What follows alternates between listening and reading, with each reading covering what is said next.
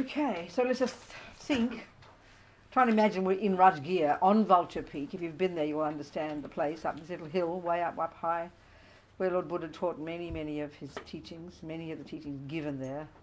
And so, as I said last night, there are different ways that Buddha gave his teachings, it seems. And one of them is, in this case, he sits there in meditation and then kind of channels his thoughts into the minds and the mouths of his disciples.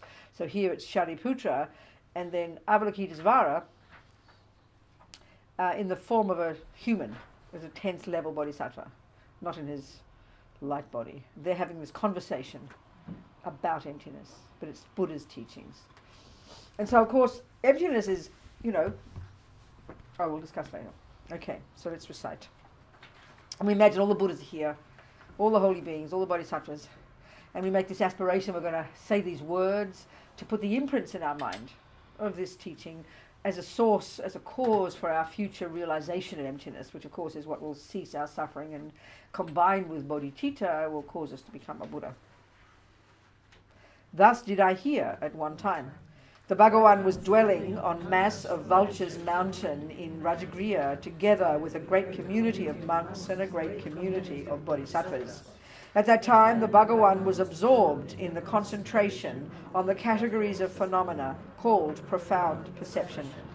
Also at that time, the Bodhisattva, Mahasattva, Arya, Avalokitesvara looked upon the very practice of the profound perfection of wisdom and beheld those 5 aggregates also as empty of inherent nature. Then through the power of Buddha, the Venerable Shariputra said this to the Bodhisattva, Mahasattva, Arya, Avalokitesvara: how should any son of the lineage train who wishes to practice the activity of the profound perfection of wisdom? He said that, and the Bodhisattva, Mahasattva, Arya, Avalokitesvara said this to the Venerable Sharadvatiputra: Shariputra, any son of the lineage or daughter of the lineage who wishes to practice the activity of the profound perfection of wisdom should look upon it like this, correctly and repeatedly beholding those 5 aggregates also as empty of inherent nature. Form is empty, emptiness is form. Emptiness is not other than form, form is also not other than emptiness. In the same way, feeling, discrimination, compositional factors, and consciousness are empty. Shariputra, likewise, all phenomena are emptiness, without characteristic, unproduced, unceased, stainless, not without stain, not deficient, not fulfilled. Shariputra, therefore, in emptiness, there is no form, no feeling, no discrimination, no compositional factors, no consciousness. No eye, no ear, no nose, no tongue, no body, no mind. No visual form, no sound, no odor, no taste, no object of touch, and no phenomenon. There is no I element, and so on, up to and including no mind element and no mental consciousness element. There is no ignorance, no extinction of ignorance, and so on, up to and including no aging and death, and no extinction of aging and death. Similarly, there is no suffering, origination, cessation, and path. There is no exalted wisdom, no attainment, and also no non-attainment. Shariputra, therefore, because there's no attainment, bodhisattvas rely on and dwell in the perfection of wisdom, the mind without obscuration and without fear. Having completely passed beyond error, they reach the end point of nirvana. All the Buddhas who dwell in the 3 times also manifestly, completely awaken to unsurpassable, perfect, complete enlightenment in reliance on the perfection of wisdom. Therefore, the mantra of the perfection of wisdom, the mantra of great knowledge, the unsurpassed mantra, the mantra equal to the unequaled, the mantra that thoroughly pacifies all suffering, should be known as truth, since it is not false. The mantra of the perfection of wisdom is declared: Ta ta om gate gate para samgate bodhi swaha. Shariputra, the Bodhisattva, Mahasattva, should train in the profound perfection of wisdom, like that. Then the Bhagavan arose from that concentration and commended the Bodhisattva, Mahasattva, Arya, Avalokitesvara, saying, well said, son of the lineage, it is like that, it is like that. One should practice the profound perfection of wisdom, just as you have indicated. Even the Tathagatas rejoice. The Bhagavan having thus spoken, the Venerable Sharadvati Putra, the Bodhisattva, Mahasattva, Arya, Avalokitesvara, those surrounding in their entirety, along with the world of gods, humans, asuras and Gandharvas, were overjoyed and highly praised that spoken by the Bhagavan.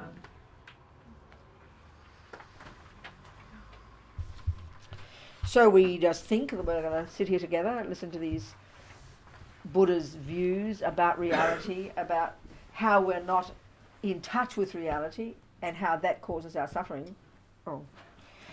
So that we can, try to get more and more insight into this way of understanding Buddha's particular, very specific, very particular way of understanding the human mind and suffering and happiness. It's unique to the Buddha, coming from the Hindus, but unique to the Buddha, his approach. So once we understand the way to get our intellect to be clear about this, then we can begin to be experiential. But until we even understand the words, we can never get the experience. So listening carefully, thinking about the meaning, hoping to get some insights into this so we can continue to develop our qualities, so we can continue to get rid of the rubbish in our minds, the neuroses, so we can continue to develop our goodness, so we can eventually become a Buddha. This is the long-term goal for the Buddha. This is why we're here together, listening, thinking this way. And let's also just make an offering. Just make a mandala offering, if you know it. But all it is just a way of thinking about all the contents of this world of ours and piling them up all together and offering to the Buddha as if the Buddha were here himself giving us these teachings. Because we know it's auspicious to offer something in order to receive. We wouldn't go to a house empty-handed, would we? We'd bring something. So it's really auspicious to offer. So we think as a group, the Yeshe Norbu group, and all of us together today, collectively making this amazing offering of all the precious things of this earth to the Buddha as a request for the teachings. Sajipa ki jogshing metog tramri rablingji ni de padi Sangye jing du mig te ulwagi Drokun nam dag jing la che pasho. And then imagine the Buddha very happily receiving our offering. Idam guru ratna mandala kam niryatayami. Okay. So, as I mentioned last night, there's various doorways into understanding Buddhism. So one of the commonest ones, of course, which is in a sense is the point of it all, is compassion, empathy with others, love, affection, these qualities, all the compassion wing. A bird needs two wings. But as His Holiness the Dalai Lama says, compassion is not enough. You've got to have wisdom. So here, this is the wisdom wing. Or, and so wisdom wing, what does even this mean, Well, the word wisdom, when we hear it in a spiritual context, we kind of all get a bit sort of holy and think of but it's actually, you think of wisdom in the most simple sense. It means being accurate. If I say that I'm holding two glasses in my right hand, it's obvious I don't have wisdom. That's ignorance. It's not true. It's incorrect. So wisdom in the simplest sense is being accurate. So this is what is curious, because for us, we don't tend to walk around life when we're angry and jealous and depressed thinking we're not being accurate. We think we're being emotional. That's clear. We think we're suffering. That's clear. But we don't ever think of it as not being accurate. And that's the key point that Buddha makes. We mentioned last night, That's the key thing to really get in Buddha's understanding of the universe.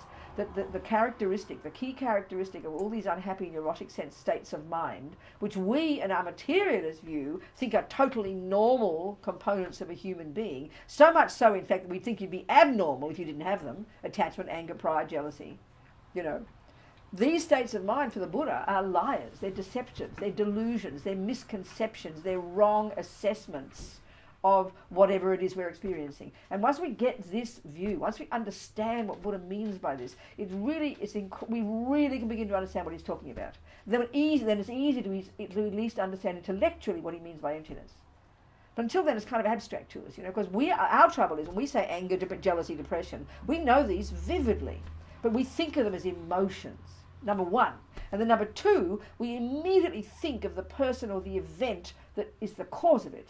And then when we go to our therapist, we spend all our time talking about that person or that event to try to find the source of this pain inside me. So we understand that we have these feelings, but Buddha's got a very, very different way of interpreting what they are and the cause of them.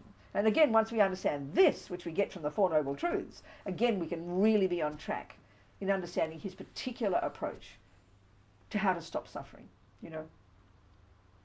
I mean, if we've read the stuff and studied it for years, we can be very familiar. But still, we still mystify so much of it because I think the terminology is not contemporary concepts. And it's inevitable because they, especially, I say the Tibetans, this is my background, the Tibetan Lamas, I'm sure it's the same in the other traditions.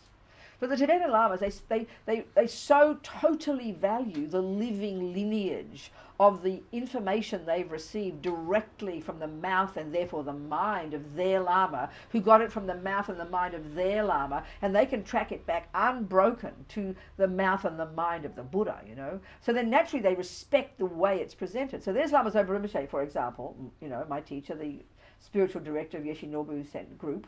He really puts incredible effort into translating very accurately the Tibetan terms, which of course is correct.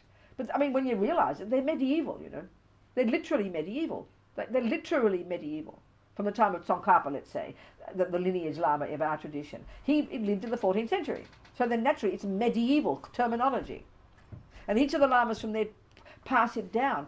And that's perfect. It should, not just chuck everything out and reinvent the wheel every day. It gives some authenticity to this living lineage, this oral lineage. But of course, the trouble is when we in the contemporary modern world from a completely another culture hear these translations. And then we have all our conceptions about spiritual and religious, then we just can't hear them properly. So for 25 years, here we are, 30 years studying, oh yes, emptiness, yeah, no, I just can't understand emptiness. Buddha nature, yeah, I don't know what Buddha nature is. And although we're super intelligent, have studied incredibly, we're technically brilliant geniuses in our modern world, but because the reason we don't understand emptiness is because we haven't unpacked the words and got clear intellectually even the actual use of the concepts, And then we mystify them because we think it can't be understood. We think religion can't be understood. And that's, of course, coming from our Christian background, our Muslim background, where God is the boss. And it's not our job to stick our nose in God's mind and try and work out what he's saying. That's kind of rude. Not forget questioning him. It's not appropriate. One is supposed to have faith, and I'm not criticizing. But the Buddha is a regular guy who became a Buddha. So we're a regular person who wants to become our Buddha. So we have to penetrate, intellectually the meaning. And of course, as we know from the Buddha's teachings, there are many approaches. You can go and study meditation. You do your Dzogchen or your Mahamudra. You won't hear many intellectual teachings. But we need, and this is, okay, every time you go to the Dalai Lama's teachings, he's going to grab any opportunity. You've got to study. You've got to study. You've got to study, Means you've got to penetrate the meaning of the words. And actually, I think because we're all technically brilliant, intellectually brilliant, in our culture, we know very well the main method we've ever used to learn anything, whether it's the most marvelous music or cooking or mathematics or engineering, we all know you start with the theories. We know this. No one questions this. No one thinks you're foolish to want to go learn Bach's theories before you put your hands on the piano. But when it comes to spiritual, we lose all common sense. People say, oh, I don't want intellectual theories. I want to practice, please. Well, that's like thinking you want to sit down at the piano with your hands there hoping Bach will channel through you. I'm sorry, it's superstition. It's nonsense. It's ridiculous. Everyone knows you can't learn to play piano like that. Same here. You cannot have an experience of emptiness, not to mention karma, impermanence, or anything else, unless you have the theories correct, get the thoughts correct. Because the thoughts is what you investigate. The thoughts is what you're using, which trigger insights. We need to discuss this more. And once we get this, we'll be so happy to read the words, so we can think about them, so we can then trigger an insight. It's a natural process, In fact, when we understand the word meditate, the verb in Tibetan, to meditate, it's very interesting and it's quite a shock to us. You know, each of us in this room now think of meditate. We each have our own view, what it means. But you hear the word in Tibetan, it's the verb to familiarize. Kind of surprising to us. So when we say, oh, go and meditate on impermanence, we kind of can't quite get it. Well, I don't know, meditate on impermanence. What does that mean, you know? But when you hear the word go and familiarize yourself with impermanence, oh, that's easy. Just go and read about it. That's what you do. It's not complicated. So the verb to meditate means to familiarize. So then, of course, the question is asked, what is demanded? Familiarize what? Well, your mind with two things. That which is true, the assumption being we're living in la-la land right now, not being in touch with that which is true. That's what Buddha's saying. And curiously, interestingly, coming together, that which is virtuous. This is Buddha's whole approach. He says right now, these neurotic states of mind have these two main characteristics. Well, they have two, you could say, there are two characteristics about them. One is they're liars. They cause us to not be in touch with truth, with reality, with how things exist. But also, they're non-virtuous. And they cause us to do harmful things to others. That's their character. So we have to familiarize ourselves with that which is true and then that which is virtuous. So in other words, if you practice wisdom, that helps you become virtuous. And if you practice virtue, that'll help you become wise. But you've got to do each individually and they help each other. This is Buddha's particular approach. In other words, compassion and wisdom, the two wings, you know. Are we communicating? Yeah, I'm assuming we are. Am I talking too fast? Okay, what to do? Okay. We can see in the literature when we study the Buddhist teachings, because the particular tradition about the view. You know, when you hear about in Buddhist literature the view, you know they're talking about emptiness. And when they say wisdom, you know they're referring to emptiness.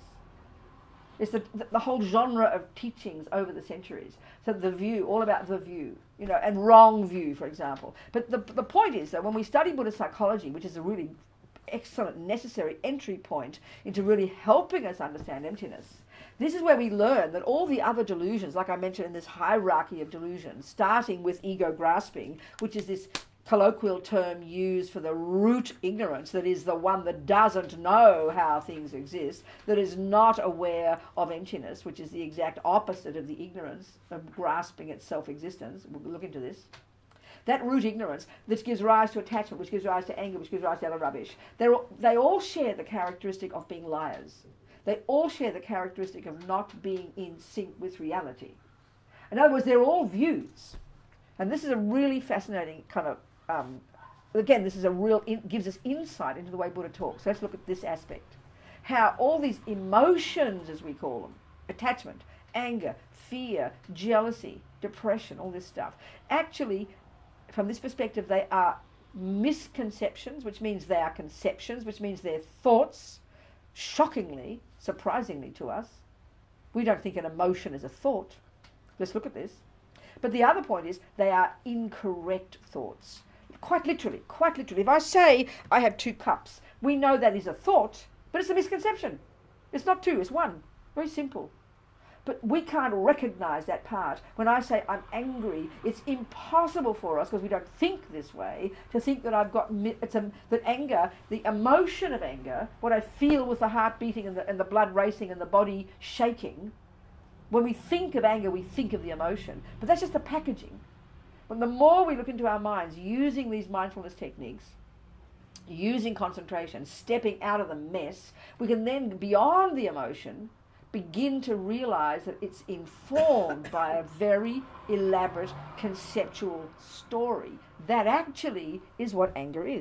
And that's what we have to discover. How it is a misconception, how it isn't accurate. It's not an accurate assessment of the person or the event or whatever. And that's hard to see. But once we can, we're really on track. We're really on track understanding Buddha's approach, you know. This is the key to understanding. And then it's easy to begin to understand how he talks about emptiness, how the misconception of ego grasping and these things, you know.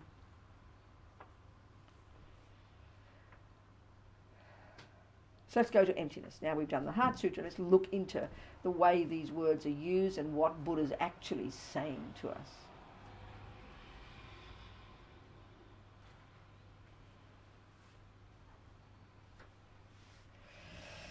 Well, really the most perfect way to present emptiness, the teachings of wisdom, is in the context of the two truths.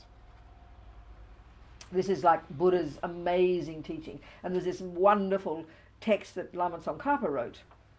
After having the experience of this, he wrote this beautiful prayer, the text called In Praise of Dependent Arising. In Praise of Dependent Arising. It's often known as dependent. I know one book that's published uses the term, an American Geshe, Graham Woodhouse. Well, I think he's English, actually. English, isn't he? Okay. He uses the term dependent relativity. But you're going to hear dependent origination, dependent arising, dependent relativity. What does this term mean? Because this is the term that's used. It's like, as His Holiness says, it's the Buddhist slogan, dependent rising. It's the term used to refer to conventional truth. And then the term emptiness is the one that's used to refer to ultimate truth. So these two truths, as the Buddha would say, we need to learn to combine these to see how they are actually referring to the same thing. Right now, though, we have the two extreme or wrong views. Every time we hear emptiness, we hear nihilism. And every time we hear dependent arising, we hear there's something concrete and eternal and perfect and there's something existing. And these are wrong views, Buddha says, and these are held instinctively in our minds. So by thinking about and analysing and understanding the two truths, we can counteract these instinctive misconceptions. So let's look at them, And it's implied in the Heart Sutra. I'll explain.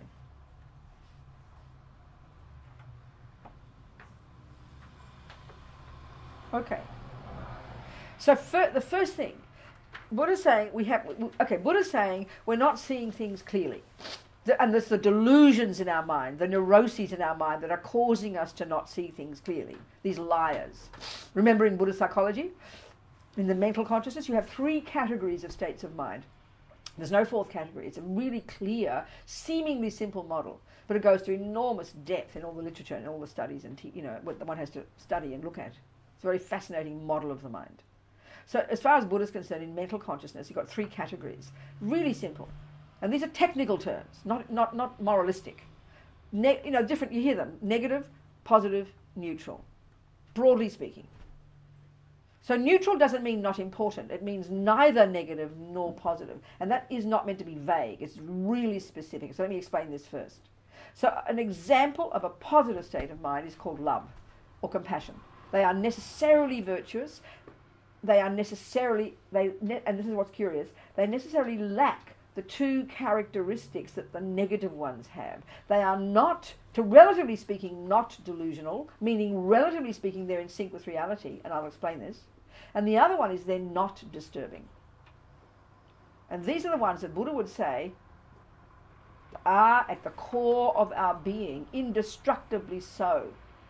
When we're finally fully developed as a Buddha, we are full, our mind is naturally full of these qualities, indestructibly. They are who we really are and can be developed to the nth degree. The virtuous states of mind. They are the source of happiness. They're the cause of why we make others happy. And they're, relatively speaking, in sync with truth. Meaning, not until we've realised emptiness, they're still caught up in some level of not being true. We'll go into this. The negative ones, in their nature, are disturbing and liars. They're neurotic, they're delusional, they're the source of all pain, all suffering on this planet, in this universe, since beginningless time for the Buddha. Which is almost an embarrassingly simple statement. You ask a scientist, what's the main cause of all suffering? Excuse me, you'll have 47 volumes later, and we'll all still say we haven't got a clue yet. I'm not being rude about us, but we haven't got a clue. We all admit this, scientists would say. The Buddha's got, one sentence. Oh yeah, negative states of mind are the cause of all suffering. Full stop. That's it. And the entirety of Buddhism is explaining exactly that point, that position, So, and that we can be free of it. That's even more outrageous. And that's what his methodology is, methods to get free of all suffering. So, okay, the negative ones are in their nature deeply neurotic, incredibly fearful, they're rooted in fear. They're deeply disturbing. They are liars. They distort the event, the person, the object, whatever it might be that they're glomming onto, and they cause us to harm others. This is how they cause of all suffering. we can go into this. Then the neutral ones, there's thousands of these. There are thousands of states of mind, actually. They call them mental factors. As you know, if you've studied Buddhist psychology, you learn a text that's called Lorig, and in it, in the psychological, there's the epistemological model and the psychological model. Well, the psychological model describes 51 mental factors. We'd say states of mind. Perfectly reasonable. But there's actually thousands. But these 51 are plucked out and taught in particular for a person who wants to learn to meditate, to get realizations, to realize emptiness, to get out of samsara. They're very specific. But there's thousands, in fact, thousands of states of mind. So the neutral ones are totally necessary. These are like, I like to call them the plumbing of the mind, or our engineering of our mind. They're the ones that cause us to function day to day as either a good person or a bad person, because they're neither negative nor positive in their character. So one of these, surprisingly, shockingly, is called mindfulness. It's used now in a much more, in a more broad way. Mindfulness meditation, the whole mindfulness movement. But technically, it is one particular state of mind that's the opposite of which is called forgetfulness. So if you're going from here to the door and you get halfway, oh, where was I going? You go to the fridge, oh, why am I here? We all have that, don't we? That's called forgetting something. Well, that's all. The opposite is not forgetfulness. Another word is mindfulness. Lama Yeshe translates it as memory. So it's kind of a shock to us to hear this. And then as Lama Zopa says, thieves need mindfulness. So in its nature, it is not virtuous. Don't think it is. Technically, the state of mind that is the ability to not forget what you're doing from second to second, that's mindfulness. So obviously it's taught as a major important state of mind in order to get single point of concentration. Of course you need it. You can never develop single point of concentration if you keep forgetting what you're doing. It's one of the main obstacles. But in its nature, it's not virtuous. It's kind of interesting to hear this. It's like intelligence, or there's a particular state of mind called, they call it discrimination. It's got a specific meaning. It means, you know, I can discriminate between blue and white on here. I can discriminate between round and square. We clearly need this every second, otherwise we can't do anything. You can't do anything if you can't use this ability to know the difference between this and that. So when that's a very sharp state of mind, that's a type of really good intelligence. But you can see, thieves need it very good. Snipers need it. You'd be in big trouble shooting the wrong person. Do you understand? But it's crucial if you want to develop, you know, meditation and you want to become a Buddha. You need really good discrimination. But in its nature, it's not good or bad. And that's the meaning between, that's the difference between neutral, virtuous and non-virtuous, or negative and positive. Can you hear the difference? It's a very specific model for the Buddha. And it's not how we think in the West at all, you know. We don't give virtuous and non-virtuous character to states of mind. It sounds to us too judgmental, too moralistic, you know. The Buddha's really specific. And of course, our job is to identify these in our own mind. And not the brain, not the neuro, not the this, not the genes, not the DNA, not the chemical. The actual states of mind themselves. So it's a highly sophisticated job to do, the way Buddha's talking. And this is where we're so caught up with understanding that mindfulness is what being a good Buddhist is. You're missing the real point. I'm not being rude. I usually say that when I'm about to be rude, but I'm not being rude. We honestly, the main way that people in the world think of Buddhism is equaling mindfulness. Excuse me, it's just the beginning. To not forget what you're doing, you know, to walk down the street and not forget what you're doing. What's good about that? It's a completely useless state of mind. It's like nihilistic. You've got to put morality and virtue in there. Are we communicating? Thank you. Good, okay. Meanwhile, go do your mindfulness meditation, please. You know, but like Lama Zopa says, thieves need it as well. Okay. Right, okay, the positive states of mind. The negative. So now the negative ones are what we're interested in, because they are the ones that are the liars, and we've got to identify them, okay? So now back to the two truths. So we first have to establish, in order, okay, what Buddha's saying is you're all living in La La Land, people, that's why you're suffering. So we've got to start to look at what it is that is real and what is not real. We've got to identify the states of mind that are the liars and see how they're liars, so we can begin to argue with them. Basically, you know, if I keep telling you that's 2 cups, you've got to argue, not just bully me. You've got to give me logical reasons why I'm incorrect. And then you use intelligence to argue, like I said to that person last night. That's what we have to do. Okay, so, Buddha says the universe is made up of billions and trillions of distinct individual phenomena. Well, the word phenomenon in Buddhism is used not in the same way we think in the West, where it's referring to a physical thing. But the Buddha, one of the many synonyms for a phenomenon, there are many. One is an existent, the noun existent, that which is something that exists. There's another one called object of knowledge. There's another one called established base. They're each synonyms for each other. They've got their own particular definition. And this is, so that the broadest category in the universe, almost, well, the second broadest in the Buddhist whole unit, the worldview, is we've got to look at what exists. And then what Buddha's saying is, once you've got to first then establish conventionally a thing that exists. And there's a very clear system for doing that, what I'm about to tell you. And then once you've established conventionally a thing that exists, a state of mind, that's a phenomenon, it exists. A cup, toilet, enlightenment. Buddha would suggest there's a thing called a hell realm. We establish this, first conventionally. Then what you have to do, once you've established something conventionally, and I'll describe how to do this, then we can begin to investigate how it exists. And see, according to the Buddha, these different deluded states of mind that, as Lama Zopa puts it, are decorating on top of what does exist, layers upon layers upon layers of characteristics that just don't exist there. So broadly speaking, we could say something like, okay, Mummy, what's a cup? So I always use this example. Mummy, what's a cup? Well, darling, it's that flat-bottom clay container over there. This is you've got to define it first. And a definition, the way they certainly use it in Buddhism, and you listen to it, it's very reasonable. A definition has two parts. The definition first will tell you its conventional characteristics. So with your eyes, for example, you can, in this case, you can see it. Oh yeah, flat-bottom clay container, there it is. But you've got to know the second part of the definition. This is crucial. Mummy, what does it do? Its function. Well, sweetheart, it holds my tea. That's the definition of a cup. But don't just accept that. As His Holiness says, you've now got to prove that that's true conventionally. Well, how will I do that? I'll get my tea and I will pour it into the cup. And if we see that it fits the definition, it holds my tea, then we've proven it's a cup, but still not enough. As His Holiness says, and this is just in traditional Buddhist philosophy, and it's very logical and reasonable in ordinary daily life, Buddha doesn't own this. He just runs with it. You then have to make sure there's no other valid cognition in a mind that contradicts that. So in this room, let's say, once we've established this, we can all sign the contract, tick the box, yes, we all agree that's a cup. And that's what we do in daily life. If I say, if you say to me, pass me that blue cup, I'll immediately pick up the cup and pass it to you. Why? Because we've each of us understood, please, would you pass me that blue cup? We each of those words, we know the meaning, we've learned the English language, we've got the definition clear, and if I pick up the cup and give it to you, we can prove we've all got the same definition.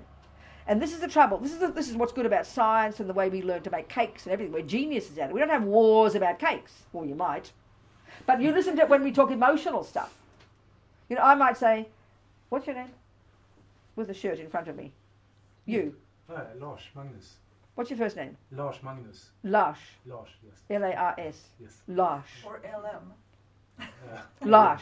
Yeah. Okay, let's say I say to Lars, oh, I love you, Lars. And he says, Robina, and I love you. It sounds like we're communicating, right? But if he wrote his definition and his expectations, and I write mine, which we should have done before we got married, then we will see we're living in two different universes. He's got all his expectations, what he means by that, and I've got all mine. That's why we fight.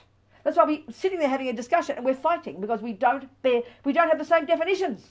Are you seeing what I'm saying? When it comes to our emotional stuff. This is why we have so many dramas, But we use the same words. We do not accept the same definitions. That's why it's good to have contracts before you live with each other. What they call prenuptial contracts, something. Very sensible.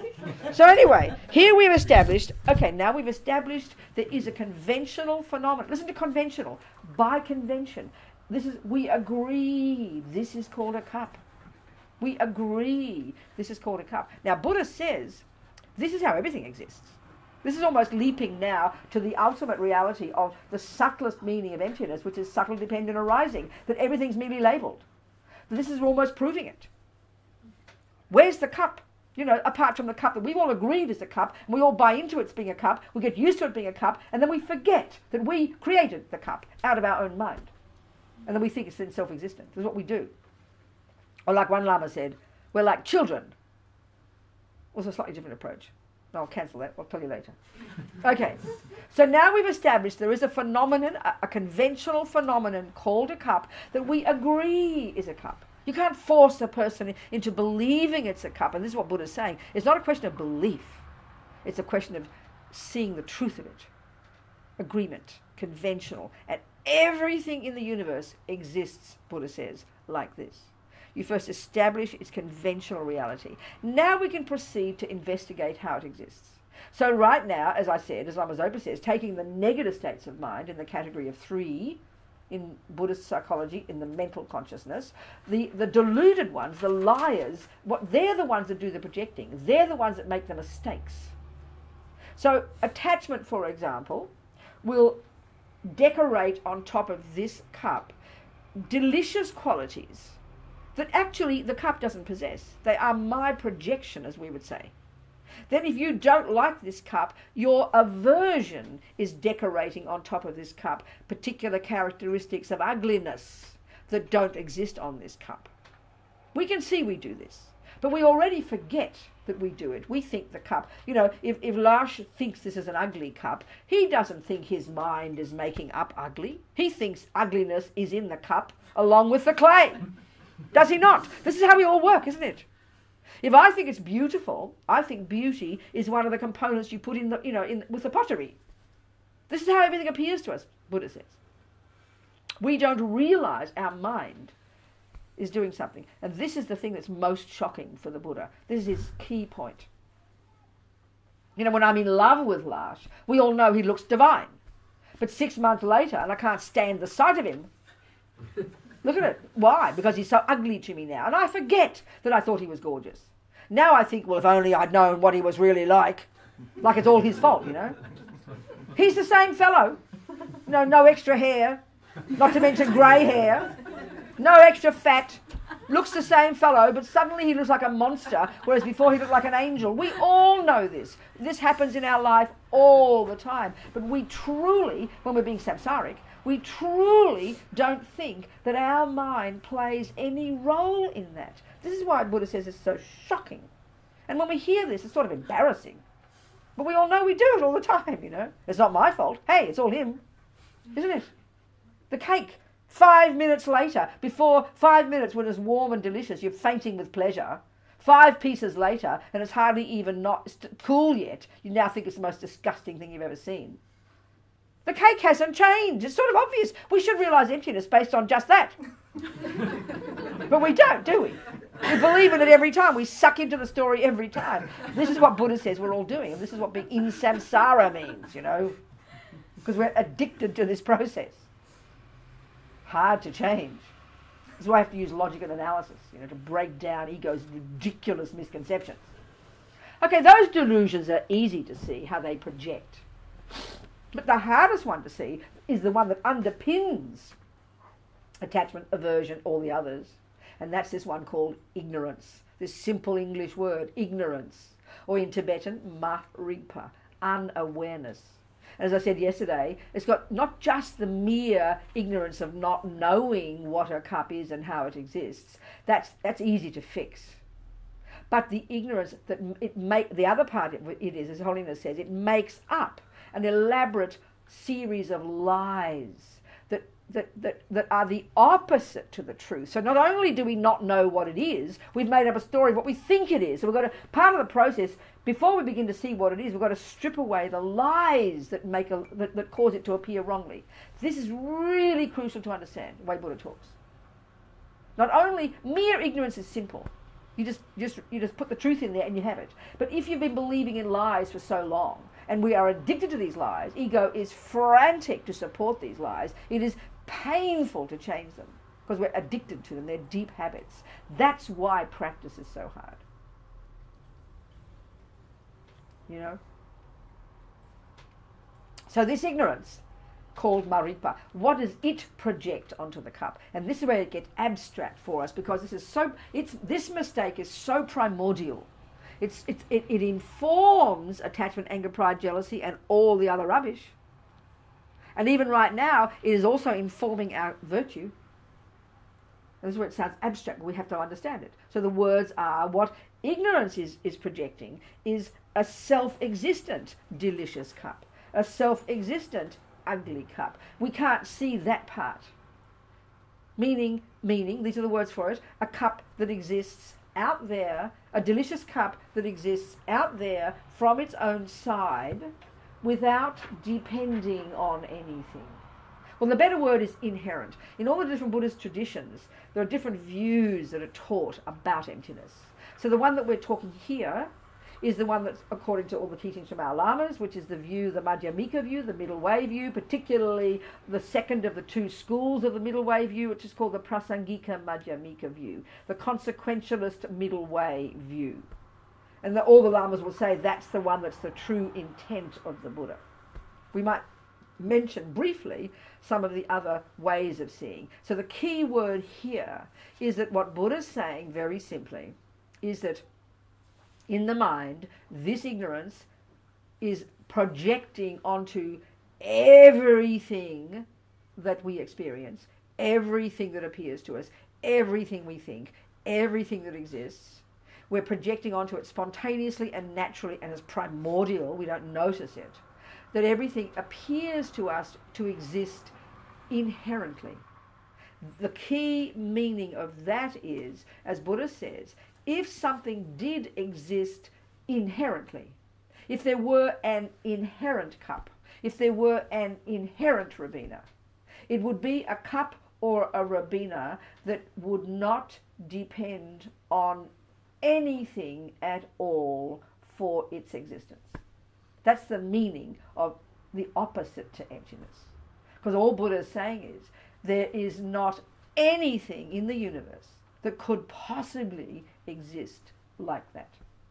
That everything that exists, whatever you posit as existing, a moment of anger, a peanut, enlightenment, a hell realm, emptiness itself, whatever is said to exist, and remember you have to establish what exists first, necessarily does not exist inherently. It can't. That's the meaning of emptiness. So we'll look at the word emptiness. This is that view. There's nothing, in other words, another way to put it, there is nothing from the side of this cup, not one atom of anything in and of the parts of the cup, which is the basis of a cup, that can be found to be the cause of its being a cup. There's no cupness here. Immediately we hear this, we can't help but think it sounds nihilistic. We can't help, as we hear the words in the Heart Sutra, within emptiness there is no this, no that. We can't help but hear there is no cup. Because that instinctively is one of the major mistakes that this ignorance makes spontaneously. So it makes two main mistakes. As I said, these are the two truths. There is a cup that does exist in dependence upon many, many factors. We'll go into this. This is a way of establishing, this is a way of speaking of it conventionally. There is a cup that does exist, that does function to hold my tea, that does exist conventionally as a dependent arising. As soon as we hear this, we go, oh, there is a real eternalistic, permanent, inherent cup there. We can't help but hear that, so we cling to it. Well, Buddha says that's one of the extreme views. We've just added too much to the cup. And then we hear the other truth, ultimate truth, this is conventional, ultimate, that there is no cup from its own side. There is no cup from the side of the parts of the cup. There can't be, this view says. But as soon as we hear that, instinctively we hear, oh, well, there's no cup. And as we say in English, which is a great phrase, I don't know if you have it in Swedish, you throw the baby out with the bathwater. Do you have that? Yes. Many languages don't, but that's a perfect example, a perfect way of expressing this extreme view of throwing out too much. So these are the two extreme views that we run between 1,000 times a day. Emotionally, this is depression. Emotionally, this is all overexcitement, attachment. Now everything's perfect. Finally I found happiness. I found last. I'm going to be happy forever. And as Nicole Kidman said when she was in an interview with Tom Cruise, we will be together until we're 80, she said. That's how attachment thinks. So attachment over-exaggerates and makes all fantastic. Wow, amazing, I found my soulmate. Life is perfect. Finally I found happiness. That's the eternalistic one, emotionally. It's rooted in this wrong philosophy. There's something there definite. And philosophically speaking, that's the creator philosophy. Eternalistic. That in fact, as they teach, as I was taught as a Catholic, there is an entity called God who is permanent, who is eternal, who is inherent, that does not have a cause, that is not a dependent arising, that does exist, that in fact is the source of everything else. Buddha disagrees with that concept philosophically. That's this one extreme. Then the nihilistic one is there is nothing. Might as well kill myself, you know. And even Buddhists say, oh, it's all empty, it doesn't matter anyway. Mistaken view. That's nihilism. And we can't help but run between these two extremes every second, all the time. And so bringing together these two truths is a particular marvelous way that Buddha teaches about, you know, the teachings of dependent arising and emptiness, the two truths. We need to bring these two together because in fact they are saying the same thing in different ways. In fact, they're pointing to the same thing. Whereas for us, instinctively, they're pointing to the opposite, you know. So it's bringing these two truths together in the middle way view, which finally you've got when you're an enlightened being, where simultaneously, and the only time you can do this is when you're fully enlightened, that simultaneously you can cognize conventional and ultimate. That's the actual middle way. Non-contradictory between these two. But also bringing ourselves towards this is the beginning of is one way of describing what we're doing to become more sane, more reasonable, more clear, more together, more intelligent, less emotional, less neurotic. You're bringing these two truths together. It's one way of describing the whole of our daily practice, you know. Are we clear about here? Any questions before we continue on this one? I want to go into the word emptiness and use examples, you know. Any questions? Okay, let me just drink some water before I go hoarse. So, okay, let's look at this word emptiness, because this really, really, really throws us. And we end up being nihilistic because of it, you know. So, I just want to use some ordinary examples to get our head around the way this word is used, okay? And it's not complicated. We complicate it by putting all the wrong meanings onto it. All right, so here we go, my blue bowl. All right, so it's not very good lighting in here, but you can see, can you not, that this is not red? Yeah. You can, can't you? And you can see it's blue, in fact, can't you? Can you see it's blue? Okay, good. All right, so let's say Lars is colorblind. And every time he sees blue, he sees red. I don't know if that's possible, but let's pretend, okay? So basically, he's making a mistake, isn't he? Conventionally, don't forget, conventionally, we have to establish what is blue. You with me, people? You can't just think it's blue. You've got to know what is blue logically. It's blue as a mixture of this and this, or whatever blue is. We all agree, tick the box, we all sign the contract, that's what's called blue. Okay? But now we know when he says, no, it's red, we know that conventionally he's making a mistake, isn't it? Conventionally speaking, he's making a mistake. That's not red. We can see this. So obviously we wouldn't bully him into believing it's blue. That won't help him. He'll be anxious every time. He'll see red and he'll be embarrassed to say he sees it as red. Oh, I know it's blue, but he doesn't really know it because he can't see blue. He sees red. So you don't bully him. You help him see the truth, don't you? And what you do is you take him to the optometrist or the ophthalmologist, that one, you know, and get the eyes fixed. And we fix his glasses. We make sure he's got the right word in English. You understand my point? And we actually can fix the problem, right? It's possible, let's say. Now we present a blue bowl to him. What will he see now? We fix his problem. What will he see? Blue. Say it more clearly. Blue. Blue. Okay, who else says anything? Anything else to say? Good. That's a natural, seems an obvious answer, doesn't it? But let me tell you what he'll see first, and this will really help you understand emptiness. What he will go, oh my God, it's not red. Would you agree with that? And why would he say that? Why would he say that? He's never seen blue. And because he expects red. He has a view of red, he believes it's red, he expects red, and he gets the shock of his life. You agree? Well, let's turn that experience into a noun. What he observed, what he just saw, was the absence of red.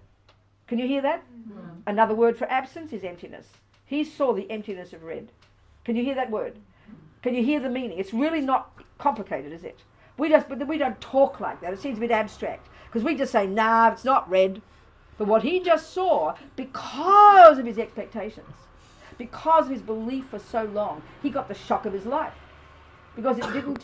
So what he actually saw first was the emptiness of red. Can you hear that concept? The absence of red. You know, a really good example, and this is also a good example of how emptiness is not nihilistic. You expect there to be 100,000 krona in your bank. Well, that'd be nice, wouldn't it? Let's say you've saved up. Forget 100, 10 will do. Let's say you believe, you know there's 10,000 krona in your bank. You've saved it, you've checked every day, there's your money growing. There's 10,000, you're so excited, 10,000 krona. Krona, isn't it? Mm-hmm. Krona. And Lars looks onto his bank account, and what is there instead is a zero. Now, I guarantee you he will not see a zero. What will he see? The absence of 10,000 krona, won't he? Won't he? That's understanding emptiness. So the understanding of emptiness is not, oh, well, there's no money in my bank. What the hell? It's all nihilistic. No way. He sees so vividly, hysterically, shockingly, upsettingly, the absence of his precious 10,000 krona. Now, if I look in the bank statement and I'm not expecting anything, and he says, what's in there? Oh, so there's nothing there. That's what we think nihilism is. We think you chuck out all the bits and pieces, you chuck out the self, and there's nothing there. Rubbish. Nonsense. So take Buddha's words instead. We have believed, he says, since beginningless time, in an inherent self. Never mind what that means yet. Don't worry. But we believed in an inherent self. All the eons of lives, that has been the basis of all our attachment, all the anger, all the suffering, all the lower realms, all the upper realms, all the happiness, all the dramas, all based upon this wrong assumption, this lie that our ignorance has been believing in since beginningless time. So it's quite a deep mistake, okay? Buddha says. So for the first time, after all your hard work and all your purification, all your analysis, all your meditating, you have your first insight, direct insight into the absence of that fantasy I that you've already believed in. That's your first moment of your realization of emptiness. So it's a mind-boggling experience. You don't just, as His Holiness says, chuck out all the bits and pieces and go, oh well, there's nothing there, like no kronas. No, it's not like that at all.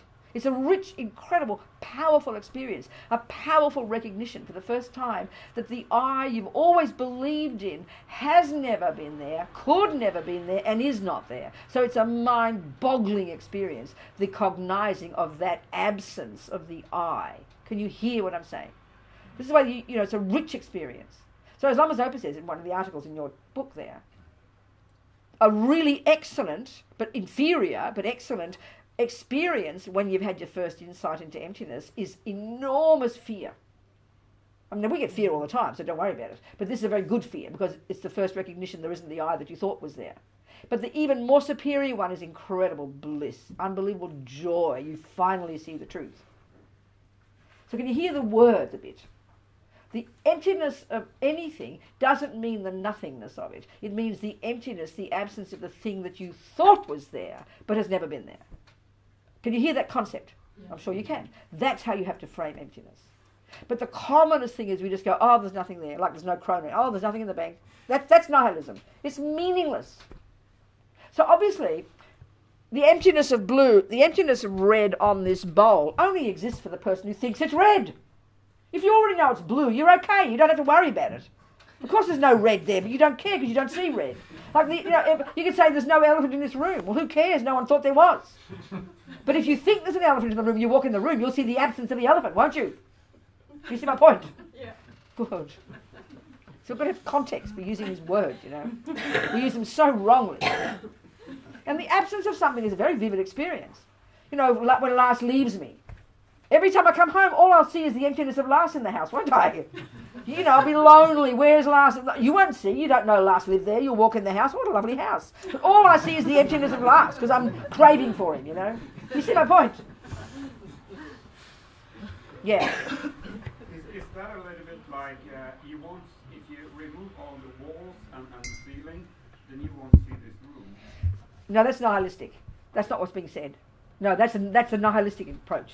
You take what you just did then was annihilate the room, and that's perfectly fine. You can annihilate a room. No, that's just throwing the baby out with the bathwater. No, that's not what it. That's exactly what it doesn't mean.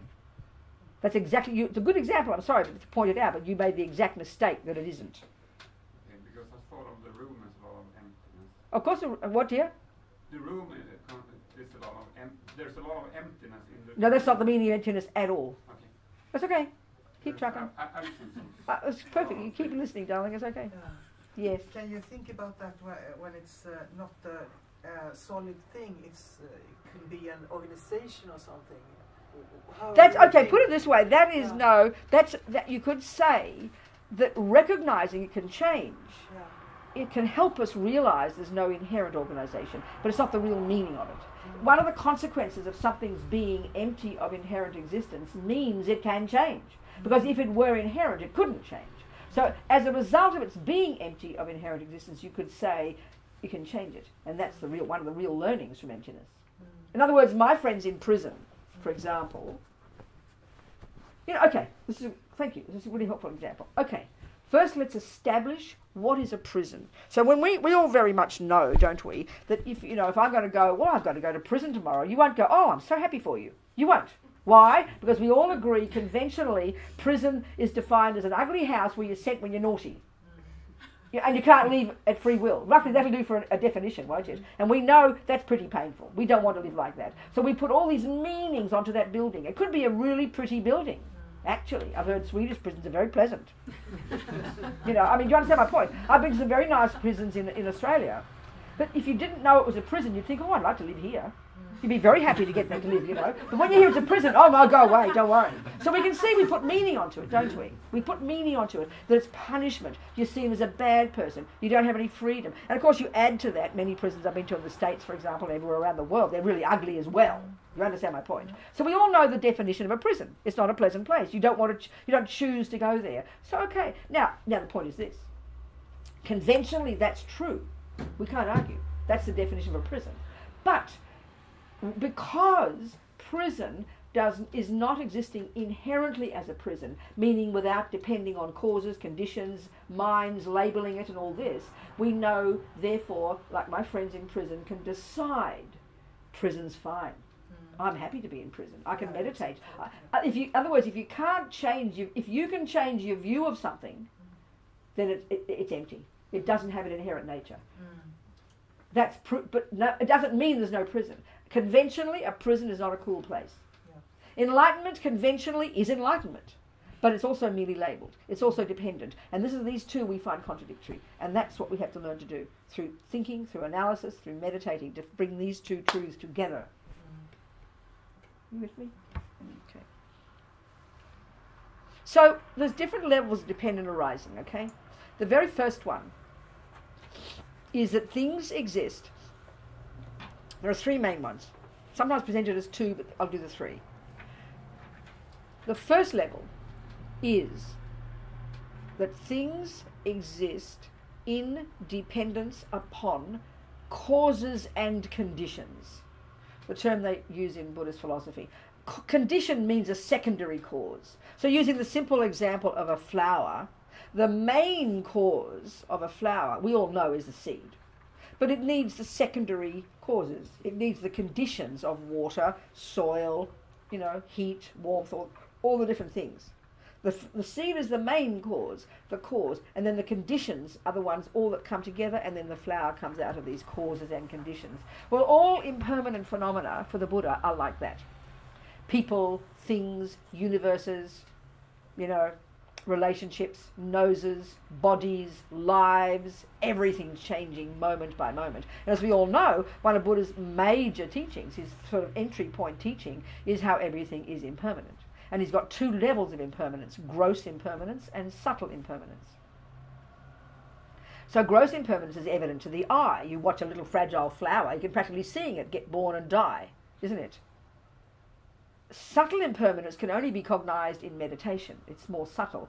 It's referring to the very fact of something's coming into being implies it's going out of being. You can't have one without the other. Intellectually we can hear it, but to have the experience of this can only be in meditation. Subtle impermanence. And interestingly, this can be mistaken for an experience of emptiness, but it can lead you to it. It's very helpful, but not to mistake them. Okay, so the first one is all about impermanence, how things change from... Things that are impermanent have various characteristics. One is they change from moment to moment, but one is they're caused. There are causes that have to come together and that produce that thing. So a very helpful way, excellently helpful way to help us begin to break down the clinging to the self, the object that we cling to most strongly as being inherent, is to think how I am the product of causes. So in particular, causes created by my past lives. This is called karma. And we can see right now this is a really excellent argument to use against the instinct of I, the instinct of ego, which we all hold so deeply, which is the one that goes, well, I didn't ask to get born, it's not my fault. You know, it's my mother's fault, it's father's fault. You know, and if you're Italian, it's God's fault. I don't know about Swedes that insult God, but Italians do apparently. And then the Argentinian said, oh, we have even worse swear words for God, don't worry about it. Better than the Italians, he said. Anyway, we blame mummy and daddy, we blame it's our philosophy, isn't it? Because we are the product of external conditions called parents. And this view is very interesting. It's what we hold instinctively, that I didn't ask to get born, it's not my fault. Hey, nothing to do with me. I mean, this is how we feel, isn't it? I'm this innocent victim who's got plonked on this earth by some other wretched person who's got a plan and who sticks me on the earth. This is how we feel. No wonder we're freaking out. You know, it's a terrible view. I find that much more fascist than karma. My God. Karma says that I produced myself. I brought my own instincts with me. I brought my own tendencies with me. I brought the causes of those parents, that person, this, that. I am the cause. This kind of intense view, well, that's thinking about causes and conditions in relation to this self. Well, naturally thinking this way, it brings accountability, it brings ownership, it lessens the fear, it lessens the victim mind, it lessens anger. It's a very powerful way to break down this instinct of I, innocent victim. And Lama Yeshe would call ego the self-pity me. It's a really good way to put it. It sounds kind of cruel, especially when bad things really do happen. I mean, the world is terrible. People do terrible things to each other. But this view of karma is so powerful, and to help you break down this instinctive feeling of being an innocent victim, which is what ego does, you know. Do you see what I'm saying? It's very helpful. So helpful. But everything is existing like this. A cup, you know. And I remember, see, it's not just karma, but it's also things like, you know, my parents. I remember when I first studied this stuff with my philosophy teacher, Geshe Tekchog, back a long time ago, he used the example of the phenomenon called Robina. Of course, that's why I remember it, naturally. So he said, and it blew my mind at the time, he said, it can be said that everything in the universe up to the first moment of Robina is validly a cause and a condition for the existence of Robina. I remember being pretty blown out by that. It sounded pretty cosmic in this philosophy class, you know. But this is the point, because once you start, well, who's one of the main causes of Robina? Well, Robina's mummy. Well, guess what? She had to have a mummy. And there couldn't be that mummy if there weren't that mummy. And you go back and you will not find the first mummy, I promise you. Beginningless mothers, and then beginningless fathers, then all the other conditions. Everywhere you go in the product called Robina, her toenails and her body and her mind, the cause of all her mind are her own past lives, the cause of the body are the endless mothers and fathers, and then the food I eat, all the cows and the peas and the potatoes. Everywhere you turn, it's this mass of interdependent scenarios coming together, isn't it, to produce Robina. It's clear. So basically, it goes like this. You will, once you start to analyze the causes and conditions of the thing called a cup, a leaf, enlightenment, a hell realm, Robina, a moment of anger, any phenomenon that you want to posit, you will find that you can't find among those causes and conditions any Robina, moment of anger, enlightenment, or whatever, because Robina, or a moment of anger or enlightenment, whatever you're positing, can only be the product, is the culmination of all those causes and conditions. It's really helpful to break down, you know. This is the first level of dependent arising, especially in relation to the self. It's very helpful. Now the second one is really tasty. What time's our tea break? Are we having a tea break? What time? It's 11 something. 11:30? Will do? Yeah, 11:30. Okay, let's finish this a little bit and have some discussions, okay? Okay, so now let's look at the second level of dependent arising, which is so tasty. And it goes like this. When you start to search, you will find that I, you use your I for you, you know, each of us. Because remember, like the cup, we have to first establish what an I is. Conventionally, there has to be an I. There has to be, okay, the word I, person, self, they're all synonymous, okay? So there are billions of I's or persons in this universe, not just humans. All the animals, all the creatures, all the other mind possessors, all the hell realm beings, God realm beings, beings that Buddha would suggest do exist, they're all persons. An enlightened being is a person. A dog is a person, the way Buddhism would use these terms. So there's billions of I's or selves or persons. So here, each of us is an example. Lars is the name of an example of a person sitting on the chair here in this centre in Stockholm. Robina is the name of another person. Gun is the name of another person. So we're examples of persons, okay? So we do establish conventionally there is a self. Then, we, like the cup, have to now investigate how it exists. This is what we're doing. So here we're looking at the second level of dependent arising of this person. And you think of your person. So it goes like this. That I is made up of parts. A cup is made up of parts. It's clear. So here we have the parts. Well, Buddha refers to the 5 aggregates, which we can maybe go into later. He mentions in the Heart Sutra. It's one way that Buddha decided to break down a person into 5 bits, you know. We can say there are 2 bits, body and mind. We can say there are 3. We can say there are a million. It depends how you break it down. The 5 aggregates has got a very particular meaning, which we'll talk about. So we can say that a person is made up of parts. But when you begin to analyse, you cannot find among those parts the person. Because why? Because a person is merely the name you give upon those parts. But among the parts you won't find. And this is where we start to do analysis. We really, truly, totally, 1,000,000% all the time believe that there is a little kind of mini-me in there, like a landlord or the puppeteer that runs the show, called I. Look at our language. I did that. You did that to me. I am not this. I am so depressed. We talk like this all the time, and our language reinforces this dualistic lie. That there is an I that owns anger. There's an I that kind of is, like I said, the puppeteer that runs the rest of me. Or as our friend Pende says, we really believe that if we start to search among the parts, that we're going to find a part called I walking hand in hand with the other parts. And Buddha says, don't be ridiculous. You can't find such a thing.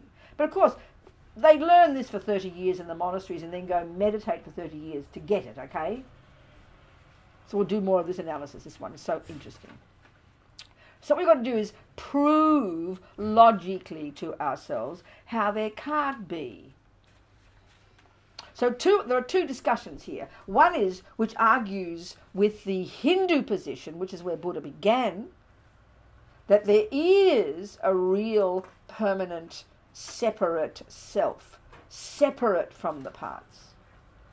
And then the other argument, which is the lower Buddhist schools that assert that there is a part in there among the parts, among the aggregates, that is the basis of the label I. And the Prasangika view argues with both of those and says you won't find either. But of course, easy to say the words. We have to do the thinking, the analysing, and then eventually we get the experience. You know? But it takes time. Because why? Because it seems easy words to say. It seems pretty easy to prove. But all we're saying is, it's like you've got 2 noses. You're saying, it's like you think you've got 2 noses. Well, prove you've only got one. You won't take long. Just look for your second nose. You just chuck out a few bits and there's a nose. There's no nose. Oh, I've only got one nose. It doesn't take too long to prove it. If there is a separate little self in there, Buddha says, just upon searching, it shouldn't take you too long to find it. It shouldn't take you too long. There's only so many bits. You've got the bits of your mind and you have the bits of your body. So just check for that piece called self. You can find an elbow. You can find a fingernail. You can find an eyelash. You can find pee-pee and caca and an anus and a nose and an ear and an eardrum and a hair. You can find those. You can find anger and love and kindness. Many, many bits and pieces. You can find those. Put them out there. Now we think as you do this analysis, you put all the bits out. You put them in piles, you know. All the bits of the body, put them all out there. We really believe you're going to end up with finding this little kind of little secret, little naked, little embarrassed little eye that's now been found out that runs the show. That's how it feels. All our emotions, all the anger, all the hurt, all the attachment, all the jealousy, all the pain, all the dramas are based upon that belief. And Buddha says you're believing in something that has never existed, that could never exist. Easy to hear the words, and we must hear the words, but the experience of this is what counts, and that's what takes a lot of purification, a lot of study, a lot of analysis, a lot of meditating, for finally for the penny to drop. Duh, you know? Yes. Is this why the Sangha is so important, to have equals to recognize the emptiness with? What a fascinating concept. Say more. That's a really interesting way to, really interesting insight. Say more about that. Because tell us, explain it. I've been thinking quite a lot. Because what I find is what the need to experience love or recognition. Yes. But not. But up until now, it's been very hard to do that with other human beings, because Yes. I have not yet found someone else who shares my mind. I understand. But I'm very new to Buddhism. Yes. But what I know is that the Sangha is a very important part of being a Buddhist. You mean like-minded people, basically. The Sangha is like-minded people, isn't it? Exactly. That's right. And the way that like-minded people can recognize each other's Yes. insight to the non-self becomes a sort of a bigger self or a community. Oh, I hear what your point is now. Okay, I'm hearing what you're saying. Okay, this is a very interesting point. What's your name? Lisa. Lisa. So Lisa, listen to me. The two wings of the bird, remember? Yeah. Emptiness, wisdom and compassion. What you're suggesting, which is perfect, is the more you have like-minded people, the more you practice love and affection and kindness and generosity, which is the compassion wing, that helps lessen the grasping at the separate self. But that's a very interesting point. So it's like this. You could say, in order to realize, to do the wisdom wing, you've got to do the work we're discussing now, which is specifically go in, using logic, using analysis, breaking down the misconceptions. That'll help you lessen the ego grasping. But what you could, that's the direct approach. But the indirect result is you get closer to others. So practicing the wisdom wing will help your compassion wing. Now you're suggesting practicing the compassion wing will help you see there's no self. You're dead right. But the direct approach to compassion is compassion, bodhicitta, love, compassion. The indirect result is helps you break down your I. The direct approach to understanding there's no I is to do the wisdom teachings. But the indirect result is you get closer to others. Can you hear my point? Or I said it too fast. It's just which approach you get. Precisely. So the compassion one is directly to get you to break down ego grasping, to break down self-centeredness. Yeah. And that gets you closer to others. The indirect result is you'll have a better sense of emptiness. But the direct approach to emptiness helps you get more compassion. Can you hear what I'm saying? No, not quite. It's a bit too fast, because this. I know I'm speaking too fast. No, and I think it's because. I watched the rerun and okay. Because I think. Okay, there's two wings of the bird. Yeah. Compassion. There are all these teachings, as you know, developing equanimity, developing the kindness of the mother, developing compassion, developing love, doing Tonglen. All of these are the direct approach to breaking down selfishness and learning to connect with others and feel closer to others and to love others. That's those practices directly. Now you can see if you did that, you're developing love and compassion. But indirectly, it's helping smash away ego grasping, isn't it? Indirectly. Now, every time you practice understanding dependent arising and doing all the discussion we're doing here, that helps you understand the emptiness of the fantasy I. But every time you do that, indirectly it brings you closer to others. So you've got to practice the wisdom wing particularly to realize emptiness. You've got to practice the compassion wing particularly to realize bodhicitta, but each helps the other. Yeah. That's what I'm saying. And the approach you're taking was this one of helping break down the I by having Sangha. You're correct. But it's not the direct way to realize emptiness. That's what I'm saying. Because I think I'm doing it the What? hard way. No, it's not the hard way. It's No, not a question of that. in my life, I have instinctively helped others. I hear that. You've got the without- compassion tendency, yes. Yes, but without having the compassion for myself. That's typical, yeah, because we're coming from the self-pity view. Yeah, Yeah. that's right. So That's typical. I'm in the path of Putting yourself together, Yeah. and that's the wisdom wing, darling. And you stay on that wisdom wing, and don't you get and don't you get nervous. It's good because you. Speaking long term, you've got to realize emptiness on your own in meditation, in the mountains, ignoring everybody. That is an internal thing. So, and that's where learning. That's what brings incredible respect for ourselves. I won't use the word love and compassion because they're technically meant to be for others. But the interesting point about ego is it's self-pity, lonely, poor me, not fair, no one loves me.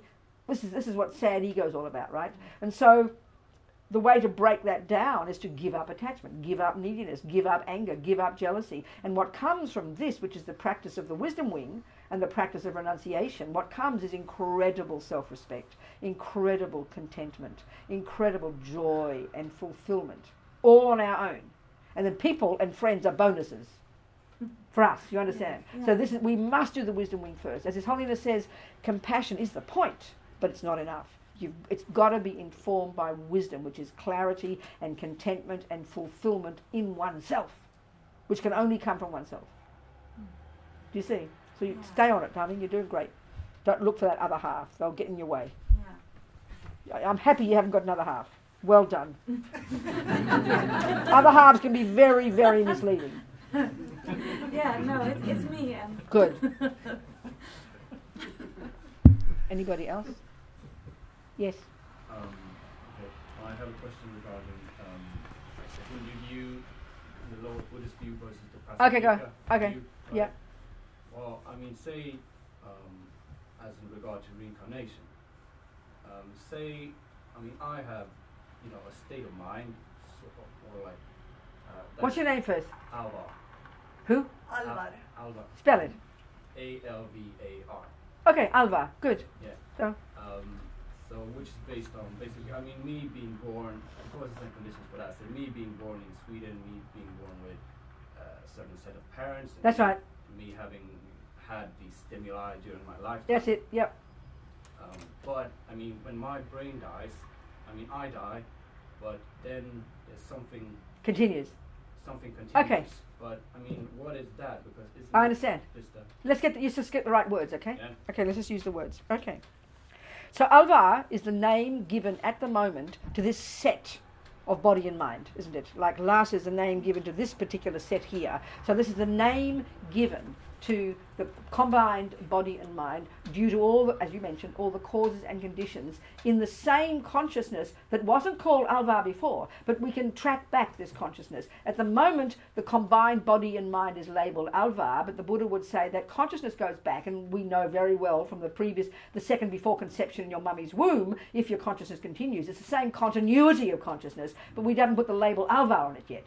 But then that consciousness was back a few weeks before. Maybe it was in the body of a person labelled Mary, where all the virtue was ripened at the time of that death. Then all the karmic seeds ripened that you were carrying, that you are right now carrying from billions of past lives. Right now in your little bank vault of karmic seeds in the person's mind labelled Alvar, those karmic seeds are planted 1 billion lives ago, 1,000 lives ago, a life ago, 100 lives ago, as you're a dog and a hell being. They're all in this same mind, but we label this continuity of consciousness combined with this mind at this moment, this body at this moment as Alvar. So the same at death. This will all deconstruct, the body will finish, the consciousness will go to an ever more subtle level. It goes to very subtle level, which is the subtlest level of this consciousness. It's called, in this Vajrayana model, your very subtle consciousness is inextricably linked with this very subtle wind energy, which is the basis of your body, and then carrying all these karmic imprints, programmed by at the time of death. Even before you stop breathing in Alvar's life, the particular karma that will throw you into the next mummy's birth, mummy's womb, will be already activated. That's all programmed. The same continuity of consciousness. The body's finished, yeah, all burned up, gone. We saw the fire, gone. But continuity of consciousness, same consciousness, a river of these mental moments that's beginningless, and Buddha would say endless. This carries on, a few seeds ripen, and now you go to Fred, to Jennifer's womb in Australia, another human being, and a new set of conditions come, but carrying the same continuity. So, okay, the word self or person refers at this moment, the label, to you as a particular phenomenon. But then the continuity of consciousness, you could say, is the basis of the self until it comes another person called Mary or Jennifer or Fred or dog, So there is a self. As Lama Zopa even says, you bring that self with you, but it's not the same Alvar package. You can't say that. So it's learning to use these words correctly, what self refers to. It's always a label given to a particular combination of body and mind. And even the very subtle consciousness is a combination of physical and mental. And this is the building blocks of the new person. When you go to Jennifer's mother's womb, or to the dog's womb, it's the building blocks. And the continuity is the consciousness. So then, does that clarify your question, or the question comes from that? Well, yeah, I mean it seems a question of, because the continuation of consciousness, I mean, you could label it with words differently, right? Well, that's right, but if we're going to use Buddha's, we've got to understand how he labels it. You can label it any way you like, but we're here using very specifically Buddha's particular way, according to this tradition of the Tibetans, how they talk, coming from the Vajrayana, which comes from this and comes from that. It's got to be very specific, Yeah. You can do what you like, but I'm just telling you this view. If we want to keep continuing this view, we have to use the same terminology, otherwise we can't discuss. In other words, you can say that that's a toilet, but we won't communicate. You're allowed to say it's a toilet, but we won't pass me the toilet, and I'll say, I don't have one. So we've got to decide which terms we're going to use in this discussion in this room, Do you understand? Right. Yeah. You don't have to believe these words, but it's up to you which ones you want to use, then we can communicate. Yeah, well, okay, yeah, okay. Well, okay, so what you're saying basically, okay, you have to make a proper distinction between a continuation of consciousness versus the I.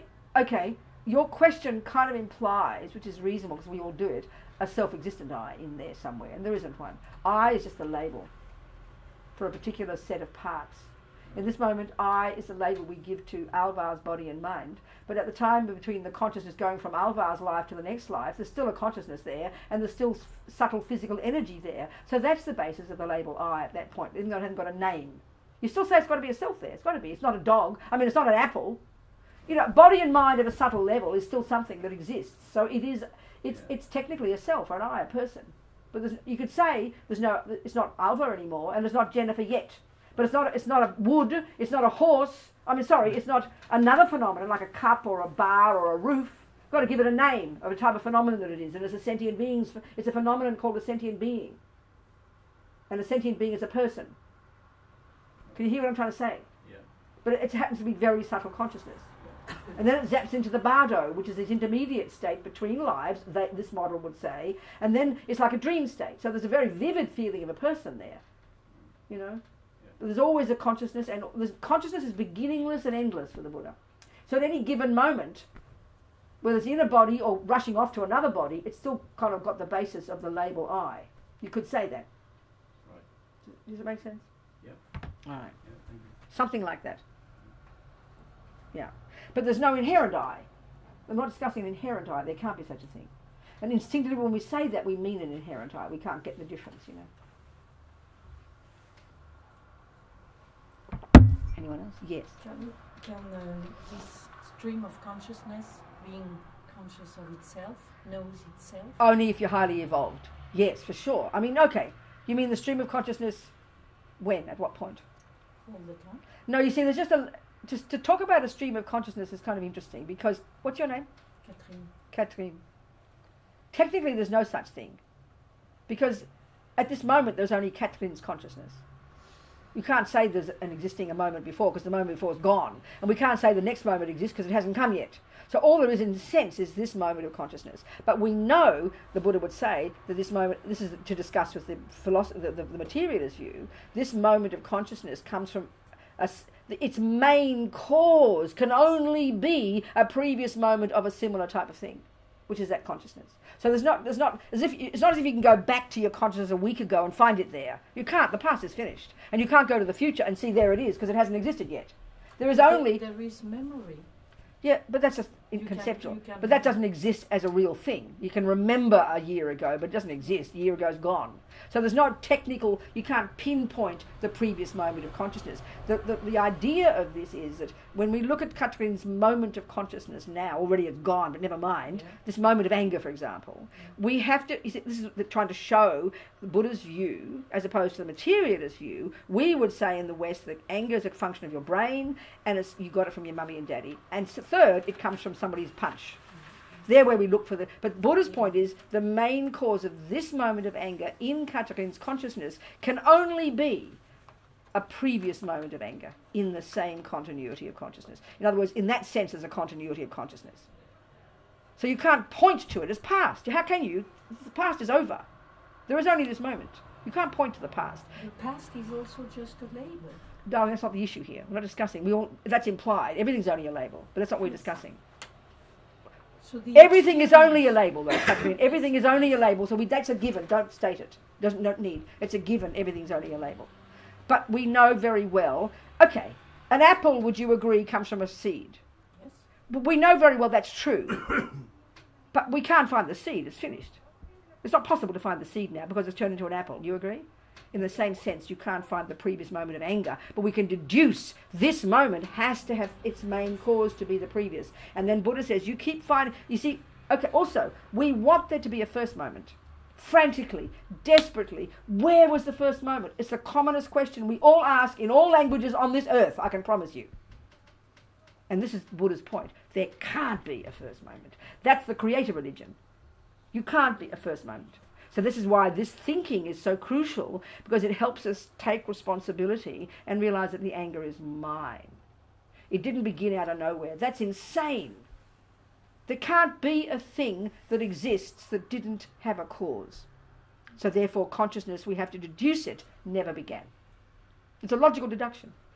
My question was, is it possible for consciousness? I know that, and I know your question. I believe you, darling. Through the dying process. I know. I understand your question, but I first want to do this. And once we can establish, technically, a stream of consciousness can't cognize anything. I'm trying to get to that point. Okay. Now let's get to your question. And what you're saying is it possible for Katrin, as she dies, to be conscious of the process? And the answer is definitely yes. And that's the goal of all the great meditators. Because then you can have complete control at the gross and the subtle and the very subtle, and you can completely determine exactly what happens. You can plan your next life and die with a very happy mind and go there. In fact, I've just finished working on a book of Lama Zopa's for 3 years on exactly this, which is how to help people at the time of death. And there's a beautiful chapter in there about how the yogis die and how death is what they've been waiting for. And this is a technical reason, because in meditation, in the tantric, in the Vajrayana meditation skills, there's very powerful, more radical techniques that enable a person to go beyond the grosser conceptual sensory level to much more subtle, more refined levels of cognition, of consciousness, that we can't see with our gross mind. And these great meditators spending their lives doing this, getting to what they call this gross, subtle, and very subtle, according to this model. So they've learned to completely harness their mental and physical energy in their meditations, and they're waiting for death because that's when the most dramatically subtle level occurs. It's hard to replicate that in daily life. But so they go through the stages of death, from gross. By the time you've got 4 stages, you get to breath stops, you go to subtle, and you continue to get deconstruct, you get to the very subtle level, or clear light consciousness. And the greatest of great yogis, they can now stay there for hours, days, months, even years, doing their meditations in order to become a Buddha, in order to have complete control. That is the most precious state of mind, the most subtle, the most unencumbered. all the junk has ceased, and the greatest yogis can do this. Absolutely, this is the long-term goal. So you get enlightened very, very, very quickly. Thank you. Yeah.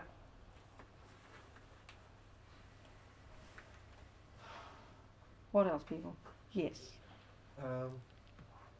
Yeah, it's a question about, well, you mentioned the creator religion. Yep, yep. And the fact that, in essence, what they're pointing towards loose from the concepts that they attach to them. Is it in essence the same as the clear light consciousness, the Dharmakaya? Which is exactly the same as the clear light. You mean God? The God consciousness. Okay, that's good question. Okay, let's look. Okay. I remember earlier this year I was spoke at a conference by a Catholic university in Melbourne. And I decided the topic was, just only had 10 minutes to talk, and I was a token Buddhist, you know. I'd been a Catholic, so someone knew me and invited me. And the topic I chose was the similarity between the concept of Buddha and God. So I looked up one of the dictionaries, the Merriam-Webster dictionary definition of God is the same as the definition of Buddha. 3 main characteristics. Omniscient, meaning seeing that which exists without mistake. Infinite compassion and love, and infinite power.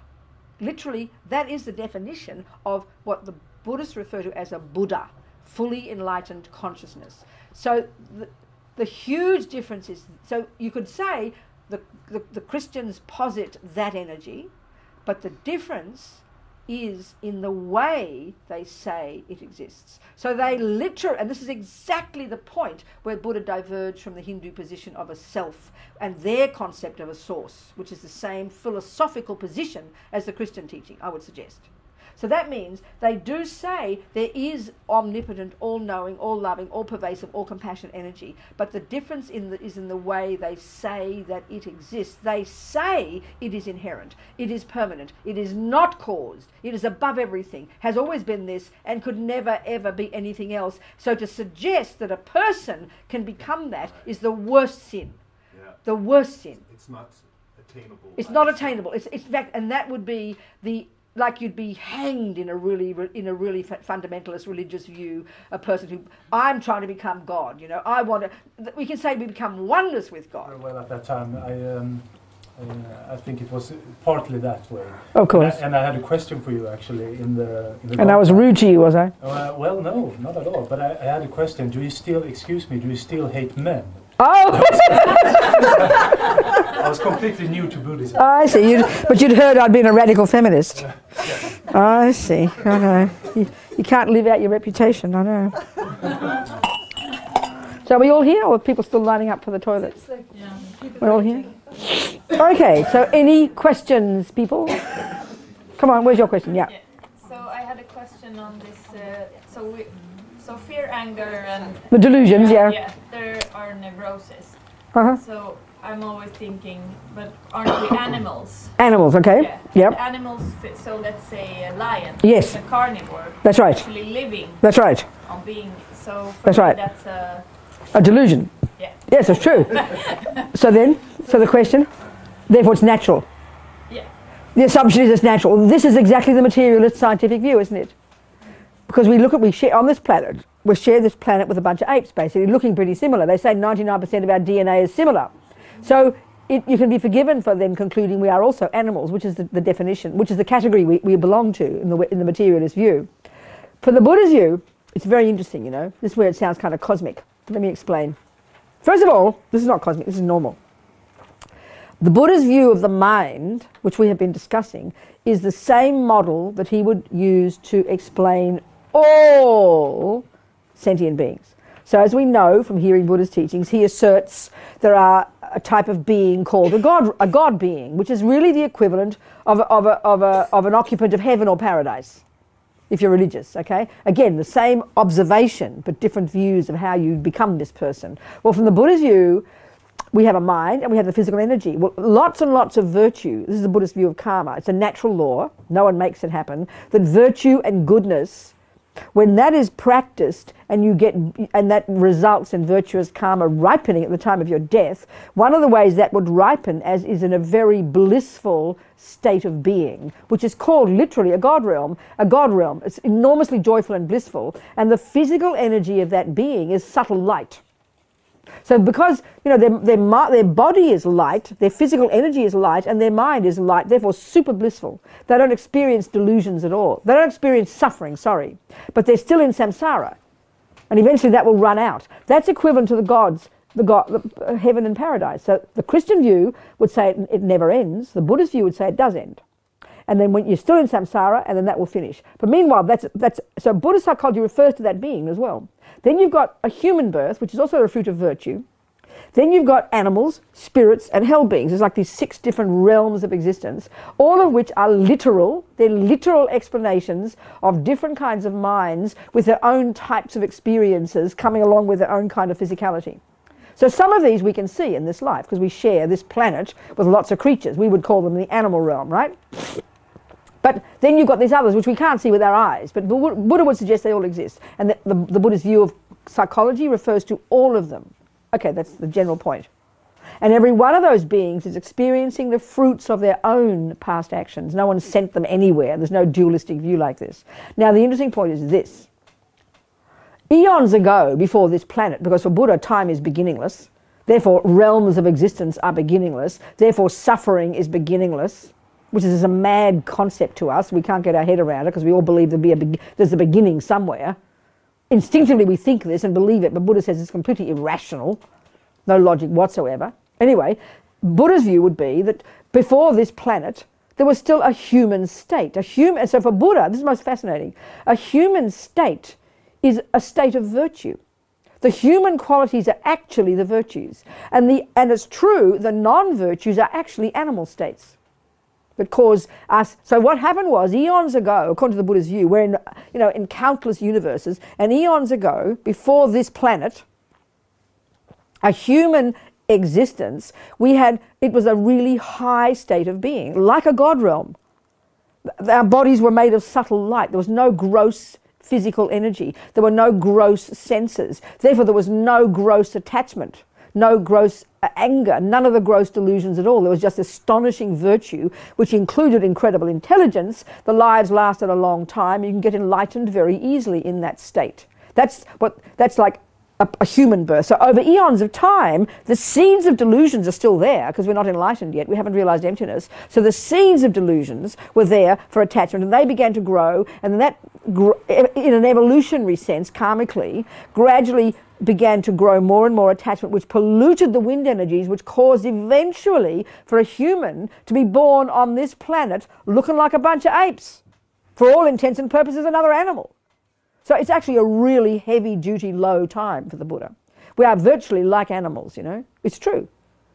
But so the Buddha's view is the difference between literally an animal and a human, even now looking similar, with 98% DNA similar, is the presence of virtues. The miraculous thing of a human birth, even now, even though it's a garbage dump life, is that we can access our virtues. So basically the animal has all the same tendencies to be enlightened, has the same virtues from countless virtuous past lives, but it's sort of like all those tendencies, those seeds are buried under the weeds of delusions. So they just can't access. So you go to tell that lion that the buffalo just doesn't like having her guts ripped out for breakfast, the mummy lion can't hear it. So forget even that. Look at how we talked yesterday, wasn't it, about the baby seal killers or fishermen. Even in a human birth with super intelligence, we still, if we're addicted to sort of negative actions, because the addiction is so powerful, and that's what attachment is, you're as blind as a bat. Even the person you're harming, like the fish. That fisherman was a kind boy, the mother said, intelligent, was generous with his fish. But because he had this powerful addiction to killing from past lives, he was blinded. He could not see the suffering fish. And this is the thing about delusions. We make up our own fantasy story and we see our story, not the reality. So this is the thing about Animals, yes, the human scientific view says we're animals, but the Buddha says we've still got the human thing. At least we can access our human virtues. And that's what defines us as humans. Anger, killing, lying, sex, eating, they are animal actions by definition. So we do share them with the animals. This is the Buddha's way of saying it. It's kind of interesting. This is why it's so hard to practice. I mean, if you had a subtle light body, it'd be easy, wouldn't it? If you only access your virtues, wow, what fun. No delusions, can you imagine? Whew. So it's degenerate times, they say. All right, that's Buddha's view. What else? Any questions about emptiness? Shall we go unpack more of that?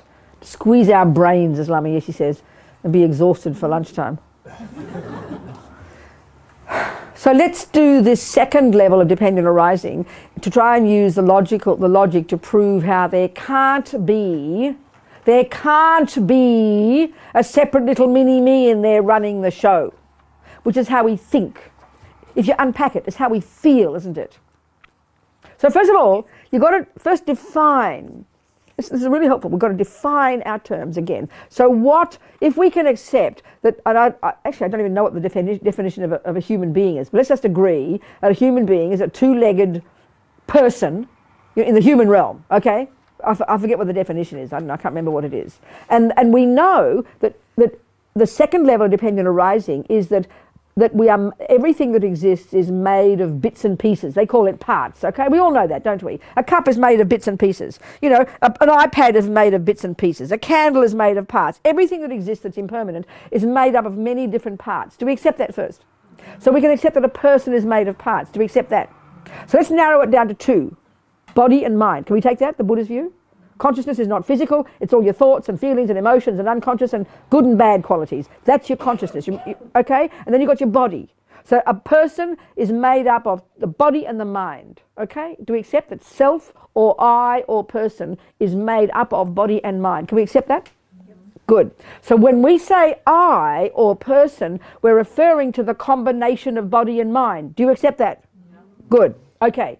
When you're close to the mountain, and we say, "Oh, I nearly fell over the mountain," right? Don't we? Do we say that? Do we say that if you nearly fell off the mountain? We say, "I nearly fell off the mountain," don't you? Yes. What? Yes. What's he saying no for? You were the zipper. What are you saying no for? What do you mean? Did you say no? Did you understand me? I don't think I did. Did I fall over the mountain? Okay, darling. If you're driving along the road in a car and there's a big mountain and you nearly slip and you nearly fall down the mountain, that's a possibility, isn't it? So wouldn't you go, "Oh, I nearly fell down the mountain"? We would say that, wouldn't we? Yeah. Buddha says, "Don't be ridiculous." What nearly fell off the mountain? Which part of you, your body or your mind? Come on, answer me. The body, didn't it? How can a mind fall off the mountain? It's not physical. So it's silly to say, "Oh, I nearly fell off the mountain." You didn't. Your body nearly fell off the mountain. But we don't say that, do we? "Oh, my body nearly fell off the mountain." Because we think there's a little I in there that nearly fell off the mountain. Don't be ridiculous. It did not. Or let's say, she's such an angry person, we'll say. "Oh, I'm so angry."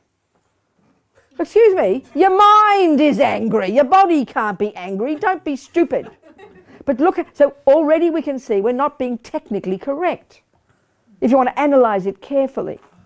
So when Lama Zopa Rinpoche was a little boy, okay, his past life, he was said to be this great Nyingma yogi, Kunsang Yeshe, a Sherpa, who was a layman, who was a meditator. And he spent the last 20, 30 years of his life up in the mountains, way up in the mountains in the Solukhumbu area. So at some point, he said, there's this little hole in the wall where they used to store the radishes. So he basically pulled the radishes out and moved in, That became his home for the last 20 years. So he's known as the Radish Lama, Laudo Lama. It's called Laudo, the place. Anyway, whatever happened, he was a meditator. Then he was a Vajrayana practitioner. He died, and then the little Zopa got born, okay? So already the sister said, from the time he could crawl, as soon as his mummy turned her back, little Zopa's crawling up the mountain to where they know the little cave is. So they drag him home, and from the time he could talk and walk, he's walking up the mountain. And his mummy would say, "Come home." He'd say, "No, that is my home." So she started, then he'd play games like a child, and he'd always make mud pies. You know about mud pies? The children, you use mud and you make a pie, you make this out of mud, you know. We talk mud pie. So he made mud pie dorjies and mud pie bells and mud pie tormas and have poojas, you know. And then he would announce that he was going to invite his benefactors. And he would proceed to list all the benefactors from his previous life. So his mother thought, well, we better check up on this, you know. So she checked with the local lamas, and they kind of came to the conclusion that he was the reincarnation of the Laudo Lama. So he got known as Zopa Rinpoche. Or his name wasn't Zopa then. Never mind. Anyway, the point is this story. He was up in the mountains at some monastery, he said, with his manager. They're very professional, these Tibetans. He had his manager. He'd been handed over by the family, you know, to the monastery. And he's about 8 years old. And he's at this big river. And on the other side of the river, and this is like 1952 or something, okay? And he's never seen white people before. And so he looks over the mountain, over the other side of the river, and he sees these very pale-faced people with blonde hair, straw-coloured hair, he said, and kind of pale eyes, like probably Swedish people probably. Anyway, Anglo-Saxons, you know, or whatever they were. You're not Anglo-Saxons, are you? No. What are you guys called? Anglo-Saxon. Are you also Anglo-Saxons? I wouldn't know what Anglo-Saxon was. I suppose I'm one of them too, am I? No, but I mean, that's the word in Sweden. For all of you Swedes as well. Okay, good. So anyway, he wanted to meet them.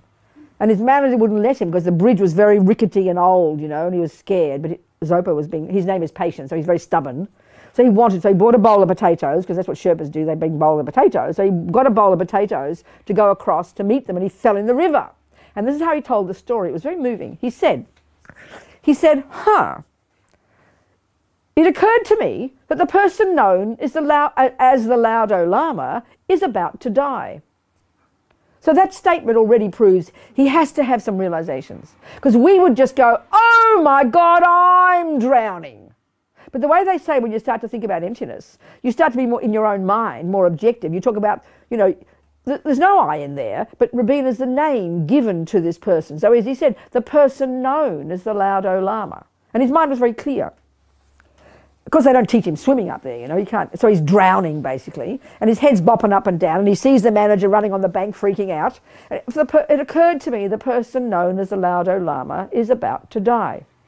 And then he said, I didn't know anything about emptiness, which meant in that life he'd not heard about the teachings, but there was no fear. So you can deduce from those words, he has to have had a realization of emptiness in his mind, which meant this clear understanding that there was no inherent self in there. And because there's a view of realizing there's no inherent self in there, the fantasy self, there's no delusions, there's no attachment, there's no anger, and therefore there's no fear. So this clear, in other words, for a person who's realized emptiness and they're drowning, their mind stays as clear as yours and mine when we're sitting here peacefully. Which is a shock to us. We don't accept that's a possibility because we take as an absolute scientific given this thing called instinct for survival. And so then we think, well, if he had no instinct for survival, how come he didn't just fall to the bottom of the river and go, oh, well, I'm drowning? Because we assume you need this fear to jerk you to the roof, to the water, to breathe, you know. But he still did that. He went up and down to get air, but his mind was peaceful. This is inconceivable to us. But this is literally what arises when you've given up the belief in the I, when you've seen for sure the absence of the I, when you've realized emptiness. So objective, it's the person known as the Laudo Lama. Observed it as clear as can be. But he said there was no fear. It's kind of interesting, isn't it? You've got to admit. So there's one of clinging to the self. This is why they say it's a really good exercise to be more precise with ourselves when you're thinking, when you're talking to yourself, analysing.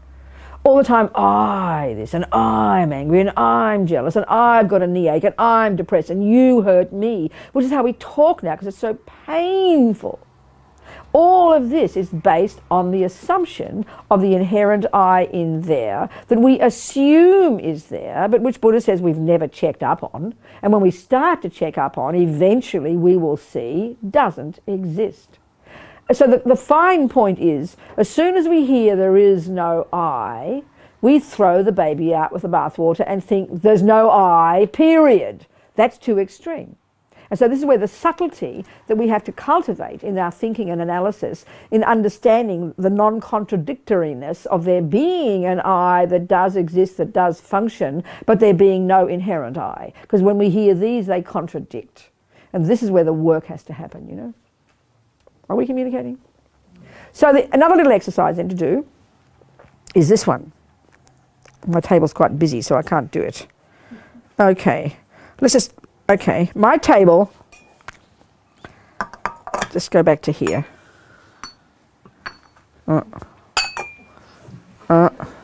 Okay. All right, my table has a thermos, a Sennheiser, and God knows what these are. This is an MP3 player. Okay, I don't know what that is. Well, never mind.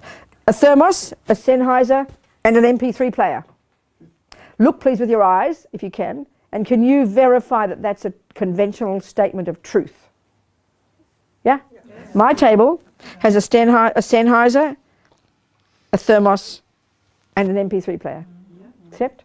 So conventionally, let's establish the truth of this. That means we have to make sure we know the definition of a thermos, a Sennheiser, a table, and an MP3 player. Accept? And if it's a true statement conventionally, is it not true?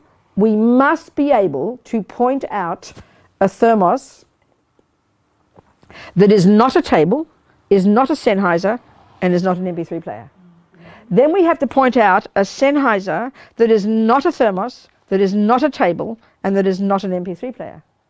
And then we have to point out an MP3 player that is not a thermos, that is not a table, and is not a Sennheiser. And we have to point out a table that is not a thermos, is not a Sennheiser, and is not an MP3 player. Do you accept? Yes. Good. I have a nose, a hand, and a foot. Do you accept? I'll cut it off. There it is. And I have a nose that is not an eye, that is not a hand, that is not a foot. It's a separate thing, individual. Yeah? A foot, there it is, a foot that is not a nose, not a hand, and not an eye. And I have a hand that is not a nose, not a foot, and not an eye. Now I have a nose, a hand, and a foot out there. Now please point out to me the eye that is not a nose, that is not a hand, that is not a foot, and indeed is not a knee, and or eyelash, or anger, or jealousy, or pride, or all the other million bits of the eye. So you've got to find the eye that is separate, that is not the other bits. Any suggestions of where it might be?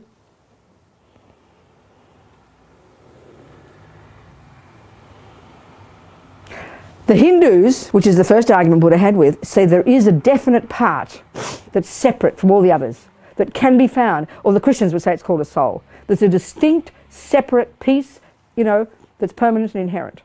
Buddha completely disagrees with this one. And then the second argument is, which he disagrees with the earlier schools, and this is the Prasangika Madhyamika view, that the other schools all do say there has to be something in there among those parts that can be validly the basis of the label, that is existing, that is inherent.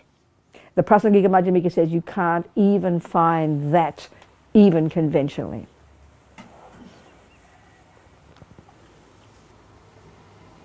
So you can hear it, like it's same with a cup. My cup has a handle and blue decorations and clay. Well, take the blue paint away, take the clay away, take the handle away. What have you got? It's obvious. Nothing. It's obvious. It's just simple. More simple than a person, because we so believe in this eye, It's so clear. Meaning, and this leads you to the subtlest one, merely labelled. That I, or cup, is a name the mind imputes upon a valid base. So there's got to be a valid base. You can't just say, oh, well, therefore anything goes, and a knife is a toilet, or a cup is a teacup, a cup is a saucer. No, it's got to fit the definition. You define it. It fits the definition. No contradictory cognitions. We agree conventionally. So Robina is a name the mind imputes upon a valid base. This one here, the parts. Then we go, oh, thank God, there must be parts then. No. Because ear, one of the parts, which is the basis of the label Robina, ear, when we start to analyse ear, you won't find ear either, because ear is a name imputed by the mind upon its parts, the lobe, the drum, the hole, the this, the bits, And then we'll go, you do the same with all the parts. Oh, there's a hand. Oh, thank God. No. Hand is a name imputed by the mind upon its parts. And whatever you go to, well, the finger, oh, there's a finger.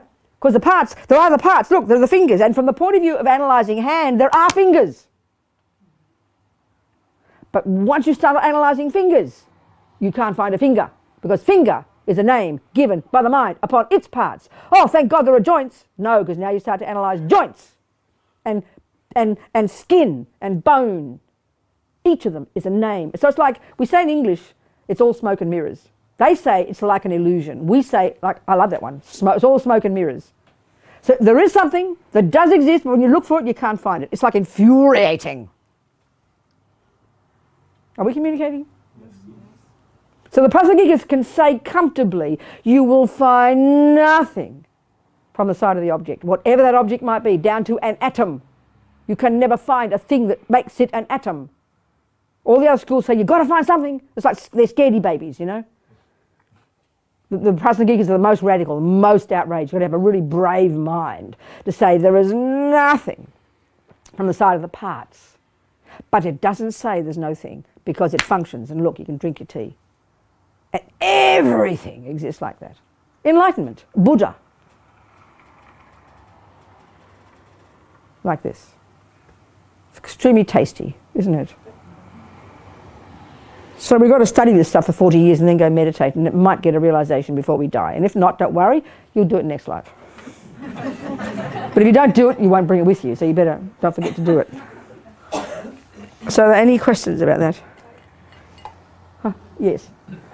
But then my mind goes to the subtle levels of consciousness, and it's like, yeah, I can't verify the absence of something inherent. Sorry, what? Sorry? The subtle levels of consciousness that you and Alvar were discussing. Yeah, what's the question about it? How to sort of verify the absence of anything inherent in there. In what? In that subtle level. Well, don't worry about the absence of inherent existence of a subtle consciousness. First you have to establish there is one. Yeah. That's your question. Yeah. Don't get complicated. Well, then you can't see. So then can you see an atom with your eye? No. But if you hear the theory about atoms, you can accept as a theory that it's a reasonable hypothesis, can't you? Yeah. Well, that's good enough. You take it as a hypothesis. Mm. So you take this view as like you know we're saying here, we take this view as our hypothesis.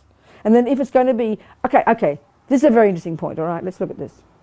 The default view we have in the scientific world, the materialist world, is if you can't see it with something, it doesn't exist. So that's why we think of religion. So we assume if somebody posits something like a subtle consciousness, which is not the object of eye consciousness or touch consciousness, can't see it with your senses, there's just an assumption in our mind you can't prove that.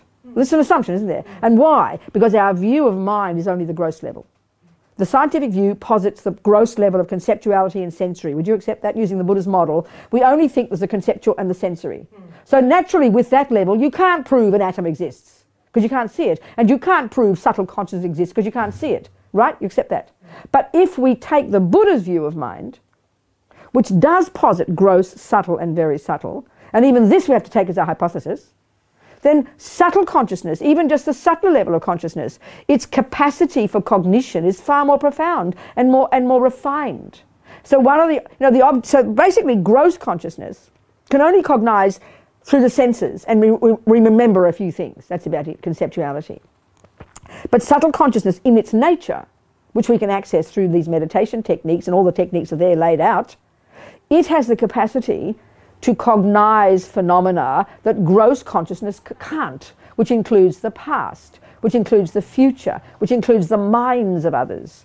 In other words, it can cognize beyond the sensory. So all in even in the, forget Vajrayana, but even in the Hindu teachings, this technique came from the Hindus.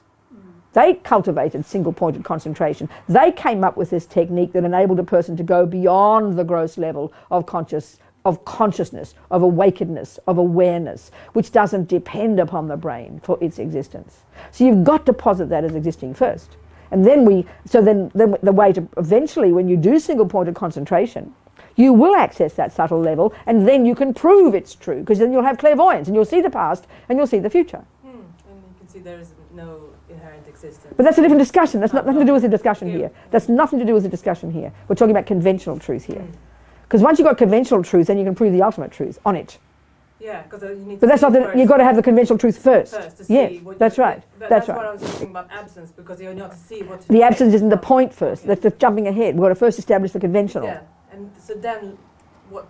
You're talking about how you establish subtle consciousness as a phenomenon that exists, aren't you? Yeah. Well, that's what I'm trying to prove. Why I want to do it is because I want to see that there is no inherent existence. Yeah, but Maria, that's not the point here. You're missing the point, darling. Of course you want to see the no inherent existence, but you can't. No inherent existence of what? Of what? Of self or something. No, that's got nothing to do with subtle consciousness.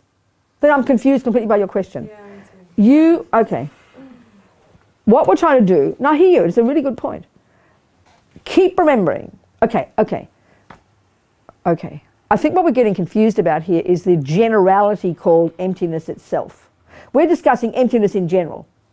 There is the existence of the absence of inherent existence. That's a definition. That's the meaning of emptiness, right? So we're discussing that in general. We can discuss that in general, can't we? Okay, let's be more simple.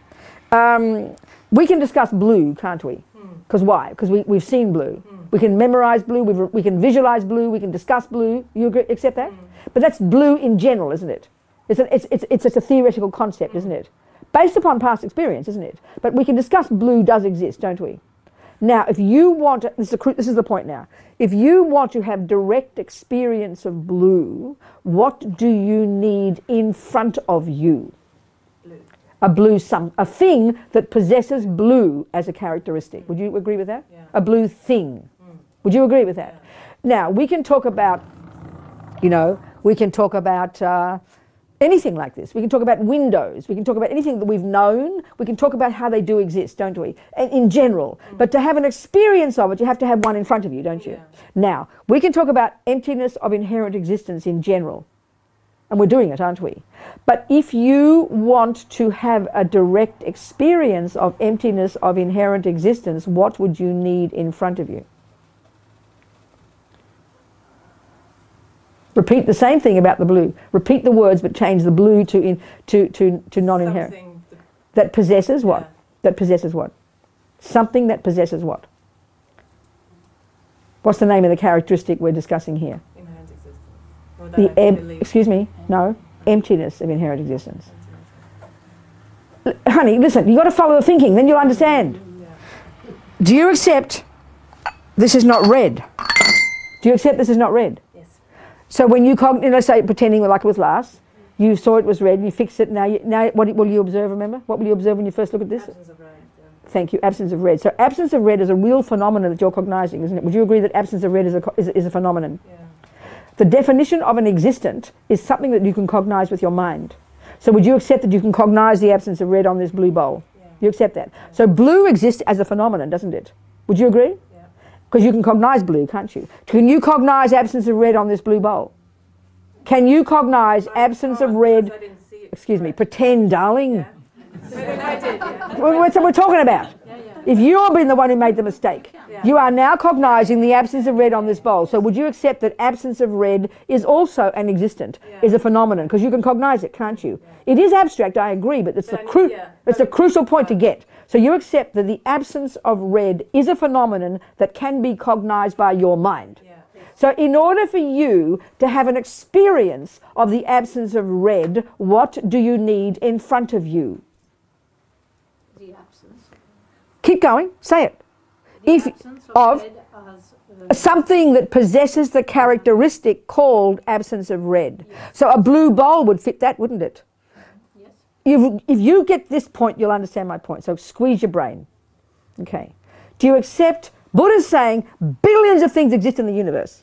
And one of the definitions of what exists is that which can be cognized by mind. So you accept that blue exists. Yep. Do you accept if you did the mistake and now you fixed it and you see and now you can cognize the phenomenon called? Absence of red. On where? Where, okay, this is the point. Where does the absence of red exist? Where does the absence of red exist? It's not a tricky question. It's staring you in the face. Where does the absence of red exist? Yeah. Say it. On the bowl. On which bowl? The blue bowl. Thank you. So absence of red in general is a concept we can get out. But shush! You've got to go one step at a time, Maria. So you have to, so in order to cognize blue, what do you need in front of you? In order to cognize blue, what do you need in front of you? A blue object. Thank you. In order, or an object that possesses blue, put it this way, as a characteristic. Better. You accept? Okay. In order to cognize the absence of red, what would you need in front of you? An object that have the characteristics of absence of red. Thank you. Say it again so you got it proper, because you just managed to say it. Say it again. An object which has the characteristics of absence of red. And in this case, it's a blue bowl, isn't it? But for you, it's the absence of red, not, you know, because that's what you thought there was. Right. So the absence of red does exist in general, doesn't it? But for you to have an experience of the absence of red, you've got to have a thing that possesses the characteristic of the absence of red, which for you is a blue bowl. Are we communicating here? Right. Okay. Now, we can talk about emptiness of inherent existence in general, can't we? The emptiness, the absence of inherent existence, like the absence of red. You with me? Can I just ask, I need to know what red is though? I need to have seen red. I need to Sweetheart, know what the absence that's is. way 47.97 back. If you're asking that question, you've just collapsed the whole argument. Why the hell would you talk about the absence of red if you haven't... Yeah, so that's why But that's assumed. Yeah. You didn't hear what his mistake was then. What was Lars's mistake that we just fixed? What was his mistake? He couldn't see red. Sweetheart, you're rushing ahead of yourself. What was his mistake? When he looked at a blue bowl, what was his mistake? He saw red. Thank you. So obviously he knows what red is. If he calls something red, doesn't he? That goes without saying. You can't possibly see the absence of red if you don't know what red is. How could you? If you didn't know you had 10,000 kronas in your bank, how could you see the absence of 10,000 kronas? It goes without saying that you know what 10,000 kronas are. That's why you're so shocked to see the absence of it. Can you hear me? Yeah. Can you hear me? Yeah. Can you hear me? Yeah. Okay, good. Now listen. Buddha says we think there's an inherent I. Our trouble is we haven't got a clue what an inherent I is. Huh? Shush. You're being too clever for your own good. I'm very clever for my own good, but I'm running the show here. Listen, our trouble is we don't even know what inherent I means. That's why we can't understand the absence of it. So don't leap ahead of yourself and go squeeze, squeeze, empty, empty. I'm trying to get emptiness, or emptiness, emptiness. You'll never in a million years cognize the absence of red until you first know what red is. Can you hear me? That's why we have to understand what we think, what inherent means. If it were true, what would it mean? Then you can begin to unpack how it can't exist. That will lead you to finally seeing the absence of it. But that's a different side discussion. Your discussion was about, what was your discussion? I forget now the point. We're trying to prove it. I think I was looking, What? to see the inherent existence in the subtle consciousness. Okay, Maybe but this is this is where you're throwing yourself completely. Why are you so interested in looking at the absence of inherent existence of the subtle consciousness? It's the same absence of inherent existence of pee-pee and caca. Why subtle consciousness? Why are you so interested in that? Because that's my feel. I get to the feeling of where I is. Oh, it's rubbish! Oh, you're wrong! My God, you've fallen off the mountain completely there. It's meaningless. Your eye doesn't do with anything. It has got nothing to do with your subtle consciousness. Nothing whatsoever. That's why I think it's just this anomaly you brought in. Why did you bring in subtle consciousness? It's got nothing to do with anything. Anything at all. Meaningless here. For me, it does. But I'm telling you, it hasn't. You're wrong. But prove to me how you think it has. Because when I think of myself and I want to find that I have no inherent existence, then I keep thinking about that subtle consciousness. What has that got to do with the price of fish? I don't know. That's right, exactly. Nothing is the answer. The only thing that's got to do with it is you've got this vague assumption, because the mind is more subtle, it somehow must be closer to what the I is. Yeah. Complete misconception. But that's my a misconception. You might as well think about your toenail. There's no difference. You're clinging on to the idea that because it's subtle, it's kind of more meaningful. How do I get away from it then? Because well, that's stop what thinking. I do. Well, do what? That's what I think some sort Well, then, of excuse me, where'd you get that from? You just plucked it out of the hair. Probably. You've got no basis for it. Well, then study more teachings and you'll realise it's a ridiculous idea. I mean, excuse me, being rude as usual. But it's so... Yeah. Maria! Yeah. It's sort of like you began to learn a bit of music and then you got carried away and started making up stuff. Get back to Bach, please, and just stick on the facts. You don't have to believe Bach or use Bach as your basis. You can make up your own music if you like, but you'll just get lost. So you're going to stick to Bach, please. So then read the teachings and get clear the words, and then you use the right words. Or you try to analyse to yourself what it is that makes you think because it's subtle, it's more close to your eye. Why? I don't know why. Well, then to even have no reason is even worse than having a wrong reason. Yeah. So excuse me, be careful. I guess this is my very strong ignorance, just clinging to it, and then I don't really... Well, then don't even go. If you don't even have a reason, don't even go there. You can't even argue with it. Just leave it alone. Tell it to shut up. Anyway, any more questions? Lunchtime soon. But thank you, Maria. It was a very helpful discussion. Thank you. Did you get a bit clear? Well, any more questions, people? Any more questions about the eye? But what if, like Maria was saying, this in this school, I don't know which one it is, it says Chitta Martin that says... there is something in the... Yeah, they call it the... That's right. They call it the something conscious. So what's the question then? So that they seem... They say there is something in the consciousness, there's some subtle part of the... They say there is some subtle part of the consciousness, part of the aggregates, that is the thing that is referred to as the inherent I. They say there is something inherent. Yeah. So then what's the question? No, that is the thing that maybe Maria was getting... She doesn't even know that, so let it be. Yeah, but that's what I'm... Yeah. What? So what? No, excuse me. Let us speak for herself. Okay. Yeah, but that's what, I guess What? that's Tell why I me. believe that. What? Maybe Believe what? That there's something in my core of myself or whatever is somewhere there because of... But why the subtle and not the gross?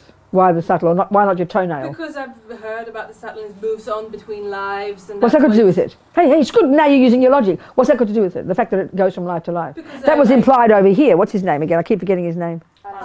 Alvar. Alvar's point vaguely was that one. So what's that got to do with the price of Because fish? I'm sort of convinced that there are previous lives. And I know, but something just has to because do it goes from life to life, why does that make it inherent? It's But why does? lasting for a long time, What's that got to do with my inherent? tendencies. What's that got to do with inherent? That means you More don't know. permanent. That means More permanent. okay. Permanent doesn't mean inherent. No, but that's more But no, but permanent. listen, you got your wrong words. Permanent doesn't mean inherent. Has nothing to do with it. That's why you don't understand your definitions. That's why we get confused because you don't know your definitions. I'm not being rude about it. We've got to be that clear, you know. Permanent is a much grosser. Permanent means in Buddhist view that something doesn't change from moment to moment. It doesn't mean it goes from life to life. It doesn't mean it's beginningless and endless. That's got nothing to do with the meaning of permanent in Buddhism. Permanent has the meaning of not changing from moment to moment. That's why that word throws us. Hang on a sec. Permanent doesn't mean going from life to life. That's what we think permanent means in English or in in modern language. We think permanent means never ending. That is not the meaning in Buddhism, so you have to understand that. Permanent is the opposite to one of the characteristics of impermanent, which is it changes from moment to moment. One of the characteristics of something that's impermanent is it changes from moment to moment. Can you hear that? So would you accept that your consciousness changes from moment to moment? Yeah. Would you accept that the Buddha's view is consciousness is beginningless and endless? Yeah. Would you accept that? Yeah. So even though something is beginningless and endless, which we call permanent, is impermanent insofar as it changes from moment to moment. Do you accept that? So therefore the opposite of that is not changing from moment to moment. Do you accept that? Can you just hear the words, darling? The opposite of changing from moment to moment is what? Not changing from moment to moment. Wouldn't you say? Would you agree? Well, that's what they mean by permanent. So certain phenomena have that characteristic. For example, the absence of red on a blue bowl has that characteristic.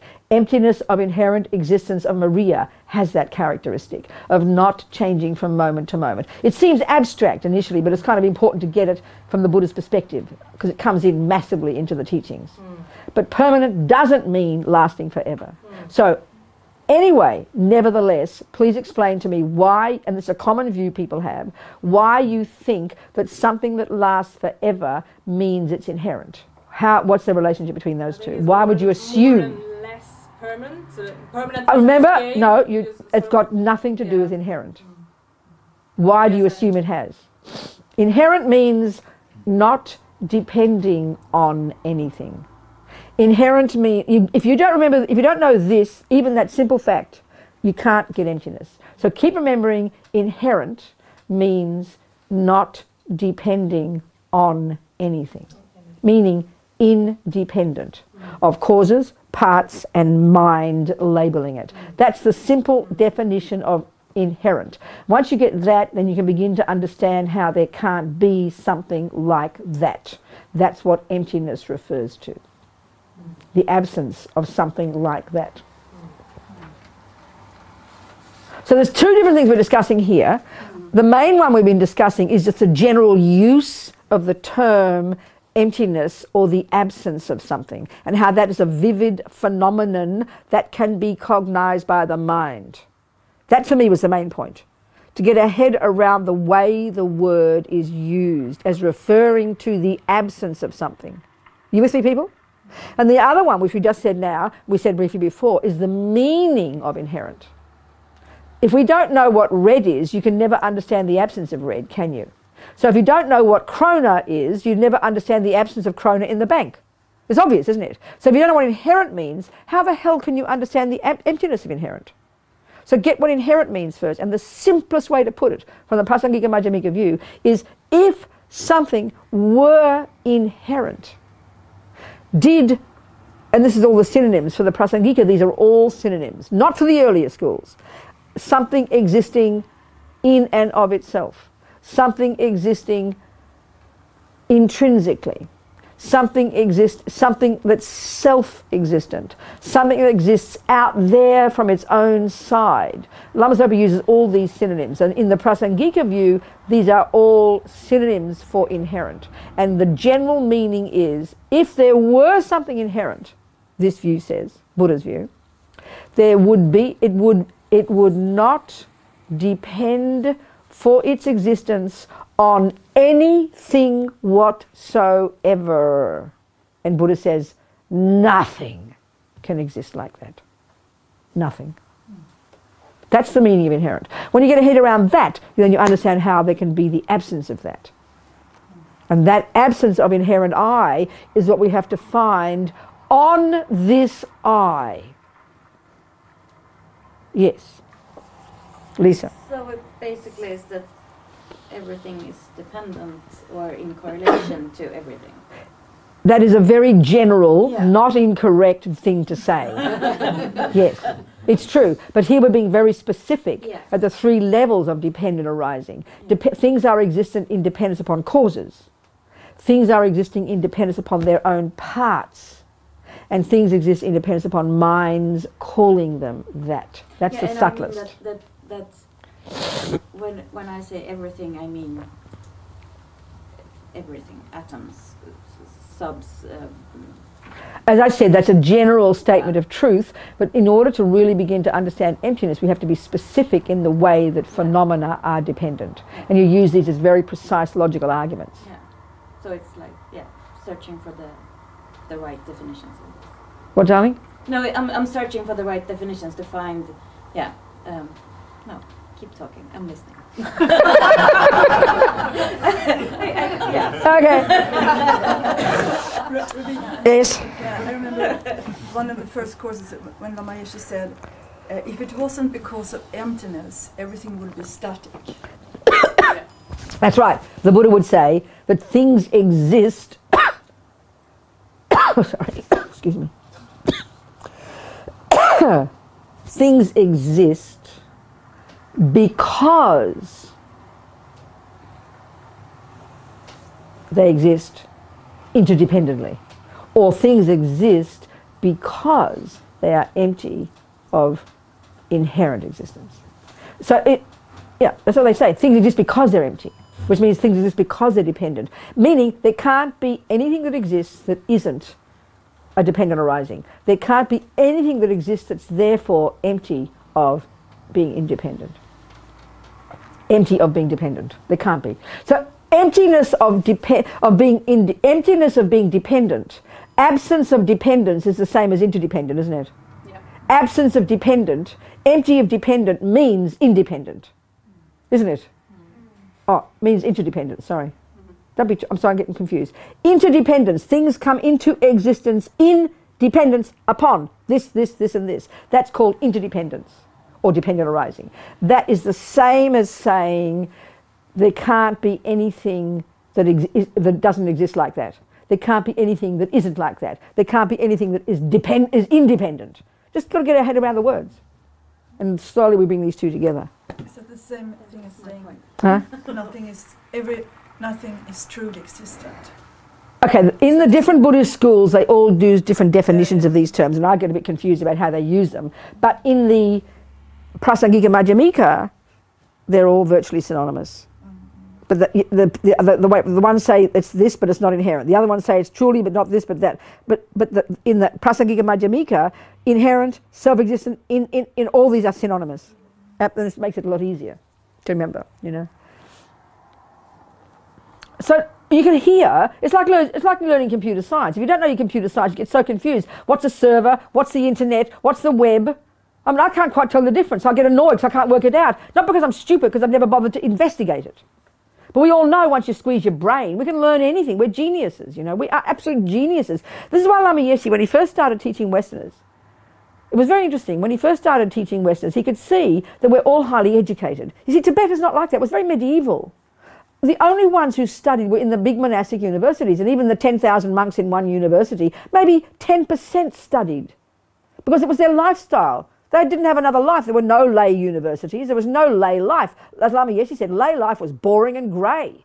If you want fun, if you wanted music, if you wanted, you know, philosophy, if you wanted metaphysics, if you wanted astrology, if you wanted any of the sciences, you went to the monasteries. It was just medieval, like Europe, you know. So that's why they went to the monasteries. But the vast majority didn't study. The vast majority, even of the great scholars, didn't even write very well. Grammar was one of called the 5 sciences. Grammar, but look at us, we're all geniuses. We're technical geniuses at the skills, at painting, at all the skills. You see what I'm saying? We're technically brilliant. Very good minds. Brilliantly educated in maths and science, and everybody can write essays, everyone can write books, you know. We're geniuses at it. But so the Lama could see, and also hugely caught up in attachment, hugely samsaric, hugely deluded as well as his intelligence. So he said, he felt that, you know, whereas in the monasteries, you join the monastery when you're 5, and you gradually go through and study all this stuff in depth, as well as memorizing everything, which is pretty incredible. And then they graduate when they're 40, you know. But he said he could speed it up for Westerners. So he began developing, you know, this program that he does in Italy. His colleague there who passed away, Geshe Jambagezzo, wasn't it? He was a friend of Lama's at the monastery, and he promised he'd do Lama's wishes, and Lama passed away in 82, 84. So anyway, he developed this 7-year master's program. They do it in 30, but they're squeezing it up now. Some of these young guys are graduating at the age of 30 now. Because he said Westerners are so intellectually brilliant. You don't have to go through all the process of memorizing and learning, because we've got it all, we're ahead of the game, you know. Do you understand what I'm saying? So this stuff, we can learn it, but we just assume, we reify it, we mystify it. We think in its nature it's difficult. No, that's the technical words. Once we get our head around the technical use of the terms, then like computer science, you've got the language. Then you can start to think it properly, and then you can start getting insights into it. Just like you can with computer language, like French, like science, like architecture. It's learning the language, but we don't think it's like that. We think, oh, that's just intellectual. We're really bizarre when it comes to this stuff. Are you with me, people? Just got to squeeze your brain and learn the language. Then you've got the stuff to think about. And that's what brings the insights. So like I said, if you don't even know what inherent means, of course you'll never understand what the absence of inherent means, for God's sake. If you don't know red, and you're forever trying to work out the absence of red, wow, what's the absence of red? Absence of red, oh, wow, it's empty of red. Wow, it's not red. What's red? I don't know. Well, then you'll never, until the cows come home. You'll never know. You know, you look in the bank and you think, oh, I've got absence of 10,000 kroner. And then 27 years later, like some people say to me, oh, I've been thinking about emptiness for 27 years. I don't understand it. Well, what's emptiness mean? Oh, I don't know. Well, don't be surprised. If you don't know what a kroner is, you'll never understand the absence of 10,000 kroner. So it's not complicated. Are we communicating here? Thank you. Please study the teachings.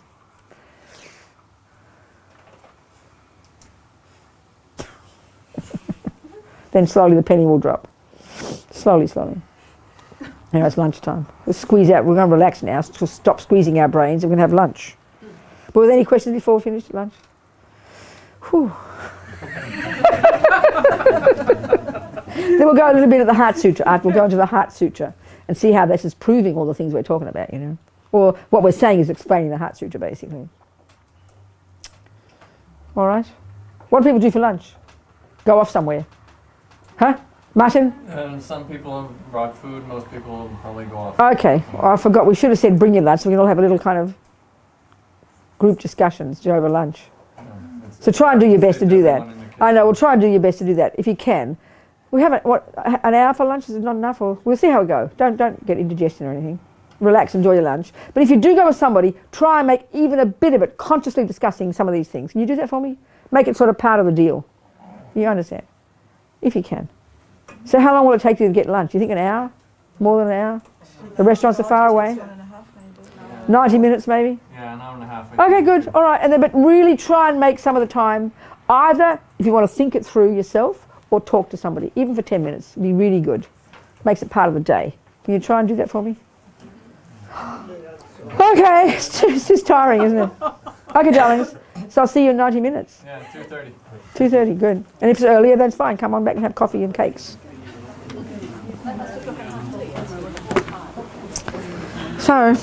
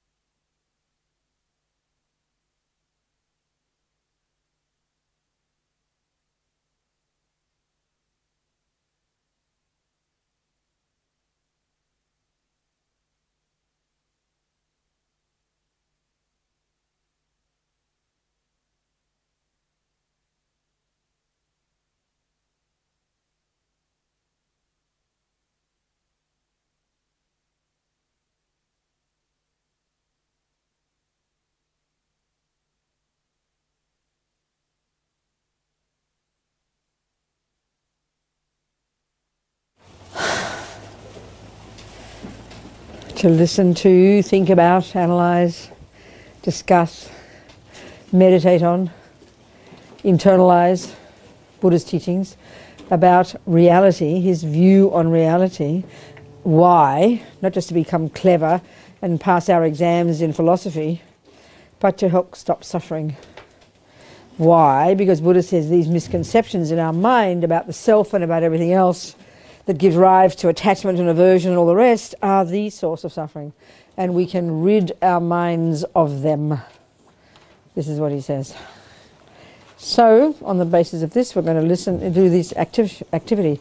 So let's discuss. Are there any questions during your discussions during lunch? From questions came up. Any discussions, any questions, any points that came up?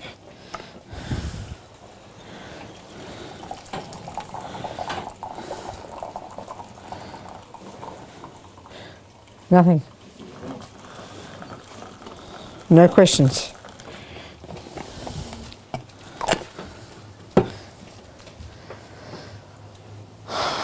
Anything. Make up anything.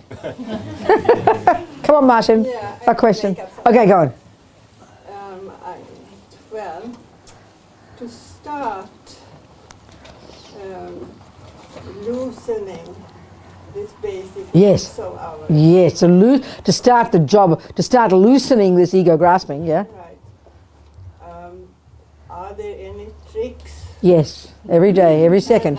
Yeah. That we could use. Exactly, of course. So this is why I find it so helpful to understand this model of the mind in Buddhism, that the ego grasping is the root delusion, and there are all these direct antidotes to it, which is the one of understanding dependent arising, you know, that they're the direct antidotes. But like we were saying here, there are indirect antidotes. There are other things you can do. So one analogy they always use is the root problem is the ignorance, but the branches are attachment, anger, pride, jealousy, low self-esteem, arrogance, and all the rest. So they're the ones that are evident to us every day.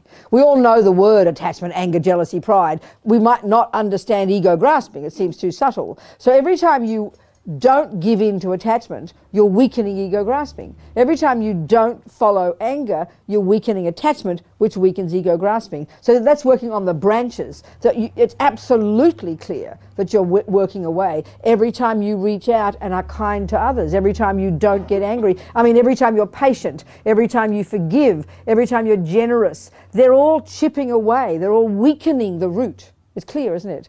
You've got to have the direct antidote, which is dependent arising and realizing emptiness, but all everyday life of counteracting the branches, of course, it can't help but weaken the root. Do you see? That's immediate. So then that's one answer. There's no question that that's helping weaken the ego grasping. But the other one is, if we can try and see how the ego grasping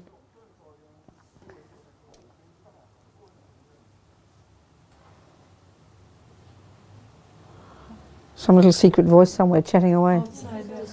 Oh, is it? Oh, we could all hear it. It's not just in your head. That's the inherent self. There you go, that's right. You know, the way to try and look at how this ego grasping functions, I mean, it certainly functions to make, you know, attachment is the main voice of ego grasping. Attachment is the frantic feeling of low self-esteem, of dissatisfaction, and then craving to get what that fantasy I wants. So when that we can see, we must understand that. We must understand how anger is a response when attachment doesn't get what it wants, and how attachment is the main voice of the ego grasping. There's a relationship between these all the time. But if we can also see the way the stubbornness, the ego grasping's got this stubbornness of I, you know. So as soon as my position is attacked, the instinct is to grasp to it, you know. As soon as you're attacked or someone, okay, start again. They all say, okay, you know, in the Lamrim, in the wisdom section, it talks about the method for helping see the absence of the inherent I, and they refer to this 4-point analysis, which they say is easy, but frankly I find it quite difficult. It is quite difficult for us. It's only easy if you've done all the study and you know where it's coming from. You give it some context, you know. But the point is here, the first point that we have to recognize, they say, is you've got to recognize, they call it the object to be negated, the object to be refuted. Because what this particular method is getting us to do is try and investigate where this I is that we so believe in. But the first step is, you can't begin to look for the I.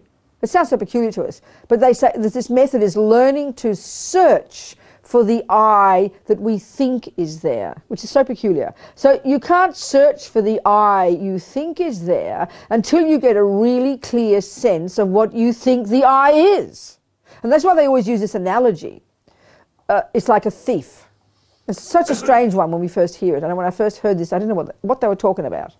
But they say, it's like in your house. Let's say you live in an apartment block. And all your life, you've truly believed there's a thief. So that's why you lock your doors. That's why you imagine that when you hear a sound, that's the thief. Something's missing, it must be the thief. You assume the thief is there, but you've never seen the thief. But you've lived in the belief of the thief, which is the basis of all your fears. So that's the analogy they use, is the thief is this ego, and this self-existent I, which we always believe existing. And on the basis of the belief in the self-existent I, we have attachment to get what it wants, anger when it doesn't, and all the other rubbish. They're all based upon the belief in this view of the I. So the first step is that Buddha comes along and says, don't be ridiculous, Robina, there's no thief in your apartment block.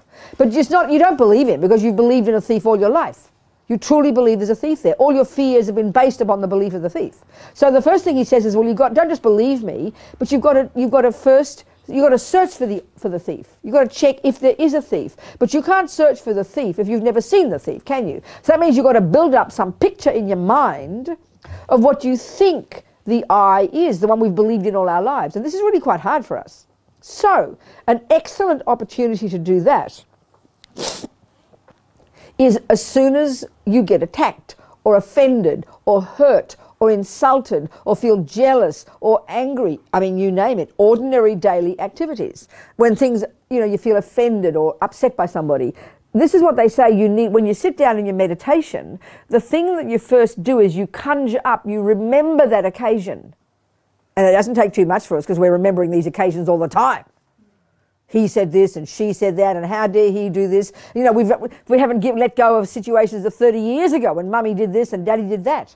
So we just have to bring up a situation where the fear rises, the fear of that feeling of I, and then we can't hold on to that sense of I and try and establish how it appears to us. Now this is actually really advanced. I'll tell you why. This is an ideal thing in life. But what happens is this. Gun, let's say, insults me. At that moment, if you're really wanting to understand emptiness, you're so happy that she insults you. You're so glad the car nearly ran into you, because it triggered the feeling of the I, didn't it? Your heart beats. So what happens is this, though. Instantly, I believe in the I, and I start, how dare you do that to me, Gun? Already you've done that, you've missed the opportunity. You've just missed the opportunity to grab that feeling of the I. So in other words, if you're really looking for it in daily life, something happens, she insults me, that instant, you catch it. And you try and grab that appearance of the I, and from this you develop a real sense, or as we'd say, a feeling of what it appears like. It seems so abstract to us, but this is where, if we're really practicing, every time something offended, you get annoyed, insulted, upset, irritated, all these stuff, that's when the I rises. Most of the time, the feeling of I is like a sleeping lion. You don't notice it. But the minute attachment doesn't get what it wants, a minute offense arises, that's when it pops up.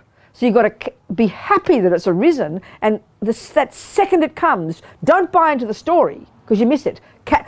Where's that I? And you try and catch it. And this is quite subtle, but they say you've got to cultivate this really clear picture of the object to be negated, and then you do your analysis to try and prove how it doesn't exist. So they say it's simple, it's actually quite advanced, but that's a really powerful way to grab that moment and to be aware enough and not buy into the story and go, okay, where is that I? Where's this, you know, the Lena that's there, that I think is there, that's been insulted? It's a very powerful one. I just want to put things together here. Here my children explains, like, but this is another method, but yeah. I want to hear your comments. Yeah. She says, the moment somebody does like this to you, and you that's right. The I rises. Yeah. And she says it's good to take advantage just of that very space. Well, that's the one I'm saying. Another way of saying it. Exactly the same thing. That is the thing. And you catch it. You try to catch how it appears. But you don't, it's just space there. Oh, I see. Okay. You don't really think of I. Okay. Okay. But maybe, well, it's another way of saying the same thing, not just blindly responding like a snail when you touch its little antenna, you know. That's right. Another way of saying. To take advantage of that space. There you go. And then you get into the stories. I hear. Yeah. No, that's another way of, it's just, and yet, I suppose it's all it is. Another way of putting it, it's changing the habit of our instinctive response and learning not to be instinctively responding, learning to have control over it, so then that can bring awareness more clearly. Because that's what, I mean, our habits are so instinctive. Our habits are so deep, you know, that we fall into this trap so strongly. So catching that opportunity in any way, and that's another perfect way to do it. Any way we can do is to break the pattern of the instinct. Then we can have more awareness, more consciousness. And this particular way is quite specific, but this is also a similar type of idea, to stop just the instinctive response. And that's what's interesting, because in the Western world, materialist scientific world, we simply call this instinct for survival and actually praise it as something necessary. That's why when we hear about people who had traumatic situations but don't have much fear and don't get much anger, we think they're lying. Do you understand what I'm saying? I mean, I remember, just happened to glance at it a while ago in someone's house. I had a quick look at this book. It was a book by some Austrian girl, probably, I forget now, she had been locked up for many years. One of these girls who'd been kidnapped and locked up for like 8 years. She was 8 when she was kidnapped, and then she escaped six or 8 years later. So it was really fascinating to see this woman.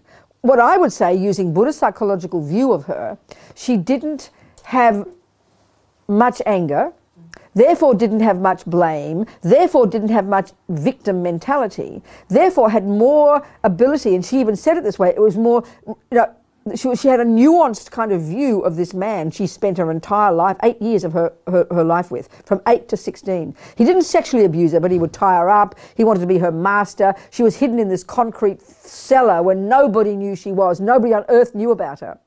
But she learned to kind of become powerful within, even though he took her out sometimes, but she learned to gradually find her own power, and eventually she escaped. And then she didn't have any resentment against him. She actually could see this human being. She had compassion for him. And she said that many people who had supported her initially turned against her because she refused to be angry with him. And that's, in other words, we like to have a victim. We love to have a victim, and we love to have somebody to blame, and we want someone else to be that way. So in the West, we just assumed she was abnormal, that she was suppressing her feelings, you know, because we think it's good to have this instinct to be angry, to be bitter, to be resentful.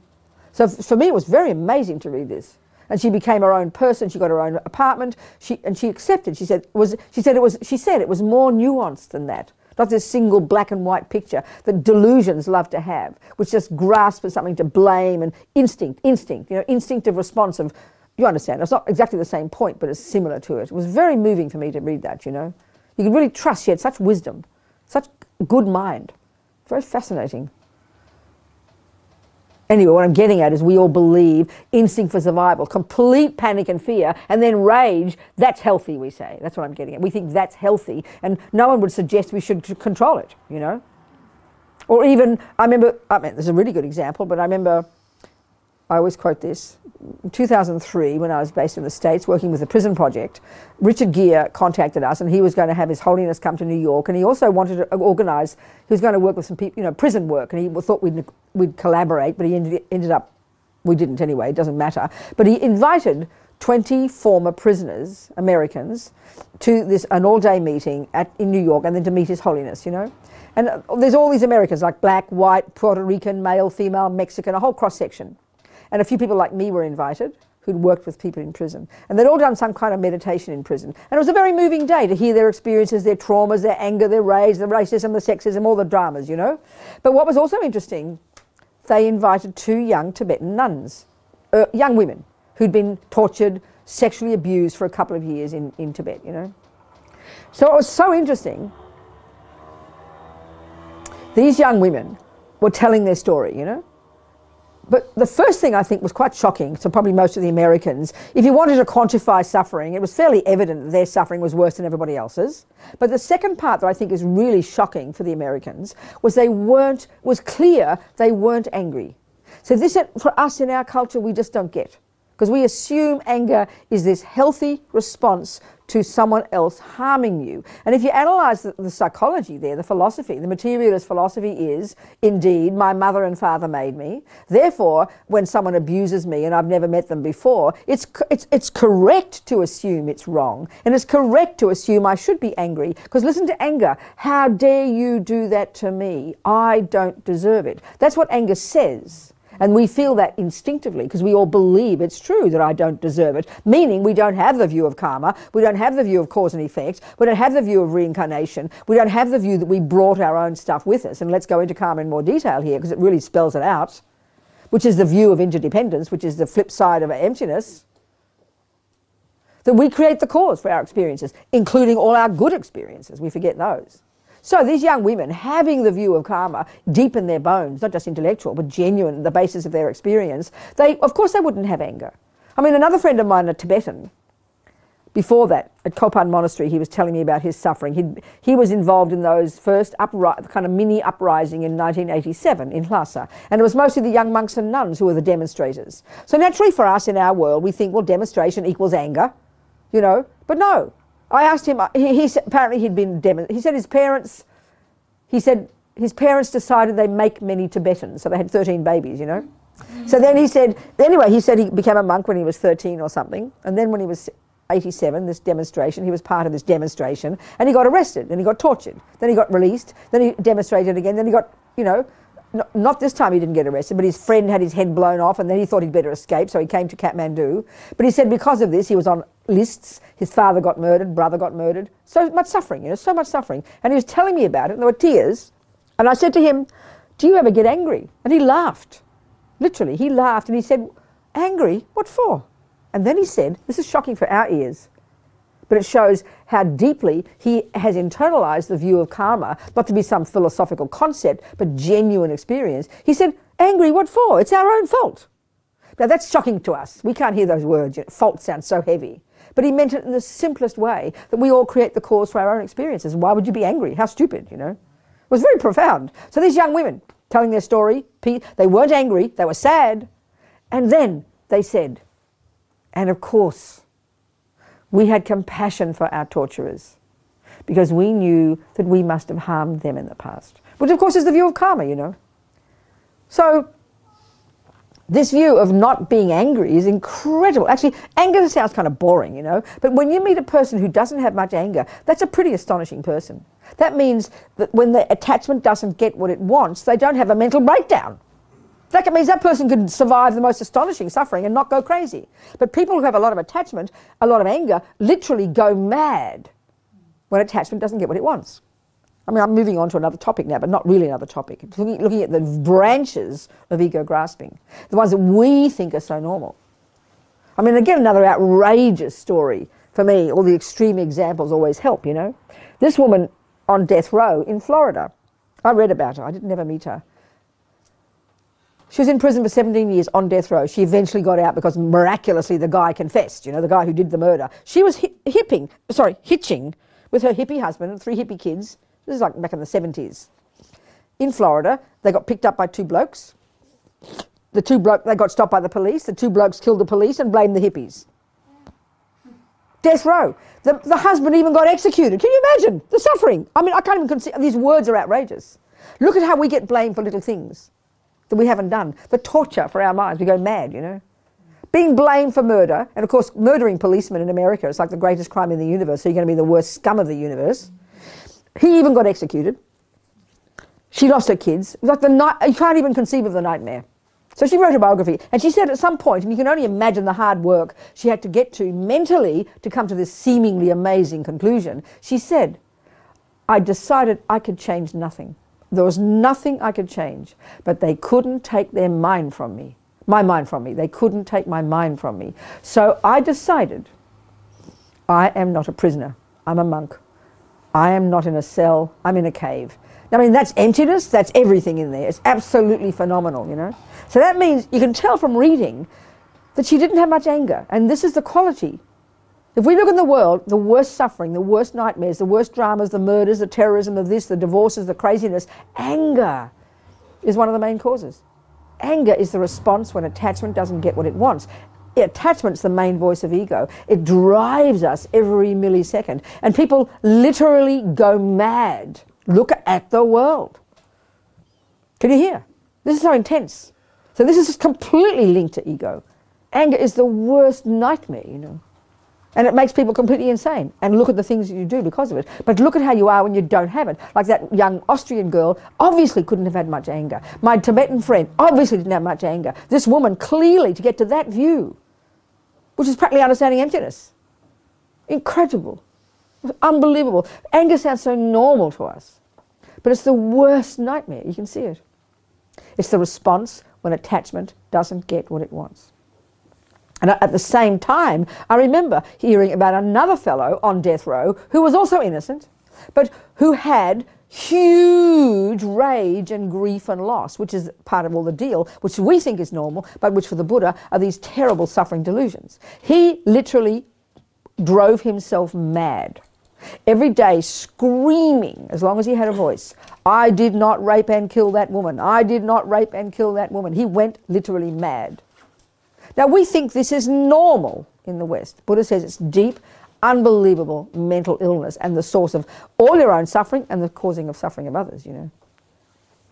So just to not have much anger is incredibly courageous state of mind because it stops you from going crazy. This guy literally went crazy because he simply, and this is what's so fascinating about anger, we're really going off on anger now, it's just so simple, but it's like this total panic attack.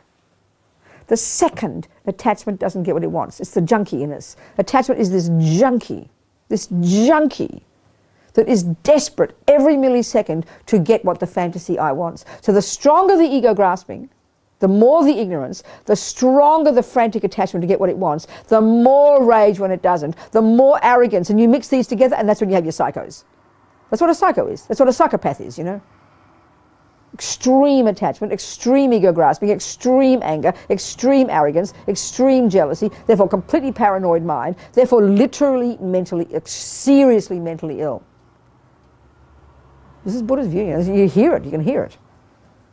So to even begin to calm down anger when it arises is the most potent way to help you loosen the grip of the ego. It's so clear, you know. To give up, to not feed what attachment wants every millisecond is the most powerful way to smash ego grasping.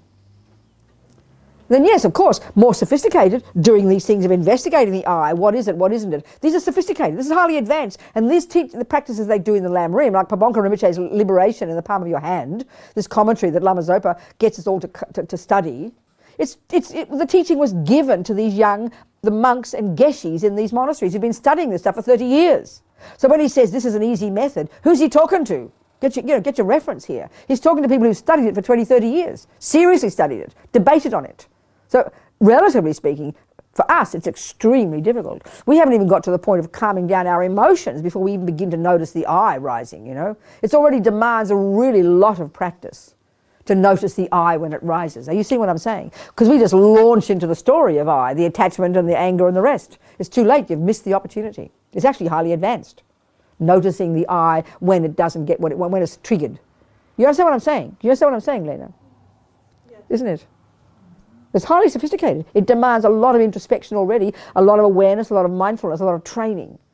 And to be glad when good insults you. I mean, who's glad when we get insulted? We've never given up.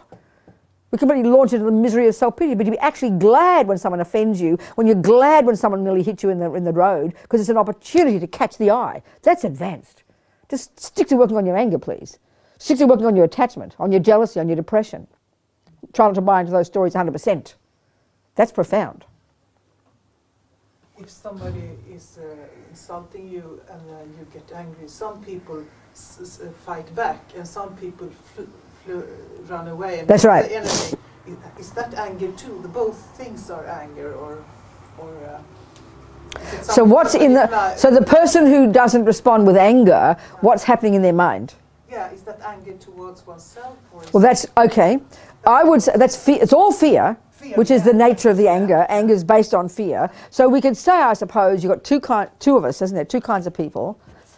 And I'm one of the first kind. As soon as you don't do what I like, I punch, you know? That's my response. Do you understand? That's the kind of person who would fight back. That's my one, completely. Another kind of person, you probably go away. Well, that would mean you wouldn't have much aggression anger like mine. That means you've got more patience. But also there's fear there, because you become paralyzed. So that is where, if that keeps arising, in other words, when my attachment doesn't get what it wants, it turns into aggression, which is externalized anger. And in your case, perhaps when attachment doesn't get what it wants, it goes in and eventually becomes despair and depression and hopelessness. That literally is aversion. The bare bones state of mind beneath anger and depression, and I mean this sincerely, is called, the bare bones state of mind is aversion. There's attachment and aversion. So attachment is this instinct that when we see something delicious, we run towards it. The instinct of aversion is to walk away from it. So when some people walk away, aversion arises, but I punch back, you'll go in and go away, you know. But they're both based on aversion. And until we have consciousness and awareness of this, you know, at least you don't harm others, which is an advantage. But they both harm oneself. But in the West, we call it depression, and because we found a certain chemical that helps calm it down, we call it a mental illness. But who calls anger a mental illness? I don't think so. We just say you're naughty. You know, understand what I mean? But they're all the same, equal in terms of Buddhists do. They're all mental illnesses. But the aversion, the internal one, is much harder to see, because it doesn't have an external expression. You just become inert and hopeless and despair. And then we finally realise when you can't get out of bed one morning, you've got a problem. You've got to go to a therapist now and get a tablet, you know. But this is where we have to catch 1,000 times a day, because the fact is, when we understand this energy of attachment, which is so subtle, don't just think, oh, I like chocolate cake, I'm attached. That's the grossest example.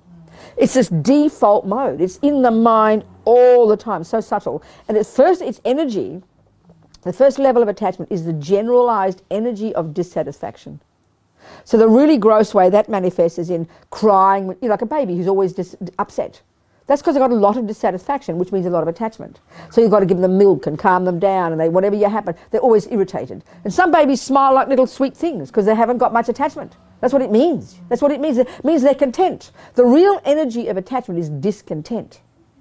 Not content, dissatisfied. And when it's really severe, that's what we call in the West all these unhappy kids who've got all these DD, ADID, this D, that D. Those the labels we give in the West for kids who've got busy minds, you know. That's called attachment energy, dissatisfaction. So then so when dissatisfaction is running the show, then naturally the first level of this attachment, because it's the energy of attachment, you feel dissatisfied, which means you don't have enough. You never feel full. You never feel you have enough. So that's why you keep stuffing the food in, or whatever the action is that you think is the one that'll make you happy. The first obvious level is for food. Look at it. You know, you feel dissatisfied. Oh, you see the cake, shove it in, waiting for satisfaction. Do you understand? That's the obvious level, or then it becomes drugs or alcohol or sex or whatever the obvious extreme actions of the senses, depending on the person's personality, you know.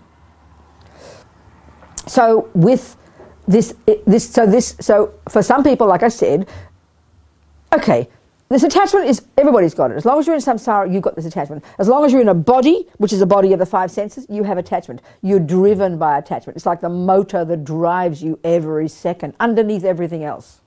So you can see with some people, you know, we're all recipes, mixtures of the same things, the same ingredients but different recipes. So you can have, we're all driven by attachment, which all comes from ego grasping. And then a person might have a strong attachment, and it manifests attachment for food, but not much anger.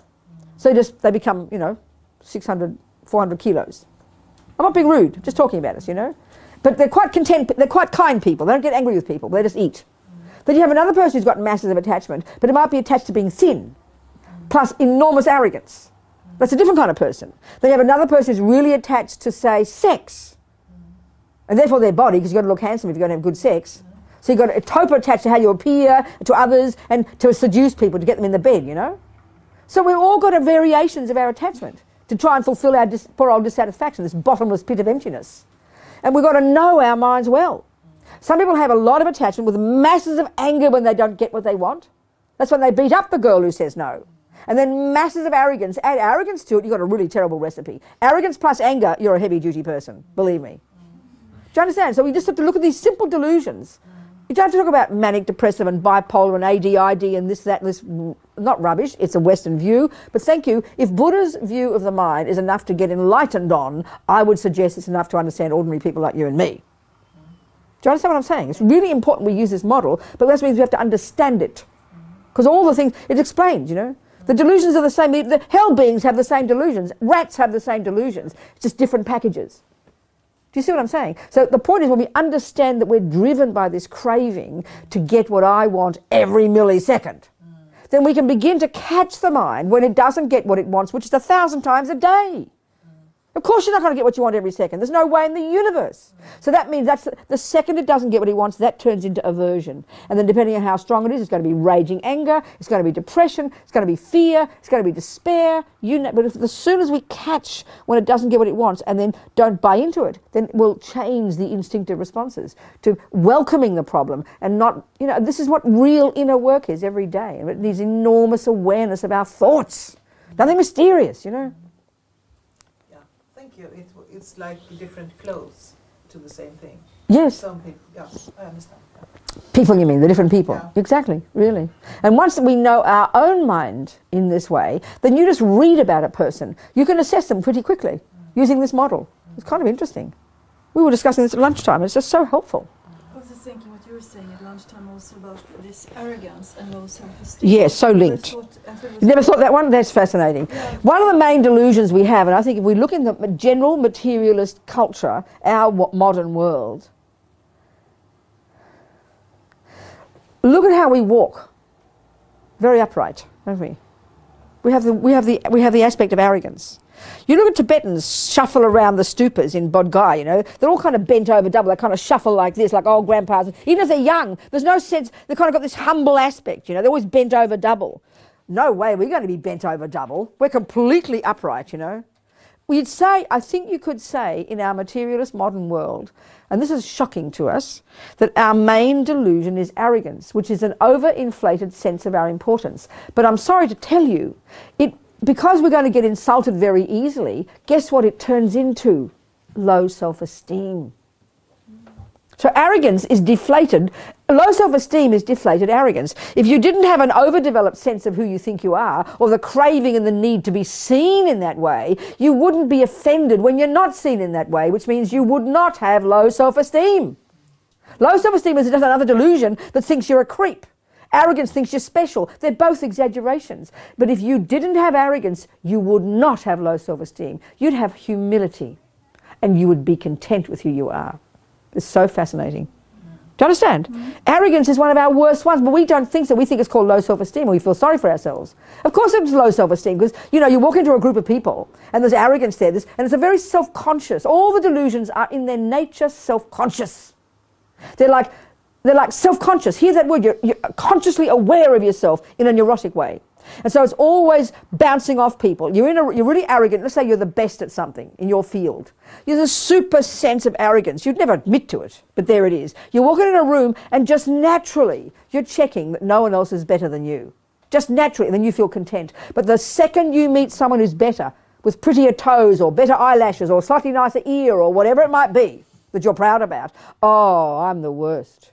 You go pathetic, and then you feel offended. So low self-esteem is not humility. Low self-esteem is offended. How dare people be better than me?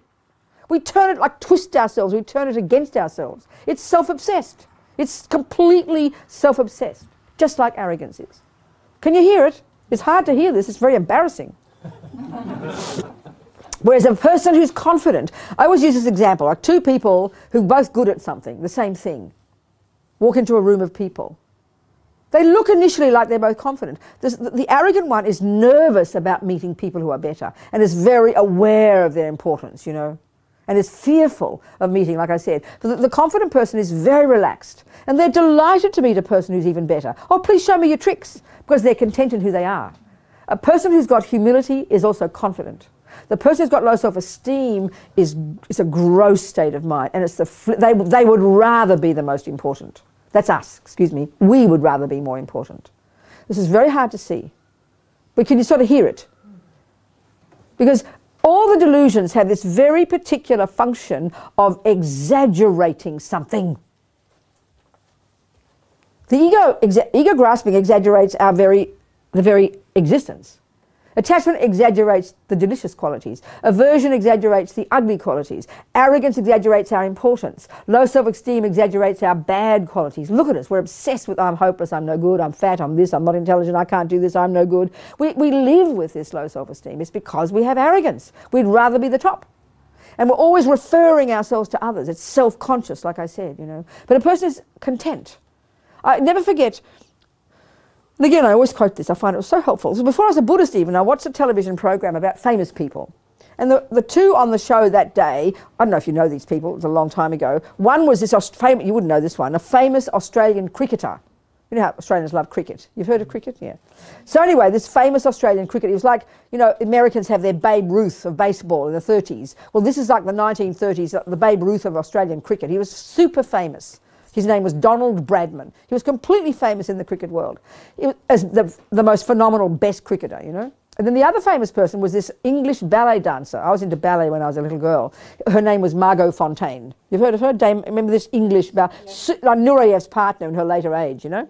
She was like super famous, super top. But what I couldn't help but notice in this interview, they were both really humble.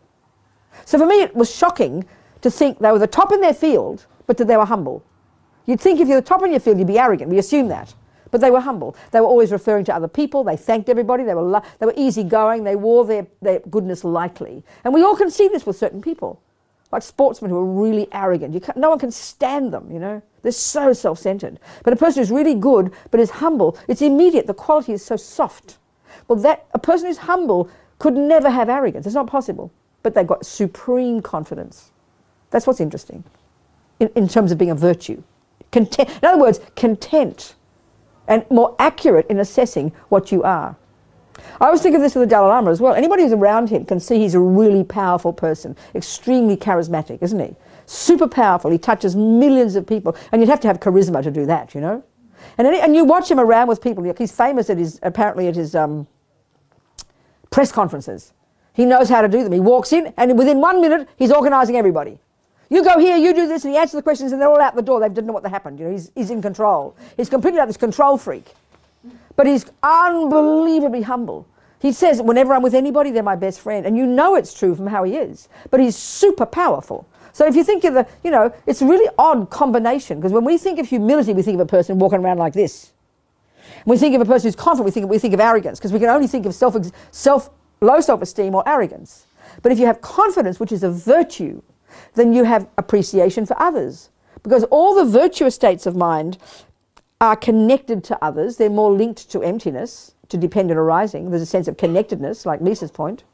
And also the non-virtues are all related to the sense of a separate, lonely, bereft, miserable, poor, self-pity me. When we can hear this voice of distortion, of I-centered, self-conscious, then it's a delusion. Like even shyness. No one would think you have ego if you have shyness. But that's what shy is, being self-conscious. Shy, you know, you're aware of yourself. It's self-conscious. It's a delusion. Don't put yourself down. We've all got them. But a person who's relaxed in who they are and content in who they are, they're going to be confident and they're going to be delighted to be around other people. The virtues are connected to others and the non-virtues are neurotically self-centered, whether they're quiet and mousy or whether they're like a lion. Are you hearing me, people? So we have to notice these characteristics when we look at our own minds, you know. This is Buddha's very distinct model. It's kind of fascinating. What you are saying now is making me exhausted. Oh dear. And I wonder why, because I have not been so stricken, touched by, if you talk about anger and all of this, but this arrogance is really I like see. this. There you go. Does it mean that I have to... There you go, darling. And I think this is true, really it's true. Most of us will recognize. And I think it works in very fine, subtle ways. Because if you think of this, it's like we're always... Okay, I'll give you an example. When I did martial arts, okay? It sounds so hilarious. I was incredibly arrogant about my feet. I thought mine were the best feet, because feet are really important in martial arts. They're your weapon, right? I was so arrogant about my feet. The first thing I noticed is everyone's feet. I would never admit to this when I did martial arts, but I'd always check. And as far as I was concerned, my feet were the best kung fu feet. They were like short and fat and like toes at about the same size and very short, squatty, and I had a really good kick, you know, and I was praised for my good kick. I never admitted to this. Can you imagine? And I'd see the girls with these long, skinny toes. I'd go, huh, you know. Oh, I've got better feet than her. I mean, you'd never speak this out, would you? But look at us. We don't have to be arrogant about the whole of us. We'd be arrogant because you're thinner. Arrogant because you've got the best ears. Arrogant because your hair curls nicer. Arrogant because your eyelashes are longer. Arrogant because your feet are better. Can you get my point here? Arrogant because you know more maths than everybody else. And we wear it very carefully. And we're always checking, you know, who's better than me. And then you're very distressed when I see even better feet than mine. Huh. That's called arrogance. Are you hearing me? We've always got something that we feel content, that we think we're better at. And we're always, and even when you're talking, this is so embarrassing, even when you're talking to your best friend, oh yes, really, tell me more. You're going, oh, she's talking a bit loud today. To yourself, of course. Her lips are a bit red. Oh, she's getting fatter. Oh, she's got double chins. Whatever it might be, you know, we're always referring, always comparing, always finding fault. And who's the one you're finding fault in relation to? Yourself. And you're always the up one. And as soon as you become the down one, oh, I'm such a creep, I'm so hopeless, and oh, I'm such a revolting person, aren't I? No, Robina. Yes, I am. Look at us. This is all arrogance. I'm sorry, the variations of arrogance. An overinflated sense of ourself, even when it comes to your eyelashes, your earlobes, your feet. Not the whole of you. It doesn't have to be that. Are we communicating here? It's embarrassing, isn't it? That's what? Sorry. No, I always had the impression that arrogance came, or you say it's a result of, or low self-esteem is a result of a deflated, arrogant ego. But low self-esteem is an overinflated sense of your bad qualities, which comes because your overinflated sense of your good qualities has just been punctured by somebody else being better. Right. And I always had the impression that arrogance came from a masqueration. Who? Masquerading a low self-esteem. Well, they're all similar. It's just another way of saying it. Yeah, but... Another way of saying, but I think the key factor in all these neuroses is they over-exaggerate something. So pride is one of the closest, or low self-esteem is one of the closest ones to ego itself, because it's taking that sense of self and over-inflating or under-inflating it. So it's very close to the sense of self, very close to ego, you know? Do you understand? And all these delusions many are similar to each other. We've really got to see the difference between them. You know, there's one delusion. You know, when they talk in the Bodhisattva path, they talk about this 8 worldly dharmas, this weird phrase the Tibetans have come up with over the centuries as part of their kind of tradition in teaching this packaging of all the teachings that lead you to bodhicitta. And the one is just looking at attachment at a subtler level, that's all. It's looking at attachment. Attachment is taught in like the lower scope. Attachment is taught in like high school, okay? You learn about the mind, the model of the mind, like we've been talking until now, including, strictly speaking, emptiness. That's part of the middle scope, which is like high school. Junior school is all about controlling your body and speech and don't harm others. High school is like getting to look at your mind, learning to meditate and beginning to become your own therapist. The compassion wing is the bodhisattva part. But here, at a certain stage, when they're teaching these lojong teachings, they teach about these 8 worldly dharmas, which is such a cute phrase. So let's unpack it. And all we're going to see is it's a subtler level, a more primordial level at which attachment functions and is therefore the source of our suffering. And so in there are like 4 pairs of attachment. And one of the pairs is the one that's, they say, is the hardest one to go. And it can be very similar to pride and low self-esteem. That's what I'm getting at. But the point is, it's this one. It's the attachment. They call it attachment to reputation, which sounds so funny to us. We think, well, I don't care what people think of me. But it's utter nonsense. And this attachment to reputation doesn't mean you're a big famous person. This attachment to reputation is this constant, frantic neediness to be seen as a nice person by other people. And almost all of our decisions and choices and what we do every day, what we say, is determined by the feedback we're going to get from this other person. All the time. In a house, we're living with people. You're always adjusting your behaviour to make sure people think the right thing about you. You're driving in the car, you know, and the person behind you toots the horn. You panic. Why? Because this person behind you doesn't like you. You don't even know who they are. And you're upset that they don't like you. Because we always have to be seen. This attachment is a junkie to be seen in the good light.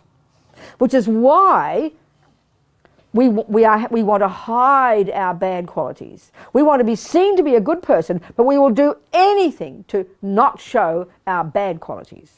We'd rather nobody know about it. So we're frantic to be always seen in the good light. And it's determining most of our choices. It's just instinctive. It's so hard to see this one. But it can seem very similar to arrogance, you know, this one.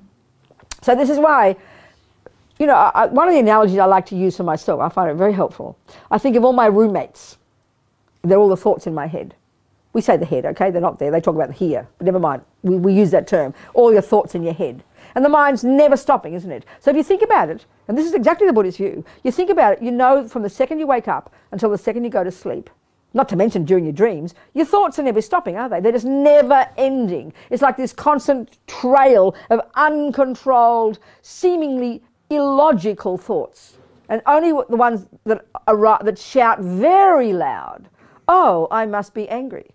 Isn't it? You see what I'm saying? So our job is more and more based on this mindfulness, based on concentration, based on knowing Buddha's model of how to identify each of these different states of mind, and then looking at the 47 variations of every one. It's not just one attachment thought. There's a million ways that attachment talks. Attachment to food, attachment to reputation, attachment to praise, attachment to comfort, attachment to that person thinking this, attachment to my ear being not. I mean, there's a million ways. There's 47 variations of attachment. There's 47 variations of anger, 40 million variations of arrogance. They've all got their own style, you know. They're like they've got multiple twins in there, you know.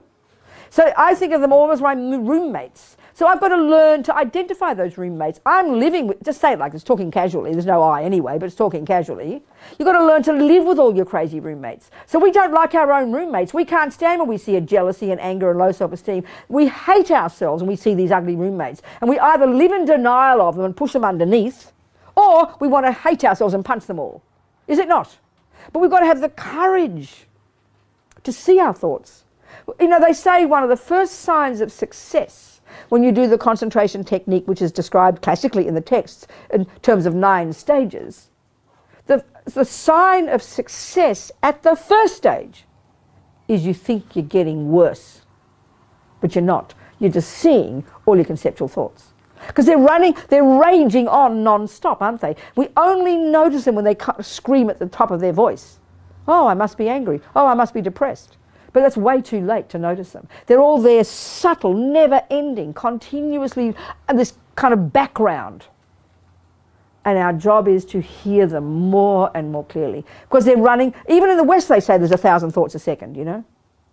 I think Buddha would agree with that completely. So there's so much, and right now it's just this mass of feelings.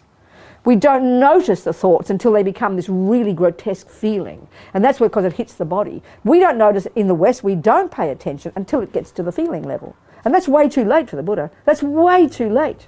That's why you've got to have concentration, some semblance of it, some stepping out of the mess, and then an ability to focus. But that's not enough. You've got to imbue that looking, that mindfulness with intelligence.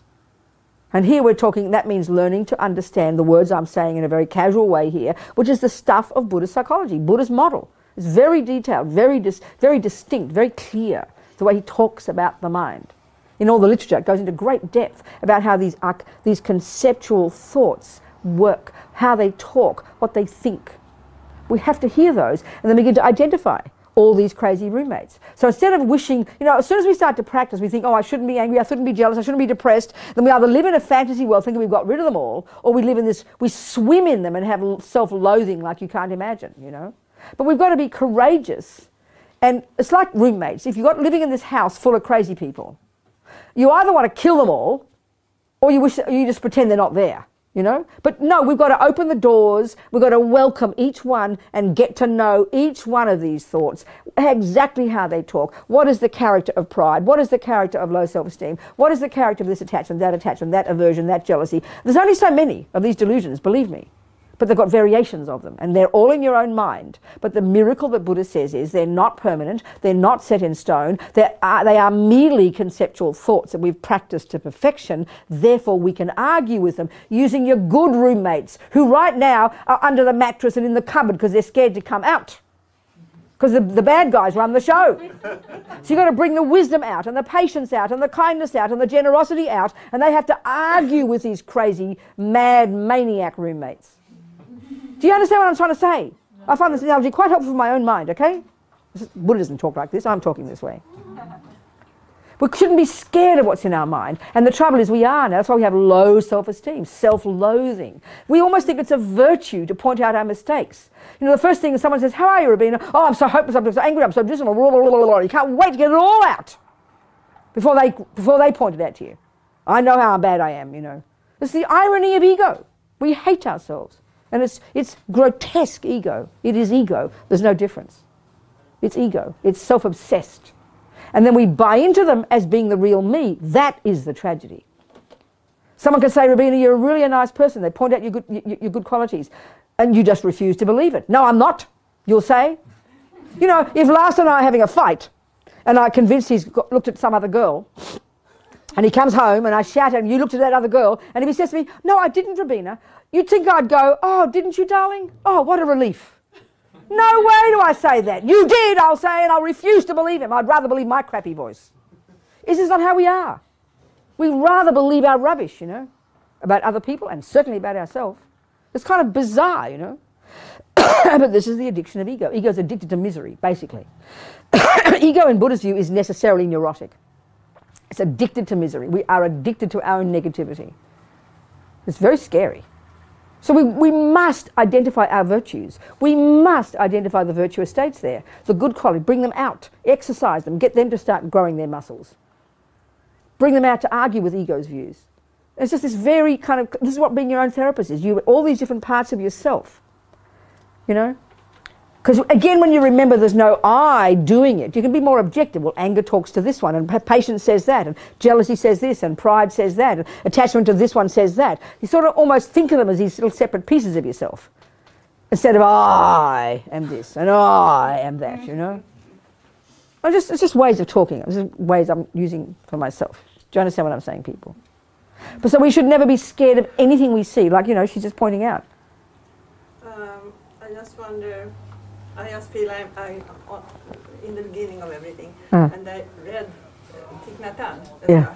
start, and he says, in the only in the beginning, he says, if anger arises, you can hold it very gently like a baby. Uh-huh. And say, I'm here. I usually do like this because I need to do it concretely. Yes. And I'm holding you like a baby. There you go. And then anger changes. That's right. There you go. It's another wonderful way of putting it. It's another sweet way of working with your mind, you know. That's true. Perfect. I'm trying to compare here to what Yeah. you are saying. Because Similar. Yeah, similar. Similar. But you are analyzing more. Yes, I know what you're saying. Exactly. No, that's right. Because the fact, this is another way of putting it, as soon as the virtue within me or my wisdom within me listens to anger, begin to have some compassion. You'll hear this poor, fractured, little unhappy Robina who's bitter, you know, self-hating and hating everybody else. This is exactly what he's saying. It's a sweetness there. And as soon as the patience comes, as soon as patience comes in and discusses, then poor little anger becomes more subdued, and straight away it's no longer anger. It's like a miracle because it's empty. It's not fixed in space, you know. So there's many ways of talking about it. Another, we often, you know that people in psychology talk about the child within. It's a similar kind of style, many methods to help us loosen the grip of this self-loathing and bitter kind of criticism and concreteness of I'm bad and I'm this, almost like it's a virtue to point them out. So we have to point out the non-virtues. You must recognise them, but there's got to be a softness. Or another way to put it, I know Pema Churton talks this way and I find it helpful, you've got to greet these roommates. Don't be scared of them. In other words, that angry person who makes you so scared, who you're so fearful because this person's raging, and most of us just get fearful if we see an angry person. If you're not scared of that angry person, you'll just see a poor, pathetic person there and you'll be able to calm them down. But if you're scared of that angry person, they become a monster to you. And that's how we are with our own selves. We're scared of our own. Some people are so terrified of their own anger, they won't even admit to having any anger. It's too terrifying to admit it. It's terrifying because we're scared, you know. We have to have courage to greet these rubbish bits of ourselves, not identify with ourselves being that. It is just one of the roommates, it's one piece of me, but it's not permanent and I can change it. So whatever these ways of us saying, whatever method works, you know. Yes? Yeah, my method is talking about anger, just to observe. What do you? But I used to just observe the anger in me, just by observing. So tell me how it looks when you've observed it. What's your description of it? No, I'm just becoming aware of that I'm angry. Yes. And then it's like then I being able to create a distance between myself and the Good. anger. So can you describe this anger for me, seeing as you've been observing it? How does it look? How does it sound? What is this anger? More like feeling something within me, like a. So you're observing the feeling it brings. You're not observing the anger itself, which is a thought. The feeling, and then what do you do with it? No, just. And then what? Just observing. And then what though? Then what? Then it fades away. Oh, does it? Well, what do you do with virtues? Let us fade away too. That's a bit depressing. What do you do about your virtues? When you observe your virtues, they just fade away too? I hope not. You'll just become like a nobody person. Yeah, no. What do you do with your virtues when you observe them? Yeah, that's a good question. That's right. Give it a go. You should grow those. Don't just let them fade away. That would be dreadful. You just become nihilistic. Someone else. But thank you, that's helpful. Yes, Lars. What? You're holding your belly there like something's about to come out. Okay. Who else? Yes, sweetheart. Yes, Maria. The antidote to arrogance, which is the main antidote to arrogance. To think of something that you're not good at. This is wonderful. The Tibetans say, the Lamas say, when you're feeling low self-esteem, you remind yourself of something you can do. When you're feeling arrogant, you remind yourself of something you can't do. It's so miraculous. So whenever I'm feeling arrogant, all I have to do is remind myself I can't speak any language but Australian.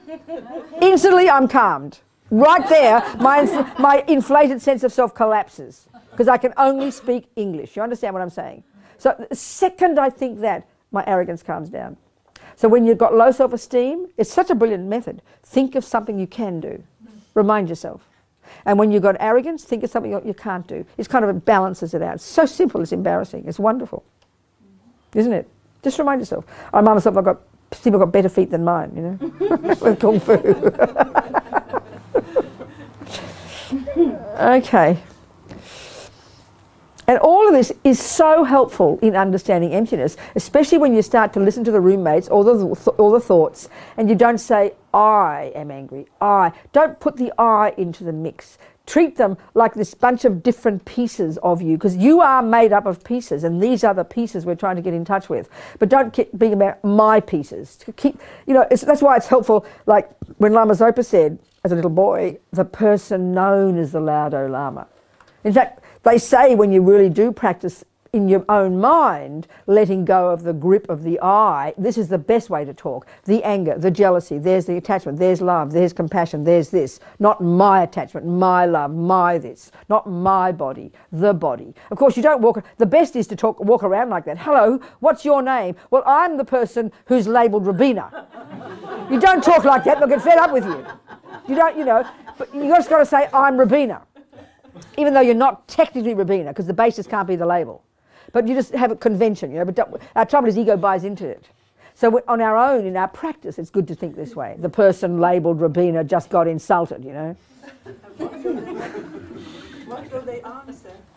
Huh? What do they answer? Who? The one you said hello. Oh, if you did answer like this, I'd tell you to shut up, you know. Well, I'm the person labelled Gun, and we went out and did lunch that's, you know, ate the carrots that's labelled lunch, and then we walked down the road labelled what? I mean, get very, very, very boring, you know. We're just shorthanded, I walk down the street. But the key is not to buy into the I that walked down the street, because there isn't an I that walks down the street. Your legs walk down the street. Or, you know, the anger got this. You think that, you identify the part. It's helpful, you know. Anyway, what else?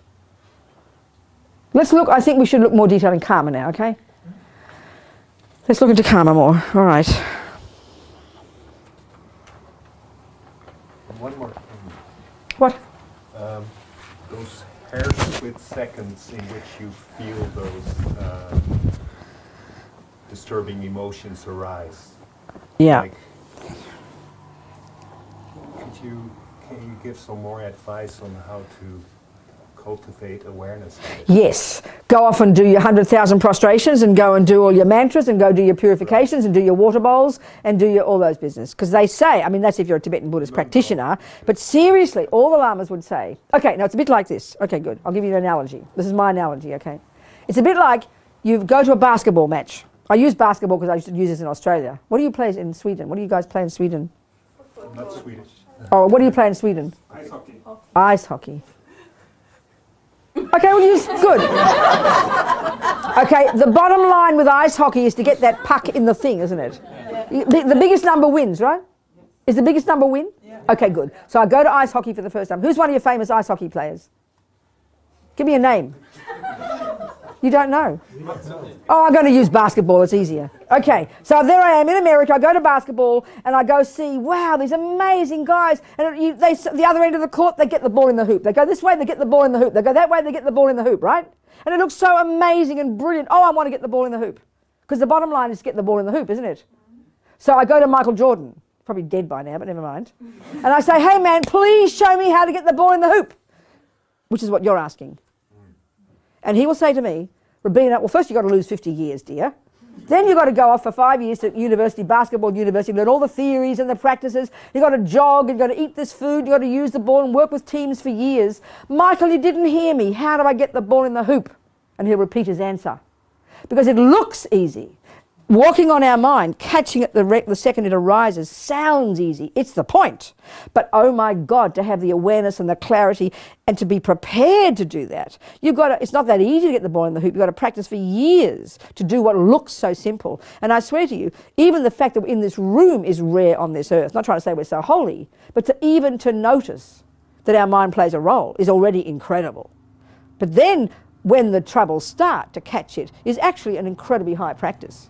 You know, do you understand? But the best we can do. But the Buddhist approach would be the walking and the jogging and the eating and the going to university. That's your preliminary practices. Because all those practices, they say in the Tibetan Buddhist tradition, are related to the Buddha, the practices, the mantras, the prostrations, which look just like religion to us. Because of the power of these practices related to the Buddhas, they purify the mind. They put like atomic bombs on the delusions, which are what prevent us from getting any wisdom at all. So the more we do those practices, the more easy it is to see the mind when it arises, to catch it, you know. Do you understand? That's what they're saying. That's what I mean by purification, you know. So powerful. It enables your mind to see things that it wouldn't otherwise. And we've got to think about this because it just sounds like religion to us if we don't analyse it, you know. So, okay, let's look more detail at this karma, but let's look at it, seeing it, thinking of it as the first level of dependent arising, which is that this I, Robina, which is the name given to this combination of body and mind, this person, the cause of this person mainly is the actions and the virtues and the delusions done in this continuity of consciousness in the past, which has led to Robina being the result. So it's such a tasty way of thinking about dependent arising that Robina is the arising of is the culmination of all the causes and conditions of all the past actions that were done in this consciousness that led up to being Robina. So then it's an enormous sense of ownership is what comes from this, which is meaning courage and recognition that I'm the one who caused me, no self-existent I, but I'm the one who caused me, therefore I can take responsibility, therefore I can change. This is huge, first step, you know, to have the courage to know, yes, this is me, I'm the cause of myself, including all the good qualities. So Buddha says karma, this shorthand word, you know, it means action, but it's the law of karma, as they would refer to it. It's actually, and this is always a surprise to us because we don't think of religion like this, it's a natural law. It happens, it just occurs. No one makes it happen. Like gravity, like botany, like mathematics, like all the laws we know. Once we've got once you learn a law, then you know it will happen every time. It's consistent. That's what one of the laws is. That's why we have buildings that stand up for 100 years and 100 stories. Because we know the laws of maths, which help us know the laws of building, the laws of engineering, the laws of building, the laws of architecture. We are brilliant at learning these laws in the physical world. The laws of botany. You put a seed in every time, you get a rose every time. You're not surprised. Well, karma, shockingly, the law of morality, the law of goodness and badness, which we think has come from some superior being and is dumped upon our head, or given to us, dumped upon our head by mummy or daddy or the judge or the police or some they out there. This is the feeling we have about morality as this dualistic punishment system, you know. We all buy into it that way. Not like that, Buddha says. It's a completely natural law. And the natural law is that negative actions of body and speech impelled by a negative state of mind will sow seeds in this mind that if they're left there, they will eventually meet appropriate conditions and will ripen as my suffering. And that a virtuous action impelled by a positive state of mind will just naturally sow a seed in this mind, if left alone will eventually ripen when the conditions come together as my happiness. This is what Buddha says is the law that runs the universe. It's a natural law. No one makes it happen. No one's punishing. No one's rewarding. It takes time to hear this because we are convinced it's this other way, this dualistic system that somebody imposes upon us. Now, I was brought up a Catholic, and that's exactly how it was. I'm not criticising. I love being a Catholic. That God, who is the source of the universe, God made these laws, so therefore God has to be obeyed. Therefore, if I'm naughty, God will punish me. If I'm good, he will reward me. This is the view we have in our own household. Mummy says, don't do that, and I'll say, why not? And she will say, because I say so. Which is why I want her to see I'm a good girl, and if she's not there seeing me, I think, oh great, I got away with it. This is the way ego works. This is a dualistic view of morality that ego has created. It's nonsense, Buddha says. It's a natural law that is not dualistic. It's just the way things are. And he didn't make it up, he's observed it. This is the view, you know. Pretty tasty. So we better learn it if that's the case, because I've got to start working with this law. So the first step is, hey, do I want suffering? No, thank you. Do I want happiness? Yes, please. Well, here's the method, Buddha says. So the first level, first entry level for Buddha, entry level, junior school. He tells us, he exhorts us not to kill, not to steal, and not to jump on the wrong partner, 3 of the body, and then 4 of the speech. Not to lie, not to rabbit on about nothing, not to use harsh speech, and not to talk bad things behind backs. These are the first 7. Actions of the body and speech. So uncomplicated. Just to drive a car, you'd probably have 100 instructions. There's only 7 here. Only 7, people. Not complicated. To help you become the person you want to become. So let's break this down. So, this is Buddha's view of morality. Now it sounds like Jesus. It sounds like Lenin. A good communist would tell you the same thing. So let's look at the difference. Well, you know, as I said, if I'm a Christian, God telling me not to kill, I asked my Christian friend, I always quote this, my Jesuit priest friend, I said, what is a sin by definition? And he said, it's doing what God said not to do. So by definition, a sin is doing what God said you shouldn't do, meaning it's related directly to God's instructions.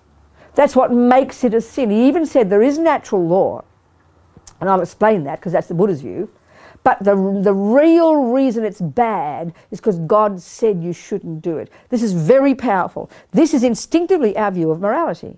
When Mummy says don't do something, we assume it's because Mummy said. That's what makes it bad. And that's why, like I said, we try to get away with it if she doesn't see us. But this is, for the Buddha, is as ridiculous as saying you go to the doctor and the doctor says don't smoke, you might get cancer. And then you go home and you think, well, the doctor's not here, she won't see me smoke, oh, I won't get cancer. We know we would laugh at that. Because why? Because we know it's a natural law that if you smoke, you might get cancer. It's not punishment from the doctor. We know that. We know that. We know the doctor's being very kind in warning you that if you smoke, you might get cancer. Well, Buddha's the same as that. He's this regular guy who became a really good doctor, and he's warning you that if you kill Robina, there's 2 parts here, and this is so important to understand in Buddha's view of morality. We all just go, morality, no killing. Why not? Oh, I don't know. Sort of bad, you know. Why? Oh, I'm not sure. We're so unclear about it.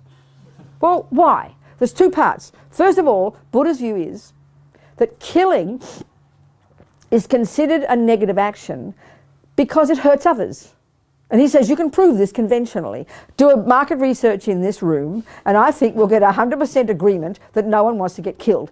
Good enough, good enough, Buddha says, that's what makes it negative. And that proves emptiness. It proves emptiness because it's not negative in itself. It's negative because no one likes to get harmed. Hardly rocket science. But now the interesting part. Why would Buddha tell us not to do it? Why would he exhort us not to do it? Not because it'll harm others. Not yet. That's too advanced. That's compassion.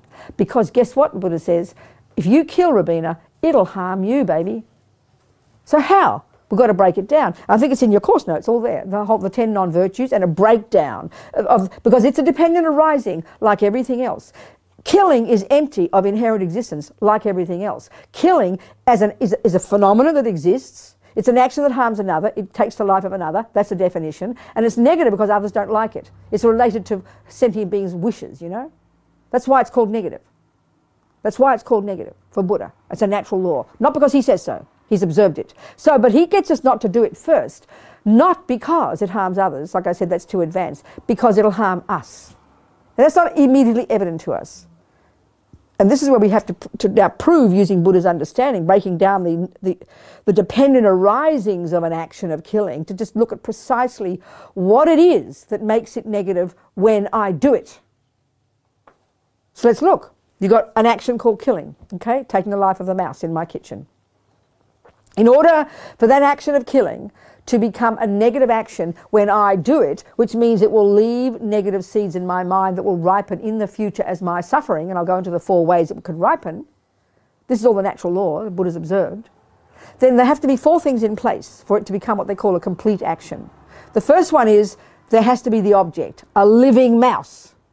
Second, it's called intention, but there are 3 subheadings. One of them is called, you've got to recognize, you've got to identify there is that mouse. I've got to have that in my mind, a recognition, there's the mouse. The second is there's got to be the actual intention, which is literally meaning the thought, I will kill the mouse. And then underneath that, and this is the crucial piece, there is the reason behind why I want to kill, or as they call it, the motivation. And let's face it, why would I want to kill a mouse? Because I think mice are disgusting, isn't it? How dare a mouse be in my kitchen? It's called aversion. So that's what most people kill for this reason. Wars, violence, anger against your wife because she cheats on you, next door neighbours, people, terrorists. It's called the action. There's a person, the intention is to kill, the reason is anger, you do the action and the person dies. That's the 4 things. Object, intention, action, result. When those 4 are in place, and then crucially underneath the intention one, it's clear you know there's Mary who you're going to kill, or the mouse. Your intention is there, I will kill the mouse, and then the reason is because you have anger towards it. That's one reason. In my case, the mouse. But now we all know that, let's say you like eating mice legs for lunch, your reason to kill the mouse is attachment, isn't it? Oh, like fish, you know. Oh, look at the little mouse, be careful, don't hurt it, be careful, and kill it gently so you have nice tasty mice legs for lunch, you know.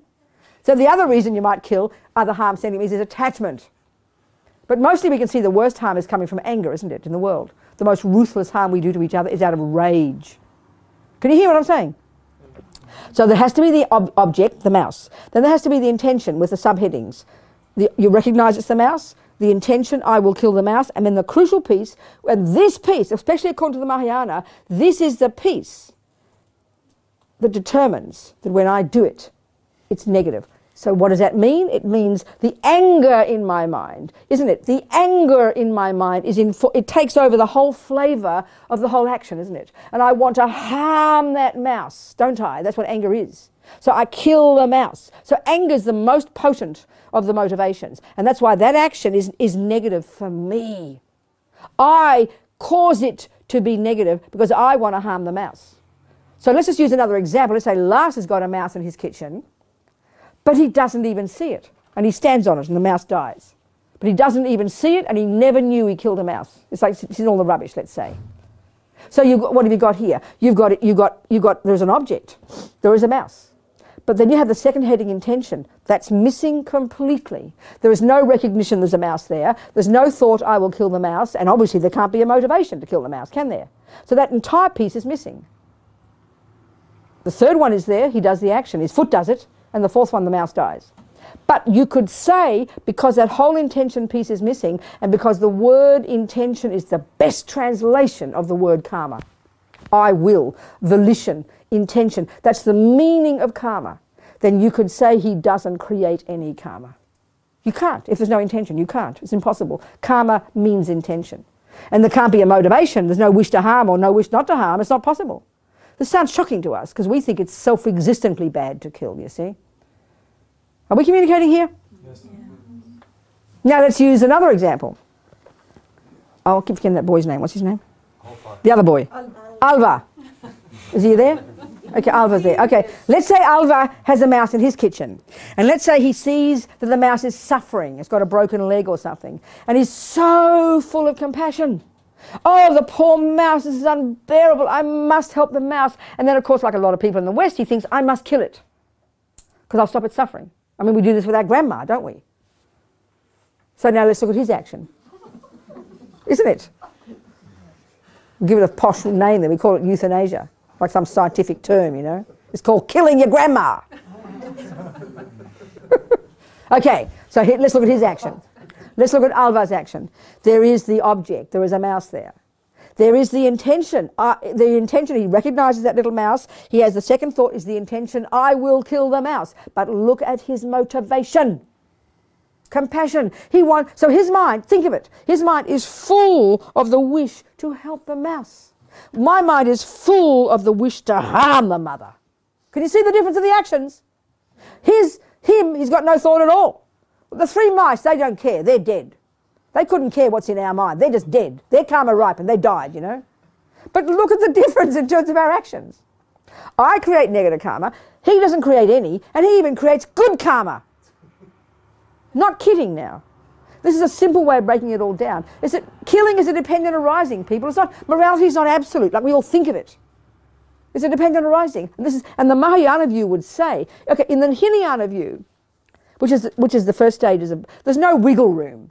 They would even say, even though there's pure motivation, still it's a negative action. But you know, there's a story, remember the story of the Buddha? There's always a story they tell of the Buddha in one of his past lives, who was a captain on a boat, okay? And he could, because he was highly realized in bodhicitta, he realized emptiness, he had clairvoyance, all these qualities. So he could see clearly the mind of this particular one of these 500 merchants on the boat who wanted to kill everybody and take everything for himself. And the story goes that the Buddha, at this level of his own, you know, bodhisattva level, incredible compassion for this dude, you know? Sure, for the 499 as well, but huge compassion for this fellow, because he was going to kill everybody and take everything, and he was so overwhelmed with compassion that he'd spent eons in the hell realms, he decided, I would rather go to the hell realms. He decided, I would rather go to the hell realms. So he thought to kill him, to stop him from doing it, and happily take on the suffering. Well, the Hinayana tradition would say there was still some negativity there, because you can't get away with it, even though he was compassionate. The Mahayana, as Lama Zopa says, would interpret this because of the power of motivation. This is the key. His wish was so stupendous. His huge wisdom, his huge compassion was so stupendous that it not only was there no negative karma, it actually hastened his enlightenment. So this is just proving the point here that nothing has an inherent nature, including killing. Which doesn't mean you go around saying, oh, I really want you to be happy, kill. No, back off and don't kill anybody, okay?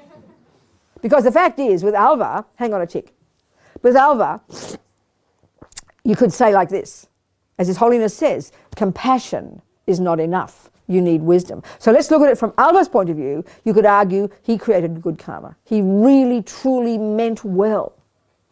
But you have to now ask him the reasonable question, well, Alva, I wonder if you actually did benefit the mouse. So what does that mean? In Buddha's terms, that means that you are confident that when the mouse died, you are so confident that its consciousness will take a really good human rebirth and, let's say, get a spiritual practice and meet the Dalai Lama and get enlightened. Then please kill me right now if you can see that. That's not only compassionate, it's wise. But who has that level of wisdom? We don't have it. Therefore, if you don't have wisdom, don't play Russian roulette with other people, please. Back off and don't kill them. Because, you know, you don't know that that mouse didn't have incredible, it probably was freaked out. Already it's injured. Its poor little ego has gone rampant, you know. And then you kill it, it makes it even worse and probably sends it to a worse suffering life. But the fact is, even with his compassion, you could say he created good karma. He didn't help the mouse at all, he even made it worse. But compassion is enough for one to create virtuous karma, but it's not enough to be able to benefit sentient beings. So we've got to have wisdom. Or as Lama Zopa says, meaning well is not enough. You've got to have wisdom. Are we communicating here? Several points I'm making here. Okay. What's your question? Yeah, I live in the countryside, so I can really relate to the mouse stories. But what if we multiply them by, let's say, 200? Mice. Yeah. What's the question? Yeah. What's the question? It makes it harder for me to live in the house with 200. I agree with you. You've got to make some choices, don't you? Yeah. And what's your choices, do you think? What are your options? Yeah. What are your options? Options is either to leave the house. Sorry, what? To leave the house. That's right, or to get rid of the mouse. And you don't have to kill them, do you? You can get rid of them. Sorry? And so that you don't mean kill them. Yeah, I mean... Why is it the only option? No, I said that's one option. But it's not an option. Why is it the only... But most people... Because you see, in our culture, because we've come from the Christian tradition that says they don't have souls, and that informs all of our science that says they don't have minds and they don't suffer, therefore we think it's cool to kill them. Why do we assume the only option is either live with them or kill them? That's so ridiculous. There's lots of ways you can get rid of mice without hurting them. Just have to make a bit more effort, that's all. And catch each one and release them in the bush. Excuse me. Yeah, this is what I do. I know, hang on. That's right. I mean, we always assume the only option is to kill them. That's not true at all. But they would come back. Well, that's up to you to decide, darling. And this is where it's not an easy thing. In the West, it's not an easy one because we live with all these creatures that we can't stand. And we think we own the place and not them. I mean, you could become... When you hear these wonderful stories of the meditators, Geshe Rabten, in his meditation cave retreat, lived for years, and he wrote this beautiful little text about his experiences. And at one point, he wrote about this family of mice that lived there, and how he watched how they did their things, and wonderful little mice. And he said, finally, to stop the mouse from tickling my head when I was meditating, I had to wear a hat. So I mean, way to go for most of us. Yeah. Then I mean, buying cat wouldn't make it. No, because you make it work. The poor cat creates all the negative karma of killing. Yeah. That's even you're being like Hitler. Yeah, I mean, So, darling, you just got to find. The point is, the Buddhist one is this, and this is the point I have said it, but I want to speak it out loud now. So, one, the Buddha would suggest an action that's called negative, one that harms another. Two, when you do it, if the motivation there indeed would be aversion, because you can't stand these 200 mice making a mess of your house, then naturally aversion, he says, that because there's the aversion there, the anger, the disgust, that is what pollutes your mind, and that is what causes the killing that you do to leave a negative seed in your mind that will then ripen in the future. And it can ripen in 4 different ways. So this is what the Buddha is saying. Basically, everything any sentient being thinks or does or says, assuming the thinking, the saying and the doing is motivated by a thought, every one of those is a karmic action, is an action that will necessarily sow a seed and will necessarily ripen as our future experiences. So in the same way, in other words, everything we do, say, and think has consequences to ourselves. This really takes time for us to even begin to think about. It's not evident that if you keep killing mice, you'll end up being born a mouse, for example. That's just like superstition to us. But this is what Buddha's view is. So we're taking this on board. It's quite an intense commitment to make. Because the first reason not to want to kill is because you don't want future suffering. But this takes time to think about, unless we've even begun to analyse Buddha's teachings and take it as our working hypothesis. It's not an easy one, because what we're trying to do is find a reason to get away with it, find a reason to say it's reasonable to kill the mouse. And the usual one is it's dirty, you can't live with them, so we think, oh, therefore it's okay to kill. But it's not a question of okay, because what that sounds like is permission from somebody. But there's no one giving us permission. Oh, can I please smoke? I can't help it. Oh, yes, dear. As if that somehow will make a difference. And that's what's tough with karma, to hear it as a natural law that no one created, and there's no one policing it. It's a tough one for us. So we have to think of it very clearly and then attempt to take it as our working hypothesis. It's not an easy one. And so then, of course, the bigger reason not to kill the mouse is compassion. But, some of us will have compassion. If it's your poodle, if you had, you'd be attached to your poodle, you wouldn't want to kill it. But if it's a creature we have aversion for, it's very hard to try and have compassion. But that's more advanced than the first one, which is it's like compassion for yourself. So we get this when it comes to eating food and smoking cigarettes. We know there are consequences, even though they're not evident, and they mightn't be for 20 years, but because we understand and trust the medical system. But the karmic one, it's very hard for us to see it. So we've got to think about it. It's all we can do, because we're the boss, No one can tell us what to do, and no one can give us permission. So it's not an easy one. It really does demand accountability and decisions that we make, choices that we make to use this as our working hypothesis. Do you understand? So let's look at, then, the karmic consequences of actions. It's 4 o'clock. What time are we going home? 5. Did you want to stop for a cup of tea or something?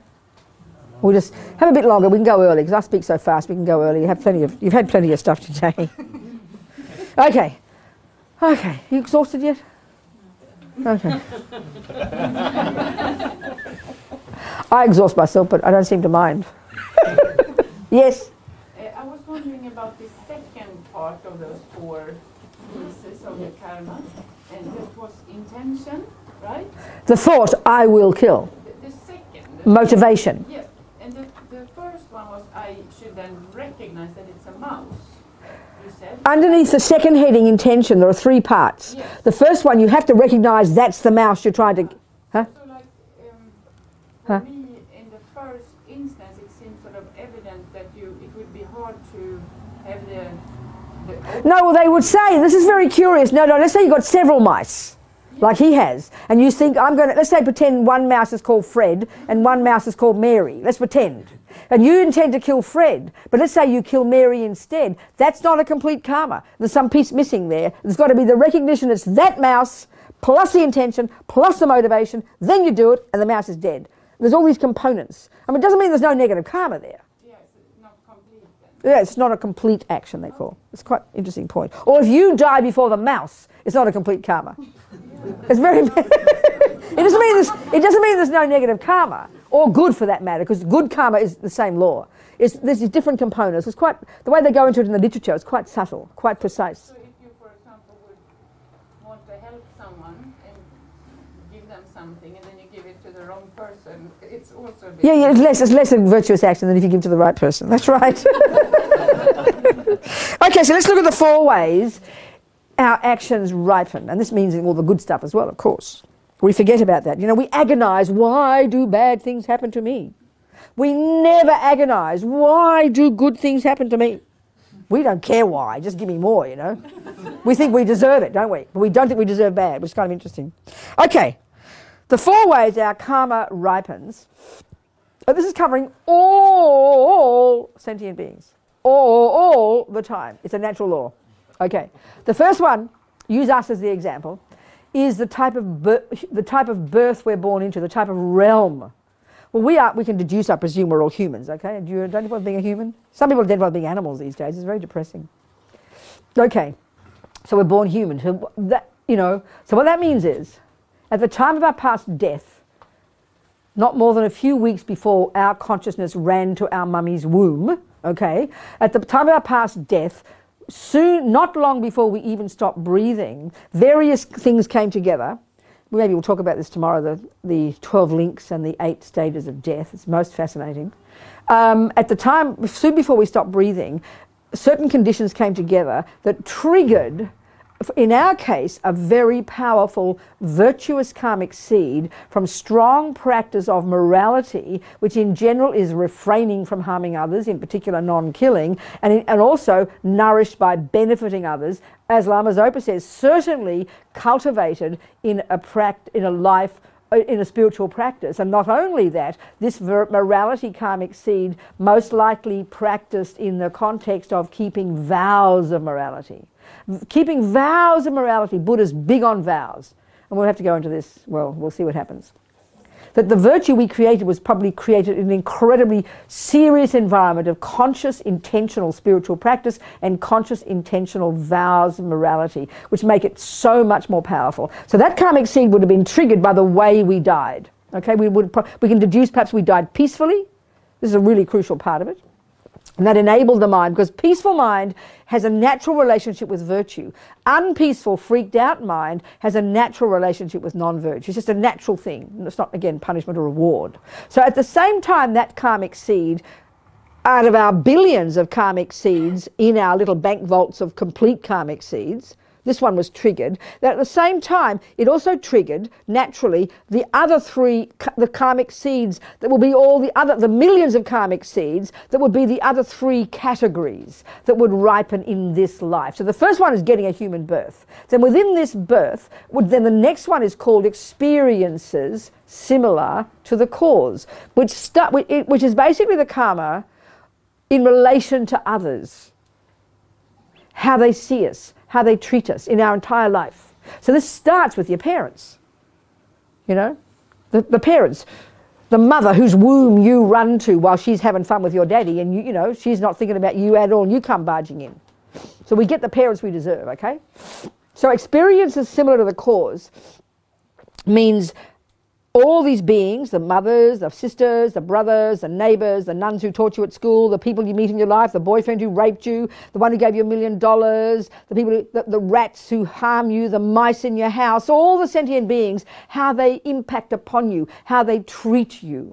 So people who have a lot of lying karma, for example, will have people who don't believe their words. That's called the experience, similar to the cause of having lied.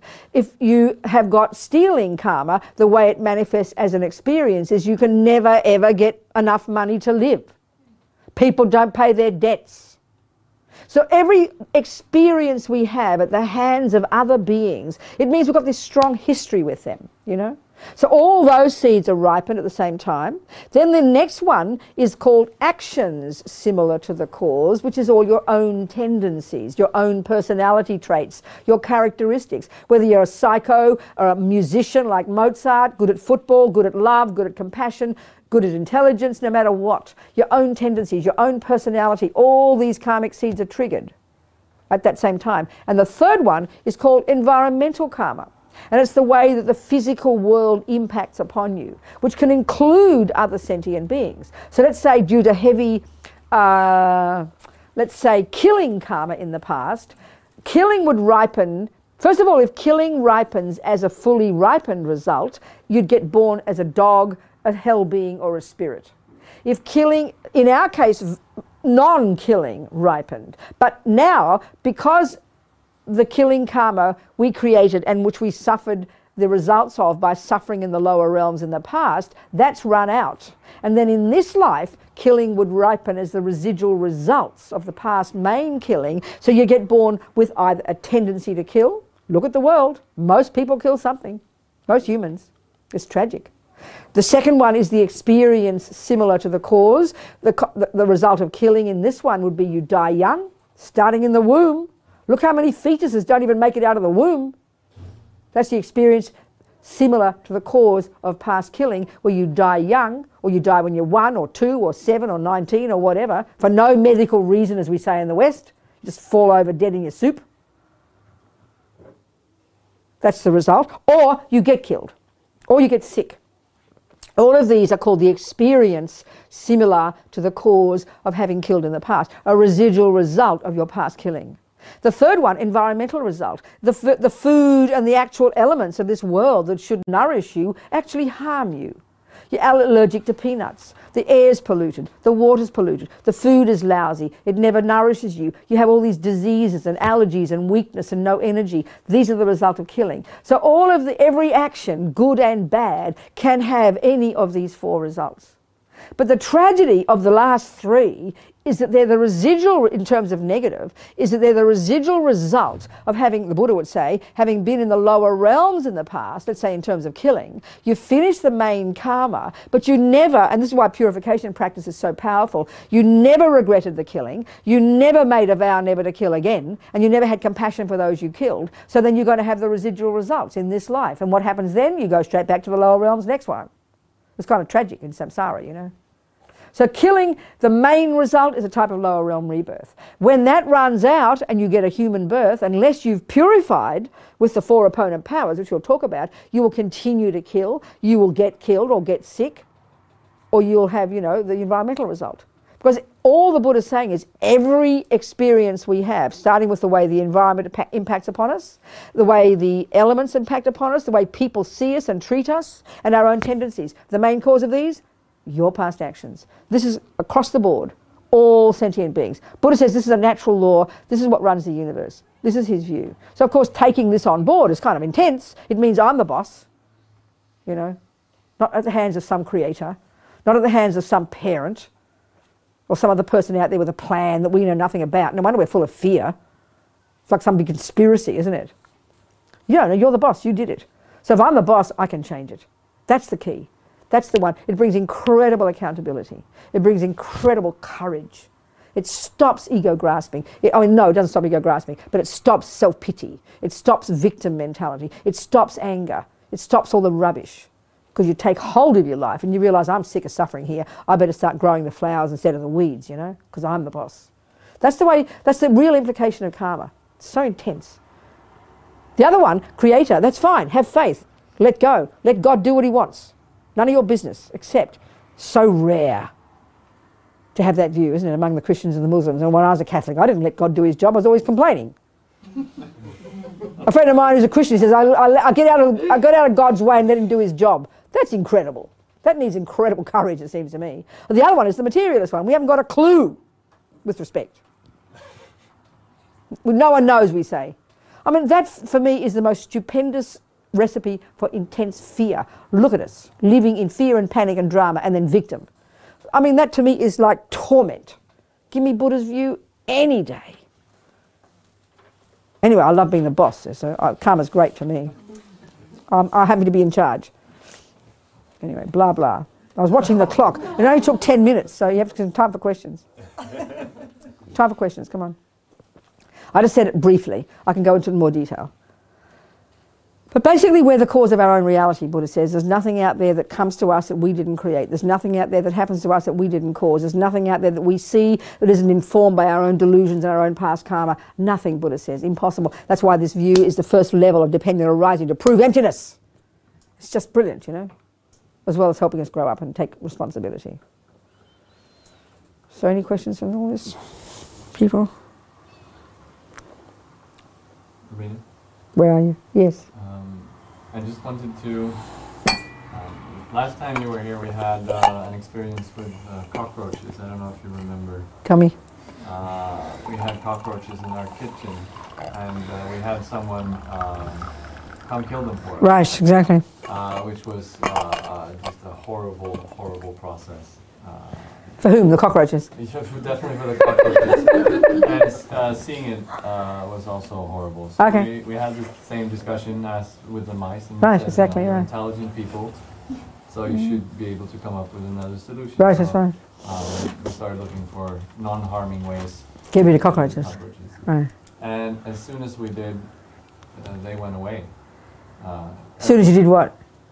Started looking. Started looking. Yeah. They didn't come back. Yeah. So actually we put out this non-harming trap, and with the intention to move them somewhere. Mm-hmm. And then there was the last one we saw was like running around. We came into the kitchen and it was running around in the sink, and it was upsetting because oh no, they're back. And he kind of it's like then he just went away, and that's the last one we saw. Last one you saw? How interesting. So it's amazing. It's like once because then if they had the karma to be killed by us, then that was kind of... You see, this is what is so totally interesting. We've really tried to take this view on seriously. Yeah. First, even intellectually. It's very tasty. So that's why when we look at the purification practice, this is what is so potent in changing our karma. Because you see, we can't help but think of it as self-existent. It's out there. Cockroaches. They're going to keep coming, going to keep coming. The only solution, kill the mothers, you know, thinking that'll make them go away. But actually, in Buddhist view, all it does is make them grow fatter and strong and keep coming back. More cockroaches, you know, because you've got karma with them. So the purification process is this. The first one is you regret the killing, which is what you did. You deeply regret having harmed the cockroaches, but first, for your sake, because you don't want to turn to a cockroach, not to mention get killed yourself, not to mention keep having the tendency to get killed, not to mention live in a disgusting, dirty, polluted environment. And that's why if we think of that, even theoretically, like, you know, I'm smoking when I'm 20, and I think of some ugly person, 60-year-olds with cancer, it's very hard to relate it to yourself when you're 20 and you don't feel any result of cancer. When you're young and arrogant, you know, you just don't see, oh, that's not going to be me, you'd say arrogant, all this hubris. But if you really think it through, it could be very humbling and will prevent you from smoking. But it's hard when you're so attached to something to even see the results, even though it's staring you in your face. So karma's even more abstract, obviously. Who can see you're going to turn to a cockroach, for God's sake, you know? So to think about it, at least take it on board as your working hypothesis, can be very tasty and very humbling. So then, but the real one to make it work is I've got to think. So the first step is regret. And you've got to go, I regret killing because I don't want to get born as a cockroach. And you just got to think a little bit and you imagine, I don't think I want to be born a cockroach. Who would want to be killed and ripped to pieces and hated like a cockroach is, you know? Who would want that? Even if it's possible, you think, I wouldn't want that. Then you think, would I like to be killed? Well, I know that's not true. Would I like to be live in pollution and stinking food and where I'm threatened by horrible paranoid people? Just think about it, you know, and Buddha says killing is the cause of all those things. So when you think of the cancer or you think of this result, you think, no, it's true, I don't want that. Then I regret having done the killing. And it's for your own sake first. You've got to think, otherwise it's too abstract for your mind. Then you can have compassion. The second step is having compassion for the cockroaches. But first, like you be yourself. The third is you do the practice, and the fourth is you vow never to kill a cockroach again. So and I've heard different interpretations here, but the one I've heard most is that regret purifies the cockroaches coming back and harming you. So if the action is cockroaches, because I mean, okay, what are cockroaches? They're these wretched sentient beings that you have not invited into your house, isn't it? Who run around putting their caca in your spoons and plates, isn't it? So they're unwelcome guests. So that means you've caca'd on these sentient beings in the past. So if you deeply regret having done whatever the cockroaches are doing to you because you did it to them, that's what purifies them coming back to you, which is what you want to done. So don't be surprised if things change. Because Buddha says this is how the universe is. It's not accidental there are cockroaches. It's not cosmic law. No one's sending them to harm you. It's not sort of just the universe doing things. Our own actions create the cause. So if you, as Lama Yeshe says, we create negativity with our minds, but we purify it by creating the opposite, positivity, with our mind. It's a natural thing, the antidote, you know. So having regret, that helps you stop having the same harm. That means you regret whatever you did to those cockroaches in the past to cause them to do pee-pee and caca in your food, you know. You really regret, because for your own sake. Then you think compassion for the cockroaches and you take refuge and you return to the Buddha whose practices you want to apply. Then you do some practice, which is the antidote to the actual killing. And then you vow, the crucial one, as Lama Zopa says, or Pabonka says, sorry, you vow never to kill again. So the consequence of this in next life especially is you will never meet sentient beings who are going to harm you. You will always have a really delicious, pure environment. You will not go to the lower realms and you will not have a tendency to kill. That's the miraculous one. Because here we are, we've been in the lower realms from a killing. You finish the main karma, but you haven't finished the residual results. And you're now in this life as a human, and you tip yourself straight down the toilet again by continuing to kill, by getting killed. But the worst one is to continue to kill, because you didn't say, I'll never kill again. And that's the difference between the little boy fisherman and the little boy who had compassion for the lice. We can deduce the little boy who, the story I told yesterday, remember? The little, who didn't hear that story? Somebody? The two examples, okay. I use these two examples of how karma works, and I'll go even more detail here. This one little boy, the son of a friend of mine, she said since he was tiny, like 5, as soon as he saw fishing, it was like he fell in love with fishing. Meaning he had the karmic imprint from past killing. He'd been in the lower realms, Buddha says, you know, finished that karma, but he didn't purify all aspects of it. So he gets born a human as a result of virtuous karma ripening, but as soon as he sees fishing, it's like it triggers his habit. And he then has attachment to it. It makes it look delicious. It triggers good feelings. Whatever triggers a good feeling, it must be good, so you keep fishing because you think it's the cause of happiness. But all he's doing is increasing his killing karma. And then he dies young, scuba diving. So that's the experience similar to the cause of killing. He gets that. He gets killed young. But the other one is he has the tendency to kill. And that's the worst one because it sends you straight back to the suffering again, straight back to the lower realms. The worst one is the habit. So then the other little example, the little boy, who's the son of a friend of mine, she was taking the lice out of his head. He was like 3. And he's crying with compassion for the lice. Mummy, Mummy, leave them alone. Don't hurt them. It's their home. He was doing everything he could to stop her from hurting the lice in his own head. Now, each mother had not taught her child these things. They're the imprints in their own mind. So can you imagine being 3 years old and spontaneously having compassion for a louse in your own head? That's intense, isn't it? Where did that come from? You know, his own past practice of non-killing and compassion. So we can deduce he must have practiced compassion and he must have vowed not to kill. Because he's now 40-something. He's never killed a living thing. This is why this practice of purification, which we'll certainly talk about more tomorrow, is incredibly beneficial. As Lama Zopa says, we're insane not to do it every day. You know? And it's all taught. It's all there in the Buddha's teachings. But when we hear it experientially, psychologically, the benefit of it, not some religious thing we should do, you know. It's a practical method to help literally reconfigure our own very mind, you know, and change the tendencies. Because the antidote to negativity is positivity. In other words, the most bare bones antidote to anything, if you lie, make sure you try not to lie. Even better, try and tell the truth. You develop that new habit. It's sort of obvious. If you kill, try and not kill, and even more, how fantastic, try and save a life. That's amazing antidote. So in other words, you're just changing your habits, like you are when you can't play piano, then you learn it and you play piano. So every time you play piano, you're weakening the habit to not play piano, aren't you? It's hardly rocket science. We call it learning. Well, this is called what they call it here. You're practicing new habits. You're developing new groove. You're digging new grooves in your mind. We are the ones who do it. You know? So practical. 4:20. I think it's time to go home. I'm not pushing you out or anything. You can stay as long as you like. But unless you ask me some questions, come on. I think it's a bit, I mean, I'm intense, apparently. Is it true? Yeah. But you're laughing at me, so maybe it's not too bad. He's laughing the whole time.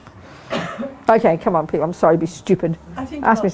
Go on, what? Come on. No, because many times now, then we get full of guilt, maybe. That's right. Because we hear how many things we know, how many things we have done. And That's right. And how, can you talk a little bit about Guilt, and I will. neglect? Exactly, yeah. Sure, I will. Revelation. Yes. I will. I have this Buddha saying that with regard to karmic processes, you can never tell exactly. So the case of the boy and the fishing is a sort of ultra clear cut. But his normal thing is that the seeds are so varied. So it's very difficult. I think there is even the note, not even a Buddha can sort of disentangle. No, I think there's two things there. I think what's being said there, but maybe you can disagree with me, is on the one side, if karma is a natural law, if it is a natural law, it has to be known. Another point, if it is a phenomenon that does exist, therefore it can be cognized by the mind. So therefore it is knowable. The principles, so all we're doing here is talking the principles, and all I'm quoting is, I didn't make this up, I'm quoting the teachings I've received in the texts. So the principles can be known. But the other point is that the actual workings of karma are so insanely complicated, so insanely sophisticated and subtle, that finally only a Buddha, they would suggest, can know all the details. So I think if you think of, the analogy for me of botany, which is a perfect one here, we can learn the simple principles, can't we? That seed will bring that fruit, and if you do this, a bit of water, a bit of that. We can sort of have fairly basic principles of botany. But for a person to be the most genius botanist in the universe, to know exactly what moment this does this, and therefore this, and the temperature of that, is highly sophisticated. It's almost insanely sophisticated. But we can learn the principles. And surely that's in all the texts. That's all these, whatever the text says. Is it Abhidharma? They have all the karmic texts, all the karmic teachings? Is it the Abhidharma? Or which is it? I forget. So it's all there, and if it's a natural law, and all Buddha is a person who's observed this law. I mean, our minds are pretty clever. We can observe natural laws. No one's made this up. It's a natural law that occurs. So if it occurs, and interestingly, if it is a phenomenon, which is meaning it does exist, then Buddha says by definition that which exists can be cognized by mind. So, what do you think? There is nothing to say about that, but yes, there is also, you could say, an antidote of someone else sort of having a position on someone else's. Oh, but that's not our business. That's not the discussion here, and that's not our business. Because that is very true. We can never know another person's mind unless we're highly realised. So that's very true, and that's our biggest mistake. We lay it on other people, but that's not the issue. That's a very good point, and that's not our business. No, never. That point is very clear. You're absolutely right. Absolutely. So what else, folks? Questions? Discussions? Yes? What about eating meat? What about eating meat? I did not kill the animal, but I did. Okay. We did this. We talked a bit last night, didn't we, about this one? Yeah. So let's do it again then. Okay. All right. So, okay. There you are in front of a plate with a lamb chop on it. Do you have lamb chops in Sweden? And you know very well, don't you, because you're intelligent, that that was the rib of a little lamb that was gambling in New Zealand 6 months ago. Do you accept that? Okay, good. So now so we have to look at everything. There's going to be intention, object, action, result, these things. So what's the name name of the action you're about to do? Called eating. Okay? So it's not called killing, is it? Is there a thought, I will kill this lamb?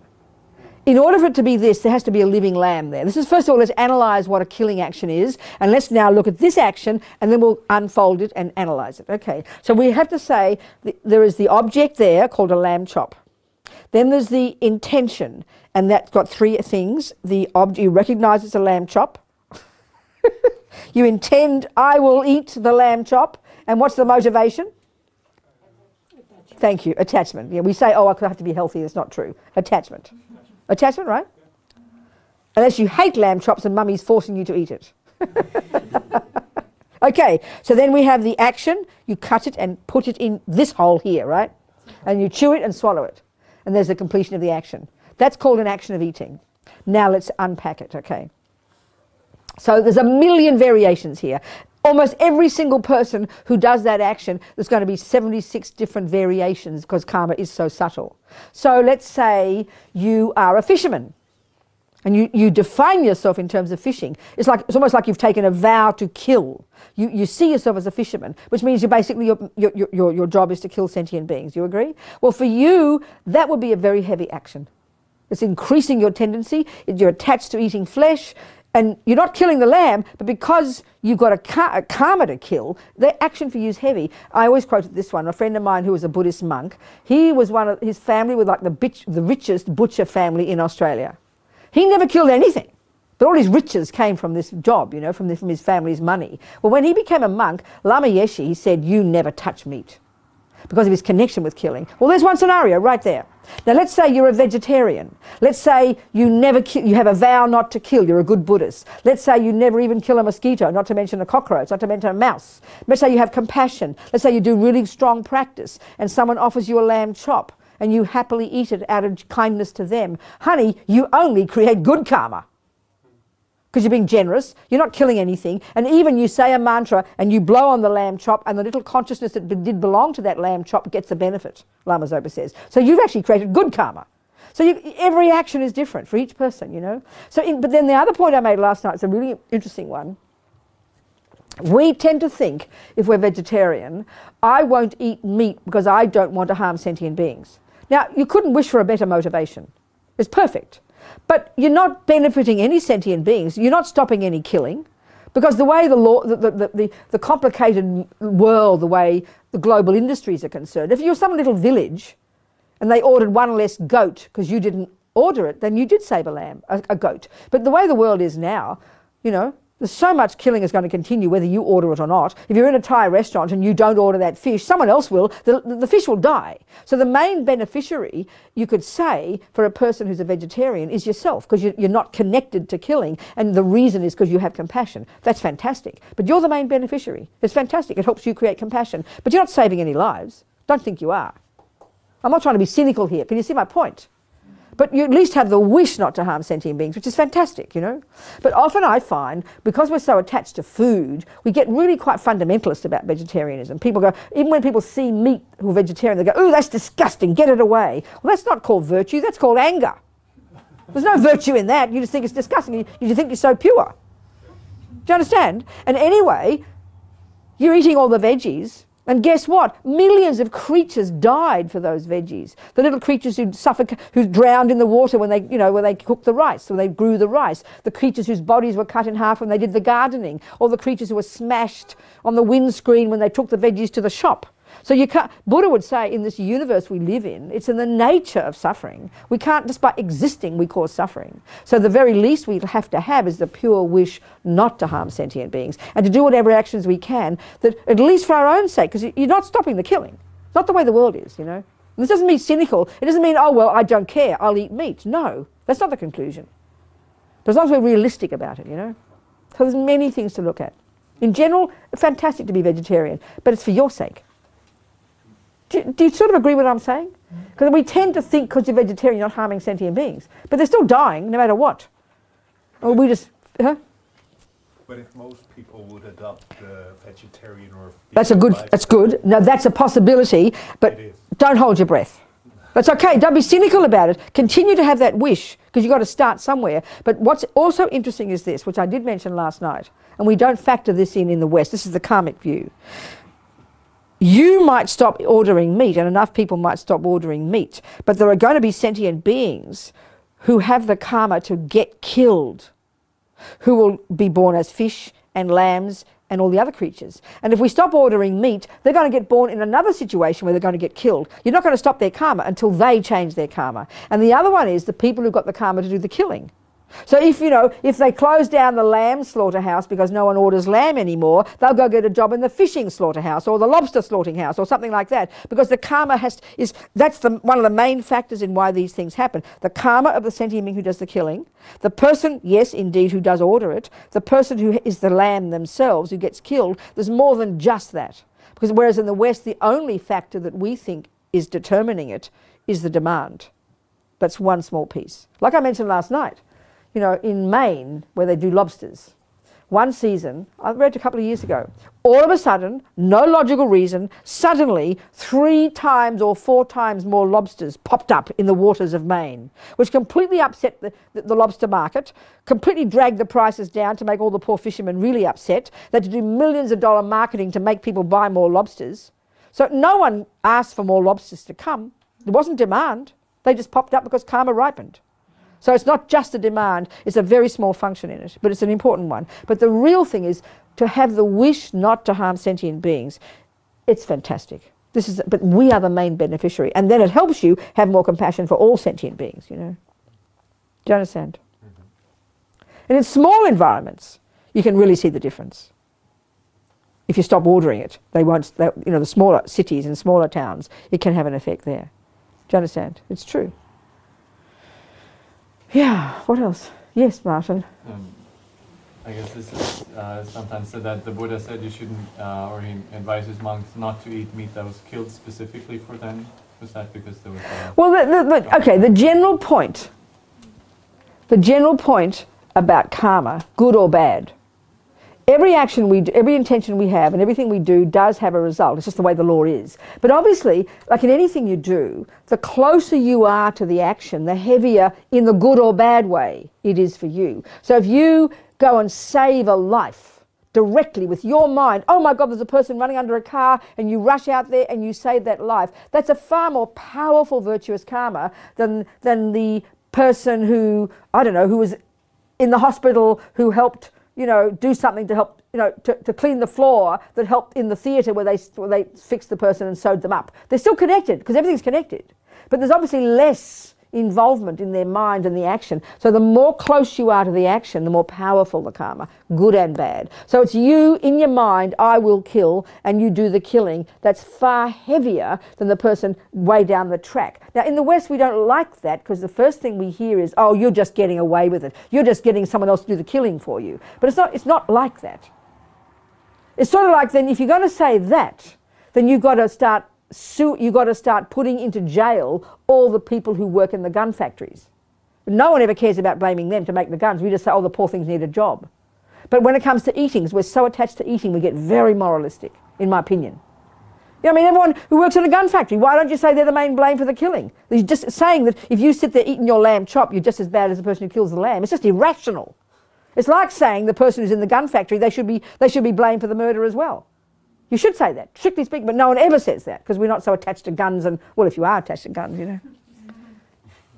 I see what I'm saying, people, my thoughts, you know. You've got to really look at this stuff, unpack it, you know. Yes. I have a question. Yes. My son came up for a few days ago and he was showing me a diploma. He had just gotten a diploma. He got a diploma. Catherine's son got a diploma. Oh, yes. Good. And, in what? In killing. Oh. Killing what? Animals. He just passed the first part of his hunting exam. Oh, I see. How interesting. Yeah, yeah, yeah. He wanted a clothes. Of course he did. He's proud of his diploma. Of course he did. That's right. Of course. I was very perturbed. Of course.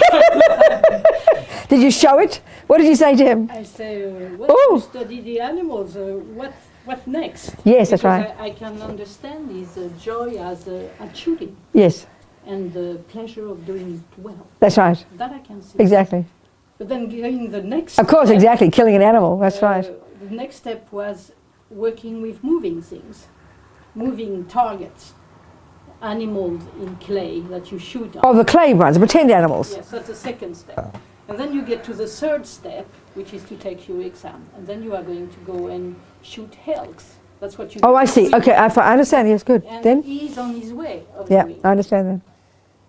So I feel responsible also. Why do you feel responsible? Because he's my son. That's not relevant. That's not logical at all. Buddha would say he came with a tendency to kill himself. Yes. But how are you responsible for that? You didn't do that. I'm not responsible, but I have... You have a responsibility as a mother. I'm connected to him. You have a responsibility to help him, yeah. Yes. So how can you help him? How do you think? I don't know. Well then, what? So then this is quite difficult, isn't it? Because, yeah, it's quite difficult because the way, okay, this is interesting. This one of compassion is the wish to help someone, and you have this. And then there's wisdom to know how. And that's the tricky part. Because often, and this is tragic, there is nothing we can do. So that means you have to know his mind enough to know that if you gave him direct advice, well, sweetheart, the elk won't like it, it's negative karma, and he might think you're the most maniac idiot person and go and kill elks just to prove you're wrong, or he might go, well, that's interesting, I'll think about it. But you have to have the wisdom to know how to help him. And that might not be any benefit whatsoever, because his tendency might be that strong that you can't help him. And that's where it's difficult to help people. The compassion is the wish to help, but wisdom is the ability to know what to do when. And that might mean there's nothing to do. You don't know. And that's where it's not that easy to help people. To help people stop harming themselves, in other words. Taking the Buddha's view of killing, you know. That's right. But since we are blind to the suffering yes. of others, yes. beings, yes. can't we help each other to see the suffering? Well, then that's what I'm saying. I repeat, you have to have the wisdom to know how to help your son. You have to know his mind enough to know what words to say that will help him on his way to understanding that killing is not good for him, but that's not an easy thing. Different things happen for different people. Well, a friend of mine who was married to a fisherman, she fell in love with a fisherman. She hadn't thought of killing fish in her whole life, but she fell in love with a fisherman, so she helped him with his fishing business for years. And then she said, one day I went fishing with my girlfriend, as she would, and suddenly she pulled this big fish. And apparently when you get the fish from very deep down in the ocean, they come up and it's like divers. It ends up destroying them. It rips their guts out. So there's no point in even throwing them back. So she's got this big fish, and it's already dying. And then she said she'll never forget, as long as she lived, this other big fish, and she just was convinced it was like it's its husband or wife, reared up in the water and looking into the boat, circling the boat, looking into the boat. She said, I never killed another living thing after that. It blew her mind. So who knows? That something was triggered for her, you know. But each person's so different. Many people I know have done killing before, killed fish, killed things, hear this, and they're ready to stop. Other people think it's ridiculous. I mean, I remember in Maine, in Massachusetts. Yeah, so our Buddhist center in Massachusetts, near Boston, one of them, the Lama Yeshe Wisdom Archive people, every year on a certain one of the holy days in the Buddhist calendar, they go and buy a certain number of lobsters and then release them into the water. They had like 450 lobsters, I forget. Well, and it was on the local television. Well, the lobster fishermen were so insulted, so offended, they called the television company and they went out and they caught another 450 lobsters just to show these Buddhists. Who do they think they are? How dare they insult our profession? So look what happened. They went and killed 450 more by saying that they did something naughty. So it's got to know what the person's the mind, you know. And not be afraid of it. Be skillful, be open, be compassionate, delight in his, you know. But then sort of in a conversation one day, think about you can even bring up, not give a lecture, but your own experience about animals and how you see suffering and that kind of thing. It's hard. It depends on how strong that imprint in his mind is. If the imprint is very strong, like these lobster fishermen, they not only they'll go against even and do even more. So it depends on that's why you've got to have wisdom to see his mind. But no, sometimes there's not much to do. This is the part that's so painful, because we want to make it go away. We want to fix it, don't we? Do you understand? Make them aware. Huh? Make them aware. Precisely, yeah. That's up to you. That's up to you whether, you know. It's interesting, yeah. It's not easy. So you keep it in your mind, and you might see a window of opportunity one day that might allow a conversation to happen, you know, but depending on his mind. It means you've got to know his mind well. Isn't it? Not easy. Yes.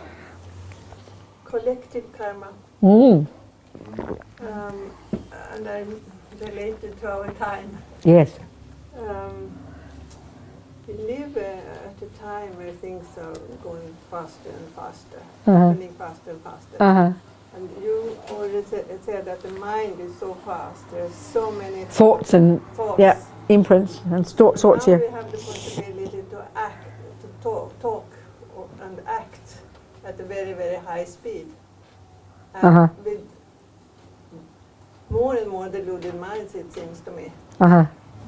So could you talk a little about this?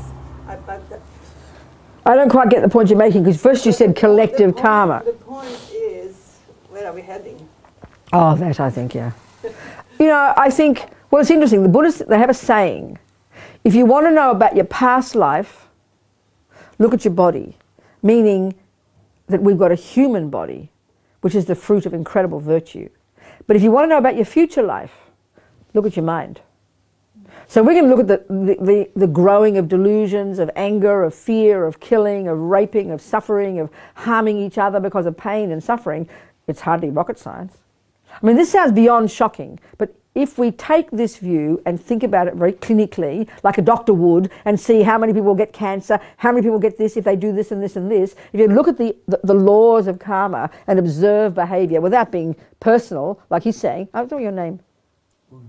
Oh, you told me and I forgot. Uno's point, not running around judging people, but deducing from what we observe that suffering is getting worse, delusions are getting worse. We can deduce, as they would say in the Lam Rim, that the vast majority of all humans on this planet now, when they die, will go to the lower realms. So forget what will happen to this human planet, but if you think of the individual beings who will die, they'll go to the lower realms. This sounds like beyond shocking for us, but if you analyse, take this view as our hypothesis, and analyse behaviour, analyse delusions, analyse how most of us die, analyse how most people don't look at their minds and blame everybody else and live in delusions and follow their feelings. It's not rocket science to think that. But as for this planet, well then it's going downhill fast, surely. I mean, expect the worst. Isn't it? Which sounds kind of depressing. But it's not. It's far more depressing for the Buddhist view that all go to the lower realms. Forget this earth. The moment you drop dead, this earth is ended. So it's just kind of interesting. I mean, and they say this is the basis of compassion. This is the basis, not of kind of freak out and depressed, but when, you know, okay, I'll finish the story about the fisherman. I always finish this story with the fisherman. That'll do, the fisherman story. There's this boy, I told you.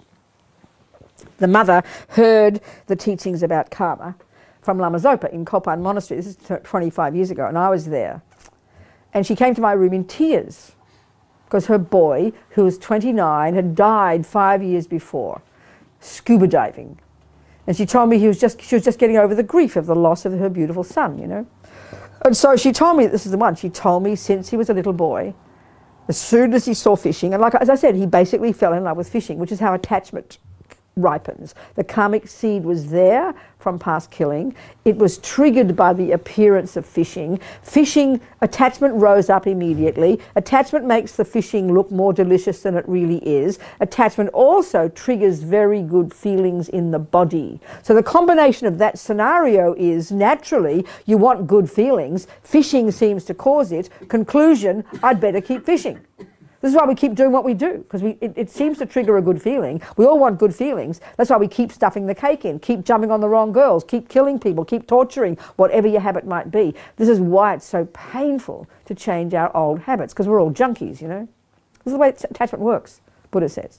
So there we have this little boy who sees fishing, and because the attachment is there, it makes it look more divine than it really is. Then he gets excited when he does it, and he loves it every time. And what that also does, as I pointed out, it prevents him from seeing the reality of the suffering of the fish. All he sees is his own fantasy of wonderful fishing. And people, you talk about people who are fishing, they're in love with fishing, in love with the ocean, the air, the peace, and it is beautiful, it is peaceful. But not for the fish. Ask them how they feel. Dreadful. And the fact is, it seems to me, fish die peacefully. They don't make a noise like pigs would. They don't squirt red blood everywhere. They haven't got claws scratching at you. They can't do anything. All they can do is wriggle their body, the poor thing. So it looks even peaceful, the way they die, isn't it? So it's all just nonsense, you know, they're intense suffering. One of the things that they say when you do killing, or any action you do, one of the factors involved in the doing of the action is the way the creature suffers. If the more the creature suffers, the heavier the karma for you. So it seems to me fishing really is torture. These creatures are left there dying an agonizing slow death. They don't die quickly, do they? I'm just analysing, just thinking about it, you know. But who sees this? A fisherman doesn't see this, because they're addicted to fishing. They just see their own fantasy, which is how we all do. We see our story in front of us, not the thing itself. This is the tragedy of the delusions. So there he is, this boy, fishing, okay? So now he's got the karma to kill, so he keeps killing hundreds of thousands of fish in his life. So then what happens is he dies. So that's called, so the one of the tendency is one of the ways that past killing ripens. The second way that killing ripens is as an experience. He died young. He probably even got killed by the fish. Who knows? So that's the other one, the two, right? So anyway, his mother was talking to me and she said, well, where was he reborn, I wonder? She's not a Buddhist, I've seen her years later. But she was kind of moved by this, you know. I said, well, I don't know. And go and ask this particular Lama at Kopan Monastery called Geshe Lama Konchog, this amazing holy being who was up in mountains for 25 years, naked in the mountains. You know, he was a highly evolved being. He was a Vajrayogini practitioner. Lama Zopa said he lived in Vajrayogini's Pure Land, this incredible holy being, but looked like a kind of grumpy old grandpa. But he was an amazing great yogi. That would mean he was clairvoyant, he had bodhicitta, he had realizations of emptiness, he was an extraordinary being. And he lived his last 20 years at this monastery, Lama Zopa Lama Yeshe's monastery. Very humble, unassuming, looks like a cranky old grandpa, but amazing great yogi. Anyway, I said, go and see him, you know, ask him. And these lamas never tell you what they see normally. So she goes to him, and she mentions his name, and she says, where was he born? So he kind of, and I'm not kidding here, it's the only way to say it, he accesses his Google, his own personal Google, and quicker than Google, because they have all this stored away in their memory, he says, first of all, he was born in the animal realms, and now he's in the hell realms. I mean, it's almost like comical. We laugh about it in the West. So it's very surprising, first of all, he said that. It's rare these lamas say it. But it must have been good for her, because she then went, oh, what will I do for him? And he kind of laughed sadly and said, what do you mean for him? She said, for everybody. And this is what they say, these great bodhisattvas. They have these levels of compassion, and we're going to talk about the compassion wing tomorrow, okay?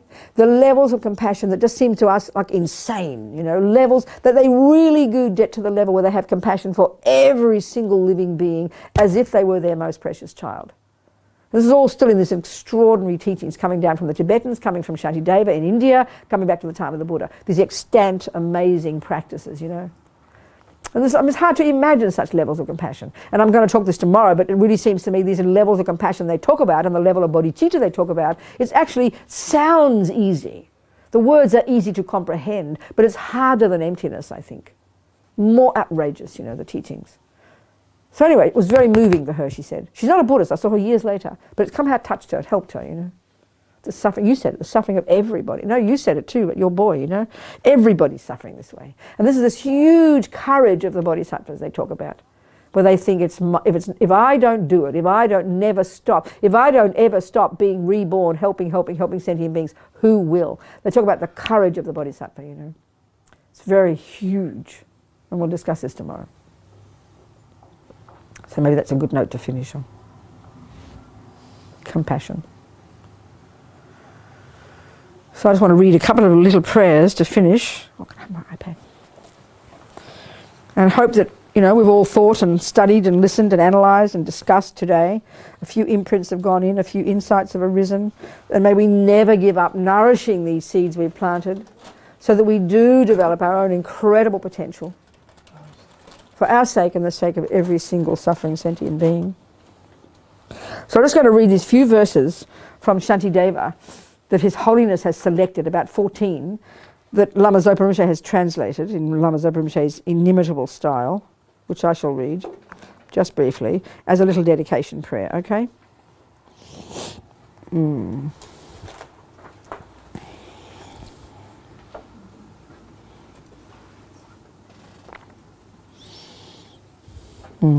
Where is it?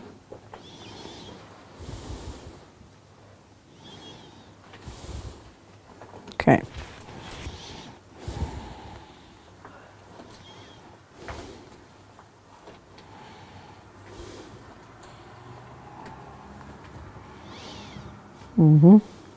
Just think. Okay.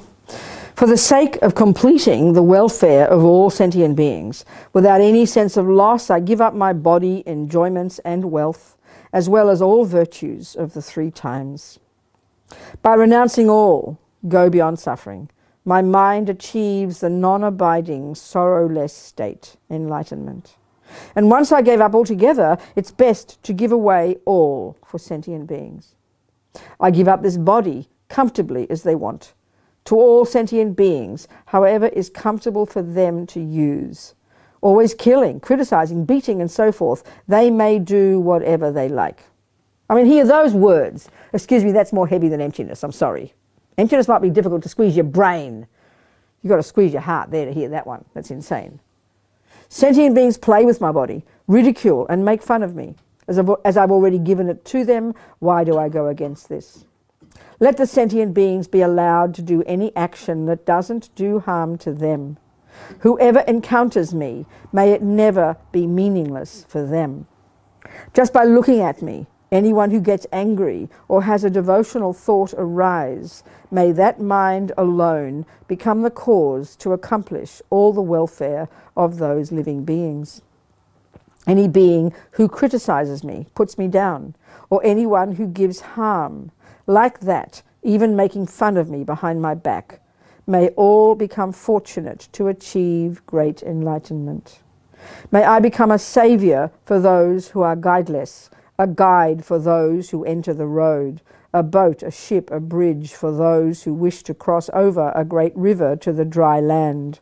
May I be an island for those seeking an island, a light for those desiring light, bedding for those desiring a place to rest. Sentient beings who desire a slave, may I become a slave of all. May I become a wish-granting jewel, a wish-fulfilling vase, powerful mantra and great medicine, a wish-fulfilling tree, a wish-granting cow for those sentient beings. May I become the great elements, the earth, and like the forever boundless sky, may I become the cause of living of the innumerable sentient beings. Like that, towards the realms of sentient beings who equal the limit of the sky, may I become a cause of living always until the non-abiding, sorrowless state is achieved. As long as space exists, as long as sentient beings exist, may I too abide and eliminate the sufferings of sentient beings. All right. Thank you so very much, everybody. Okay? See some of you tomorrow, maybe? And if you do, okay, some homework. If you do come back tomorrow, even if you don't, it's still homework. So two things, two baby little things, okay? One of them is, the Lamas always say one really, because we're trying to control our minds, harness the crazy energy of our minds, and we can see how hard it is in daily life. Well, look how much harder it is in dreams, isn't it? We completely get sucked into the dream. And we wake up and go, oh, it's only a dream. Well, this is a great analogy for how they talk about a simile for trying to understand emptiness, to see everything as a dream. So when you dream, one of the thoughts is when you go to sleep, you make the strong wish, may I see my dreams as dreams. Meaning, while you're dreaming, be conscious that you're dreaming. It's really helpful because that means you're learning to control your thoughts even as you're dreaming. The second one is, and you're supposed to laugh now, if you wake up in the morning, of course we all assume we will because we all believe in permanent me, don't we? It's like a joke to think we're going to die tomorrow, by tomorrow morning. But you just do some, tomorrow morning you go around with a little survey and you do a market research about go to knocking door to door in a 50-kilometre radius and you ask, did anybody die here last night who didn't expect to die? You will get lots of yeses. So one day it'll be us. We think it's a joke, but it's very powerful to remember this. So if you wake up in the morning, blow your mind, go, oh my God, I can't believe it. My petrol tank of reality hasn't run out yet. I'm still alive. I can't believe it. Which is how you should think, because it's true. So I'm going to make the most of this. You're going to get up, come here, do some more teachings, hear Buddha's teachings, so I can use these tools, so I can develop my amazing potential, so I can be a benefit to others. Okay? 2 bits of homework. So hopefully we'll meet again tomorrow morning. Thank you.